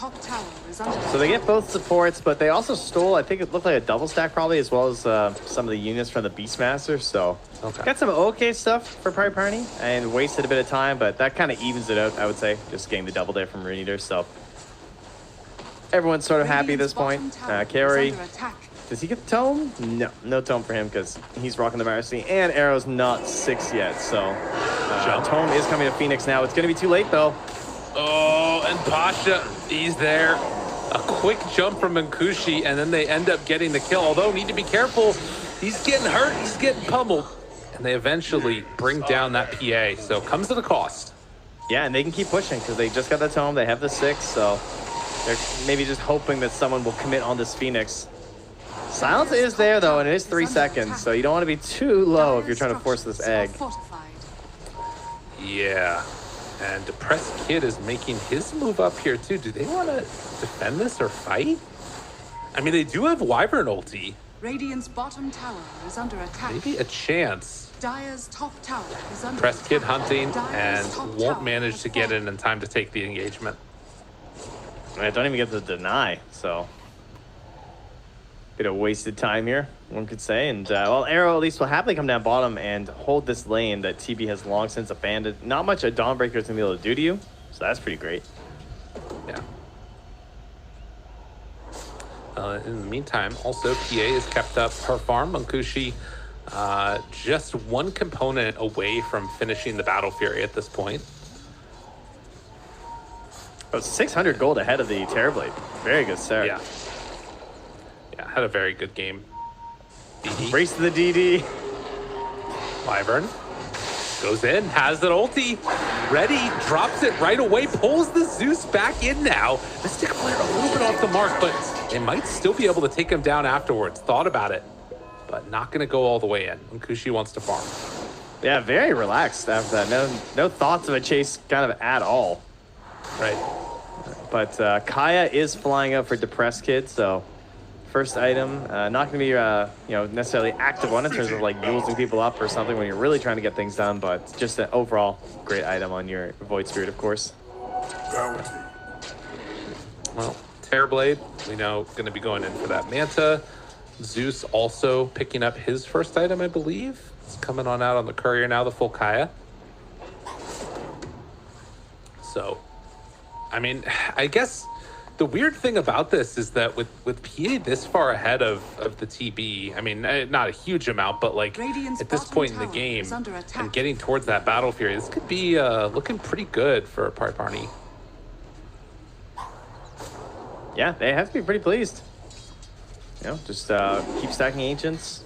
Looks like that's what Immersion's kind of doing. Just hanging out in this zone. Already got a couple there. Get your PA nice and huge. I mean, you haven't lost your mid tower at 13 minutes versus TB's and Beastmaster. That feels pretty good. Kind of everything that they would want so far. And in the meantime, up top, Depressed Kid will be found, but no way to break the TP means that he gets out as well, while Hellraiser, not Hellraiser, excuse me, Limitless is there, while Rune Eater's Well, speaking of Limitless. Yeah, he's in some trouble now. That He's Mystic a real Flare gun. comes down. Yeah, he's just evaporated. Radiant's middle tower They get is the under Helmet of attack. Dominator creep too. The Battle Fury done. Hayes. Next one. There's gonna jump him. Goes in. Dawnbreaker wants to chase this. What a collapse on this tower. Is he going to finish that TP? Yo, you're crazy. I mean, silence, long Arrow, duration. what are you Can he get the doing? egg off in time? No, he doesn't get it. And Winter's Curse afterwards will run off. And smell the roses. Interesting. Very interesting, Trent. Even if you get that egg off, isn't it going to get attacked down? Like, I feel like there was enough there that it seems unlikely to survive. You know, you're not wrong. It was a cool play, like. though, because they're like, well, Beastmaster's dead, and we have a hard time pressuring towers. There's no doubt. Can we take advantage of this? Oh, DeBresket, don't go down to this. Okay, or I can't get there in time for the dispose. That would have been big. That would have been, tossed right into a roar. Dire's middle tower And in is fact, under I attack. mean,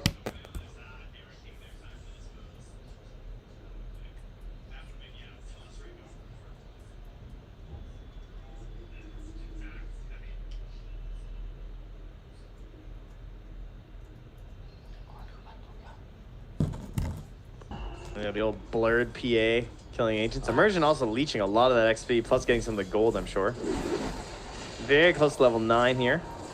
Pump up the abilities a little bit. Arcane Rune Void Spirit wants to fight, though. And you saw that with a Dissimulate. He's got that partial ring and the damage. okay, Ori. Underneath vision. They both had wards down. One of them had a sentry, though. Press Kid gets roared. They have save if they want to use it. Now turning onto the egg. Dissimulate, jump out, immersion. Gonna have to go for the cold embrace on himself. And that might be the end of the fight. They keep going for more. This is a little bit bold. And in fact, the Press Kid's gonna find Arrow right at the start. Goes down, done. Can they find any more? Monkushi now shows up. Zeus ulti will take down that Skyrat. The Press Kid thinking about going in for another round of the battle. They pull back one. Good catch. Thunder comes out. That's not gonna be enough, sir. As they bring down the Terrorblade. Pari Parni, 5K gold lead. Man, with the Arcane Rune there, the Shard just did so much work, because every one of those assimilates every 7 seconds just getting that boosted damage. He was essentially canceling out their raindrops by using the Shard, right? Like, it's cutting through that damage. And everyone was just popping raindrops through that fight. I saw them dissipating off of the Beastmaster and the Terrorblade. They're now actually out. He managed to burn through them all. Jeez. Yeah, that is, that's huge. I mean, they're playing better. There's nothing else to say about it. Radiant are scattered. What was the goal with that egg? I guess they were just hoping to get like one kill and sort of pressure into the tower and hope the PA wasn't going to join, because like there are PA players that I don't think would not have joined there, because they'd be like, oh, you know, I'm so close and I'm getting my items and we don't really need, like, they're not going to get that full tower or something, but they just saw an opportunity. And part of that again comes from posture being on the Dawnbreaker. It's going to allow your under farm carries. It's just like under itemized carries. You know, the hard carry doesn't want to be there. They can have a little bit more confidence when Dawnbreaker can just jump in too. Yeah. It salvages all that. The Press Kid gets jumped on, Dissimulate, and out. Arrow still trying to chase. And again, this is, I mean, you know, dogs chasing cars, it feels like at this point. With Pari Parni keeping the entire map split. A hero in every lane, basically. And Rune is just struggling to find any type of momentum at this point. That last game definitely looking like it's looming. My question is, how do you recover right now as Rune Eaters? You haven't really gotten that like little bit of snowballing that you'd hope for some of these heroes. Oh, you definitely do not want to lose your Zeus. This would be quite bad. This is how you recover. Over the Press Kid. Oh, they find him. Egg is going down and eventually is going to pop. Pasha lives there because he has a BKB. It does not matter, apparently. Winter's Curse onto Illusion. That's not where they wanted that one. Press Kid now in some trouble, but gets the Dissimulate off. Jumps out, gets away. Arrow trying to finish him off. Will they be able to finish it, though? No, the Press Kid eventually will die. Arrow gets turned on. They bring him down. Monkushi is not going to show up to this fight, so Immersion is going to be the last one that gets brought down here. But another big engagement. Yeah, gets him a double kill on the TB. That's what you need to get into this one. Sure, there's a buyback from the Mercy, but Chian's out on top after that. And 1,000 gold to your Terrorblade. He's in the back just swinging. And yeah, the Wyvern, unfortunately, cursing those illusions. Not what you're hoping for there. And DPC just barely going down, as you said. It was just like the damage over time from the Icarus dive and the Fire Spirits able to burn him out. Very, very close on that one. And, you know, that again was the type of fight that I feel like Rune Eaters have to take right now, because if PA is not showing up, you need to win that one. The next issue will be what to do with their Beastmaster here, as Limitless currently looking towards a Wraith Pact. Okay. See if you can use that to reduce some of this like in-your-face damage that they're going to have inside the AoE, which of course can be pretty handy. But it does slow down like their tier 2 pushing a little bit, I would say, compared to the Helm of the Overlord, as well as their ease of roshing. So that can be even an issue. And when they're this far behind, it feels very dangerous for the Marcy to just kind of like jump in and initiate. So starting fights with them right now is tough. I mean, that engagement that just happened mid was all off of an over-aggressive play from DPC, trying to rely on the Solar Guardian to make sure it was a win.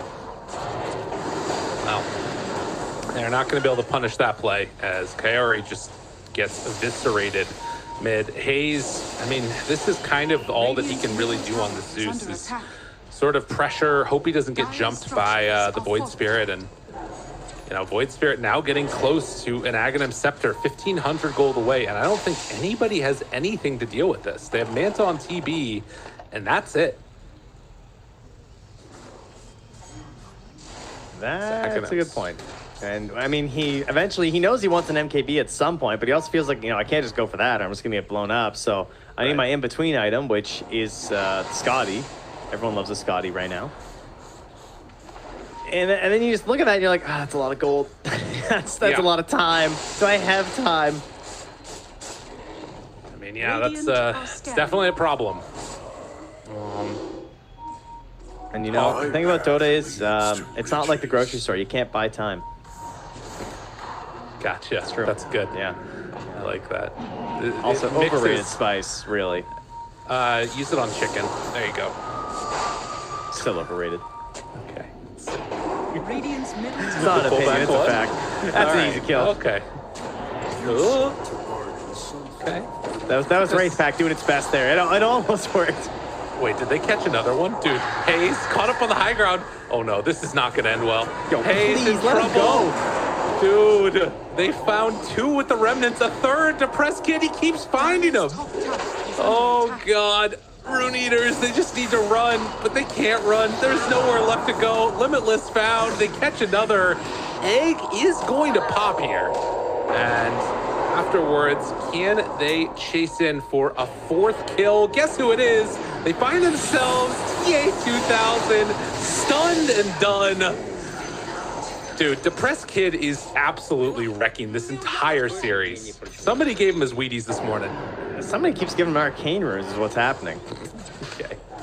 Just saying. One of the most broken heroes in the game with an arcane rune.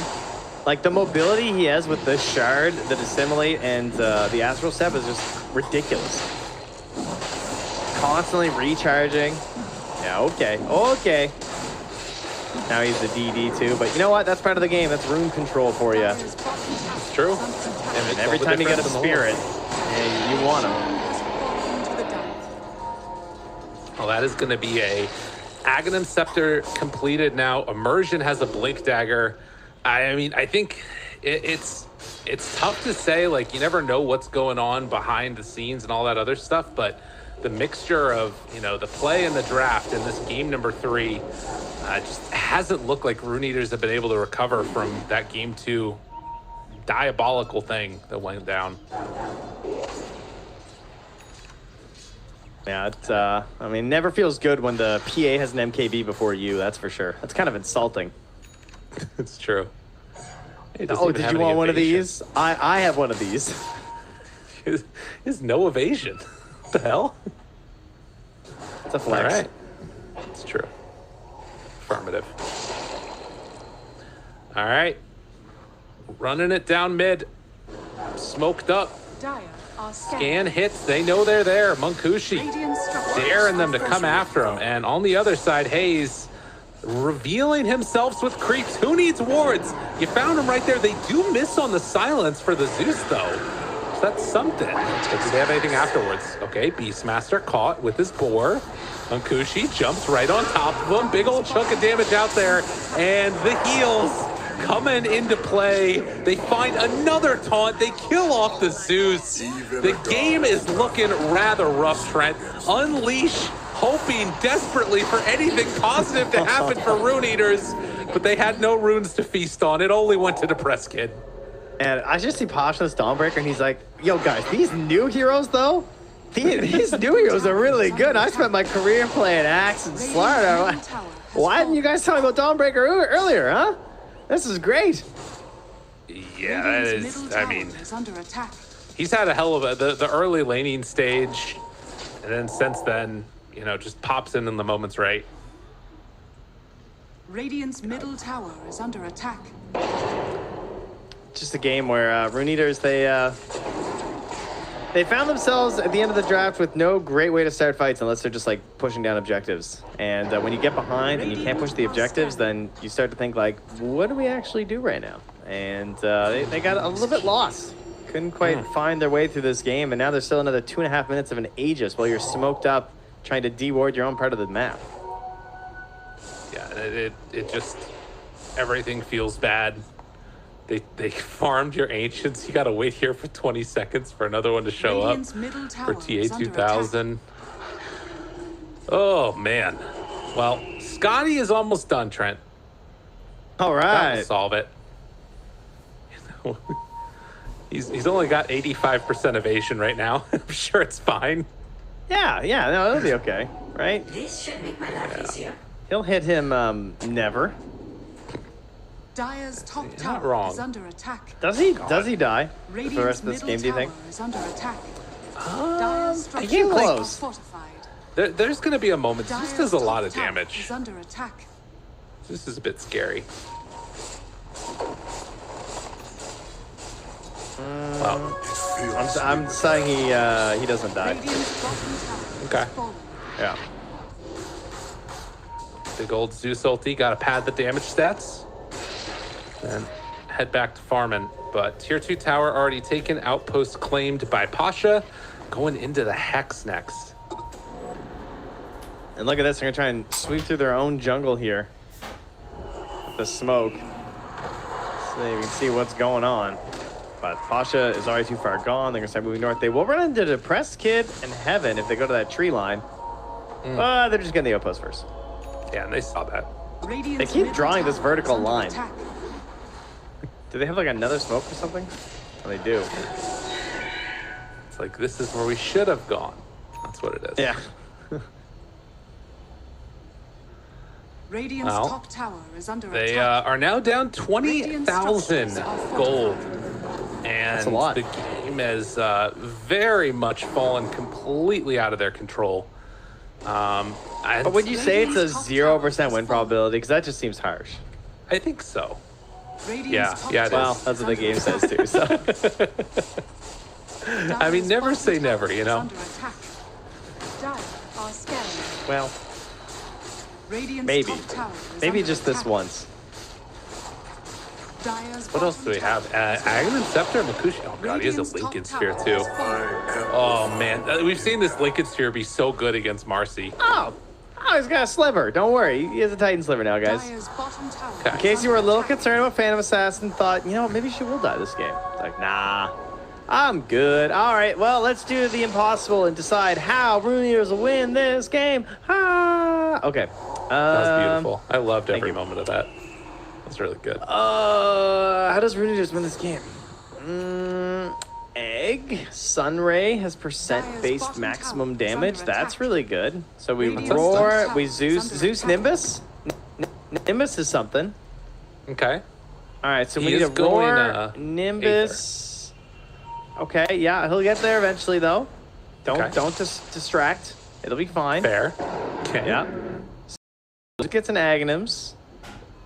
Marcy. Marcy's a new broken hero, right? She must be able to win this game. It's Surely. true. She has the Blink Dagger. Yeah, The that's, Lincoln that's gets free broken picks. by Zeus. Okay, and you know, Void Spirit's free. right? He's holding the gem, okay? True. So he's got 2,455 HP. He gets blink disposed, roared. He should die. I mean, until they cold embrace and Dawnbreaker save him globally, but we're just gonna say that doesn't happen.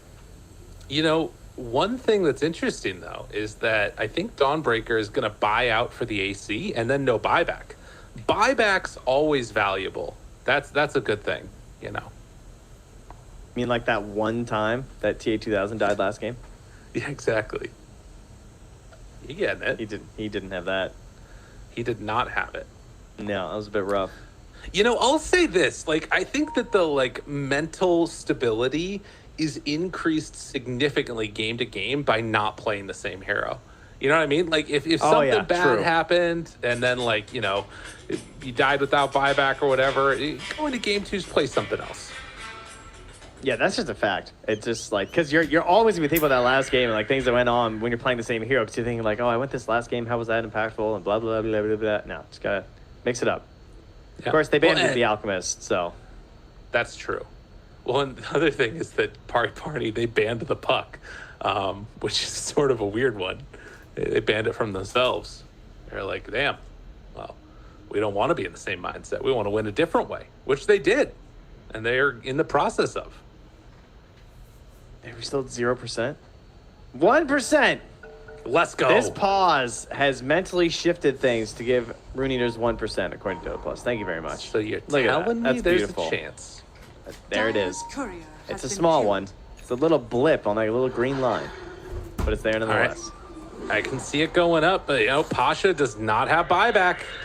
Do you think the game heard my 1% idea? You know, like the Agnes, and it was convinced? I mean, we are. Like I said, Void Spirit will just die to Mercy. And, wait. Went the wrong way. You know, our audio is being fed into Dota TV, so it will happen that they can hear us. That's understandable. And that means the game can hear your musings. Oh, well, that's interesting. Yeah. Who do I need buffed? I don't know if it works like that. Maybe it will. Change the map. Change the map. Send it Please. Out. Make it happen. Ag's Labyrinth. Bring it back. Oh, well, now we're talking. That is. Level 24 PA. She is so big. Radiant's middle and tower has the Reaver in hand. She's so frightening. Oh, hello! Oh my God! No! 15. He wanted to roar. He just wanted to roar. But no such luck. Damn, dude. That's a rough one. Yeah. Well, they move on in, kill off the TV illusions, but up on the high ground, they are ready to go. And Trent, we are in the lands of no buybacks for the majority of Pari Parni, including Dawnbreaker. There's a chance here. There is a chance. A way. A how. A hope. That's right. A new hope. There we go. Ready to break it. Ready to break the Lincolns. Breaks it onto Munkushi. They've got the rebound. Interesting. Press kid. They jump in. Find him there. Pull him to the side. Kaori under control. The Supernova is out along with the Sunray. But it does nothing. Literally nothing. Depressed kid walks away. And they have to get out of there, because this is looking rather tough. Oh my God, triple stifling dagger. Munkushi is a monster. Someone stop him. Dagger. Throwing out the daggers. With Beastmaster back up, they're gonna respect that potential for a roar, as they don't have Aegis on Munkushi. That is the one thing that they're missing right now in Pari Parni. Yeah, it would certainly be the cherry on top. It's, I'm sure they're aware, likely unnecessary, but you don't want to give that 1% chance. You just want to take some kills, take some gold, and head back out and prep for that Roche. And, well, unfortunately for all of us, really, it's a long Roche. Not for Unless you Rune Eaters. They want a nice long one. Radiant are scanning. Get out there, buy another item, Are scanning. see the jungle one last time, decide where you'd like your plot to be. You know, be buried. Nice view of the river, perhaps. If TA2000 could get to MKB, that might start making things feel a little better. Yeah. Press kit. Oh, they're going to try and one-shot him. Oh, they find him. That's the Beastmaster dead. On the other side, TA2000 caught. And they're ready to jump here in a moment. They find themselves the Terrorblade. Pops the BKB, runs away. Does not feel great, Trent. No. And they want one more here. All right, wants to get away. No such luck. Double kill from Munkushi. The Munkushi man. Munkushi monster. 7-1 and 12. That's right. 2 kills. Two deaths together, rather, between Munkushi and DPC this game. Just making it look nice and easy, sort of playing as aggressive as they want, backed up by the heals from the Wyvern, the Solar Guardian's global potential. Makes everything nice and easy. I'd love to see the Ags at this point. I feel like this game's kind of free. Wouldn't mind seeing the big one there. Like 120 heal per pulse. Oh, that sounds really cool. Yeah, the evasion afterwards, too. Just double down on it. Although Pasha, I feel like he's always more of the mind of being a cool kid. Blink Hex is pretty cool. Well, you're not wrong there. And although this Hawk is watching them roast, they don't care. Nope. Not even a little bit. EA about to get Fan of Knives on top of everything else. So pure damage to break through Terrorblade. Already a rough series of events.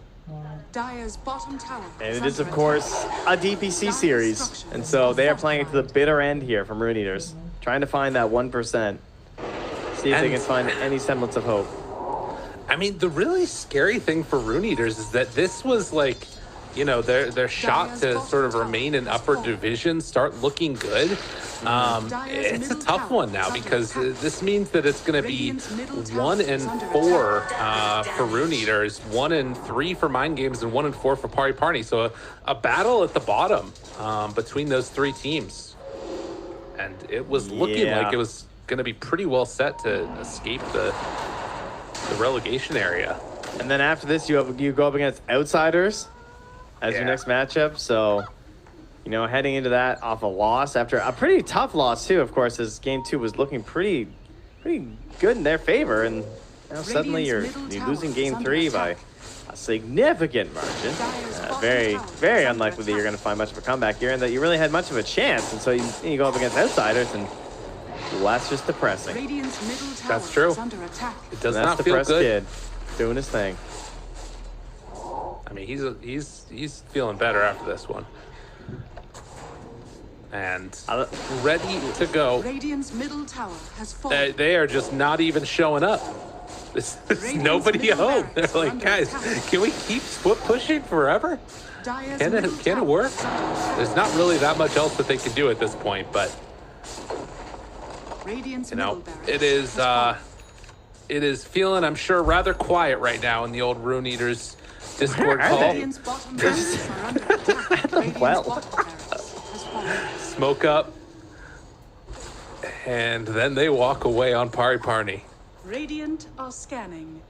The basket's playing like he is bots level 2 or something. Yeah, he's nowhere nearby.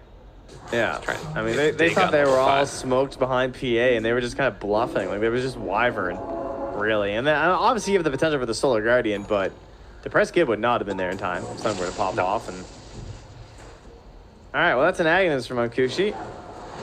I mean, the one thing this has all been building up to has been MKB Terrorblade, and he hasn't completed.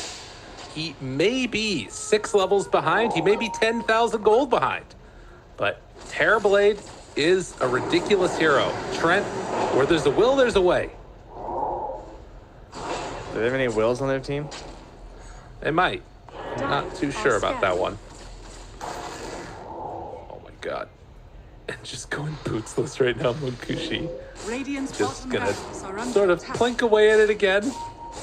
Daring anybody to come up and deal with the PA. I mean, it's actually absurd when you think about the Fan of Knives. Because it's 16% of your max health, and it's every 6 seconds on multiple Dire's heroes. top tower has That fallen. is pretty insane, Trent. That is a problem. They have spent I'll tell you more one time. thing. No one expects you to be hiding in a triangle during this. Radiant's No. middle barracks. I'll Not give you even that. a little bit. It's a bold move. They try and find the back lines. Okay. That's the jump right at the start. Find immersion and going to drop. Gucci completely separate from the rest of them. Fan of Knives turns, tries to bring him down. This is looking pretty good. One life about to go down. Maybe it's just no. The crits are coming in. CA2000, you can't afford to run. He wanted to sunder, but there was nothing to sunder. Limitless was too far. Mankushi, the madman, is way too strong. It was all looking beautiful for a moment, but only a moment. Shout out Wraith Pact. I believe that might be the end of the game, Trent. Yes, I believe there was a GG and some DCs and some see you laters happening here. And Pari Parni take themselves a big ol' victory. 2-1. Victory. Wow. What a comeback. Yeah, I think that overall Rune Eaters were leading for more of this series. I think so too. They are feeling mighty good about themselves. Like, guys, did we just win that? That happened? What were they doing? Wow. What an unbelievable series of events. And God, you gotta feel for Rune Eaters. That's a tough way to go out. You end it with I think offlane going 0-22 between the Beastmaster and the Marcy. That is all right. A tough game. That's a tough call out. All right, fair, fair but harsh. What I see. Yeah, and I've said before that Depressed Kid was looking a little bit rough this season for someone who we all hold in pretty high regard in terms of his overall potential. It felt like there were some games where he just honestly, it looked like he didn't care. Which typically I don't like to put the emotions of a player or something based on their play, but honestly, that's kind of what it felt like. But today. These last 2 games, it looked like he really has some sort of a reinvigorated passion, or there's something in the draft that he feels like he's more empowered because he popped off in both games. So shout out to both him and Mankushi. Certainly felt like this was more led from the 1 and the 2 in these games. And then Pasha also finding a great hero in game number 3 in the Dawnbreaker, struggling really for impacts in both game 1 and game 2, I would argue. And now he just all 3 cores look like they just got what they wanted in this one. So very well done by Pari Parni. Very, very well done indeed. And yeah, revitalized Kid. We're on the new train. Choo choo. We called it earlier. Will it end up amounting to a 3-way tie later on down the road? That's still to be seen. As Rune Eaters are now going to be 1-4, tied with Pari Parni, also at 1-4. And Mind Games is that other team that they're battling out with in the battle. This is Nash drop. She's gonna get mad at you. We're not supposed to do this. Yeah, my bad. Come on, they got the graphics. What are you doing? They'll forget by the time we get through to the commercial anyway. So speaking of which, we'll be back in just a few after the break. See you on the other side where the panel's going to break down all the action before I do their job. See you in a bit.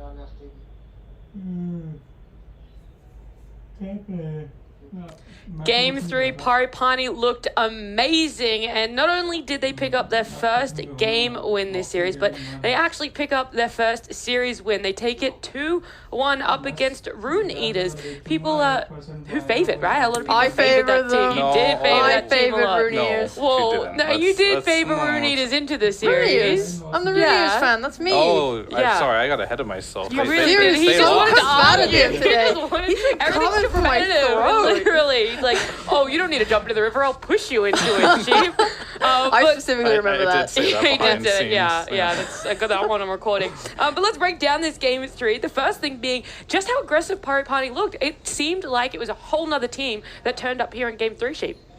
Gods, yeah, they were really, really good. I mean, obviously it's off the back of their draft just being better and easier to play. Like, I think they did a really good job, though, even on the slight technical side. For example, a lot of their fights were happening because they were jumping in with Void Spirit, using the Remnant Pole to stun, and using, like, a Skywrath out on top of that, and, like, backing off with the Void Spirit. So they weren't over-committing. They were getting pick off like that, and then they would kind of go in a bit more because they had the backup of the Dawn ult anytime Rune has decided to commit with the Beast Roar. We even see like a few times when someone would get rolled. I think it was PA. She had Dawn ult and Wyvern Heal on top of her. Not this right here. She just does not die. No damage taken. She literally comes out of That's that. a lot of heal. That curse, looking back to full health. So they had a great lineup on the side of Pari Parni and played almost perfectly. Rune Eaters though didn't really have much way into this game, it felt, even though in Game 2 the TB looked great. They picked it up again here in Game 3, but it just didn't have the same impact for you. Yeah, first of all, laning stage was worse for TB this game. He struggled against the Dawnbreaker. I think it was Trent was making some jokes about how, game 1 and 2 kind of played like the old heroes, the Slardar. We played the Axe, and like, oh, I get to play a new hero now. This is kind of broken. Get to win my lane, get a scale, do all these other things that these old single target offlaners don't get to do. So great laning stage, honestly, here for Pari. And just the TB just didn't have a great lane, and then on top of it, I knew it was going to be a hard game for them. I mentioned that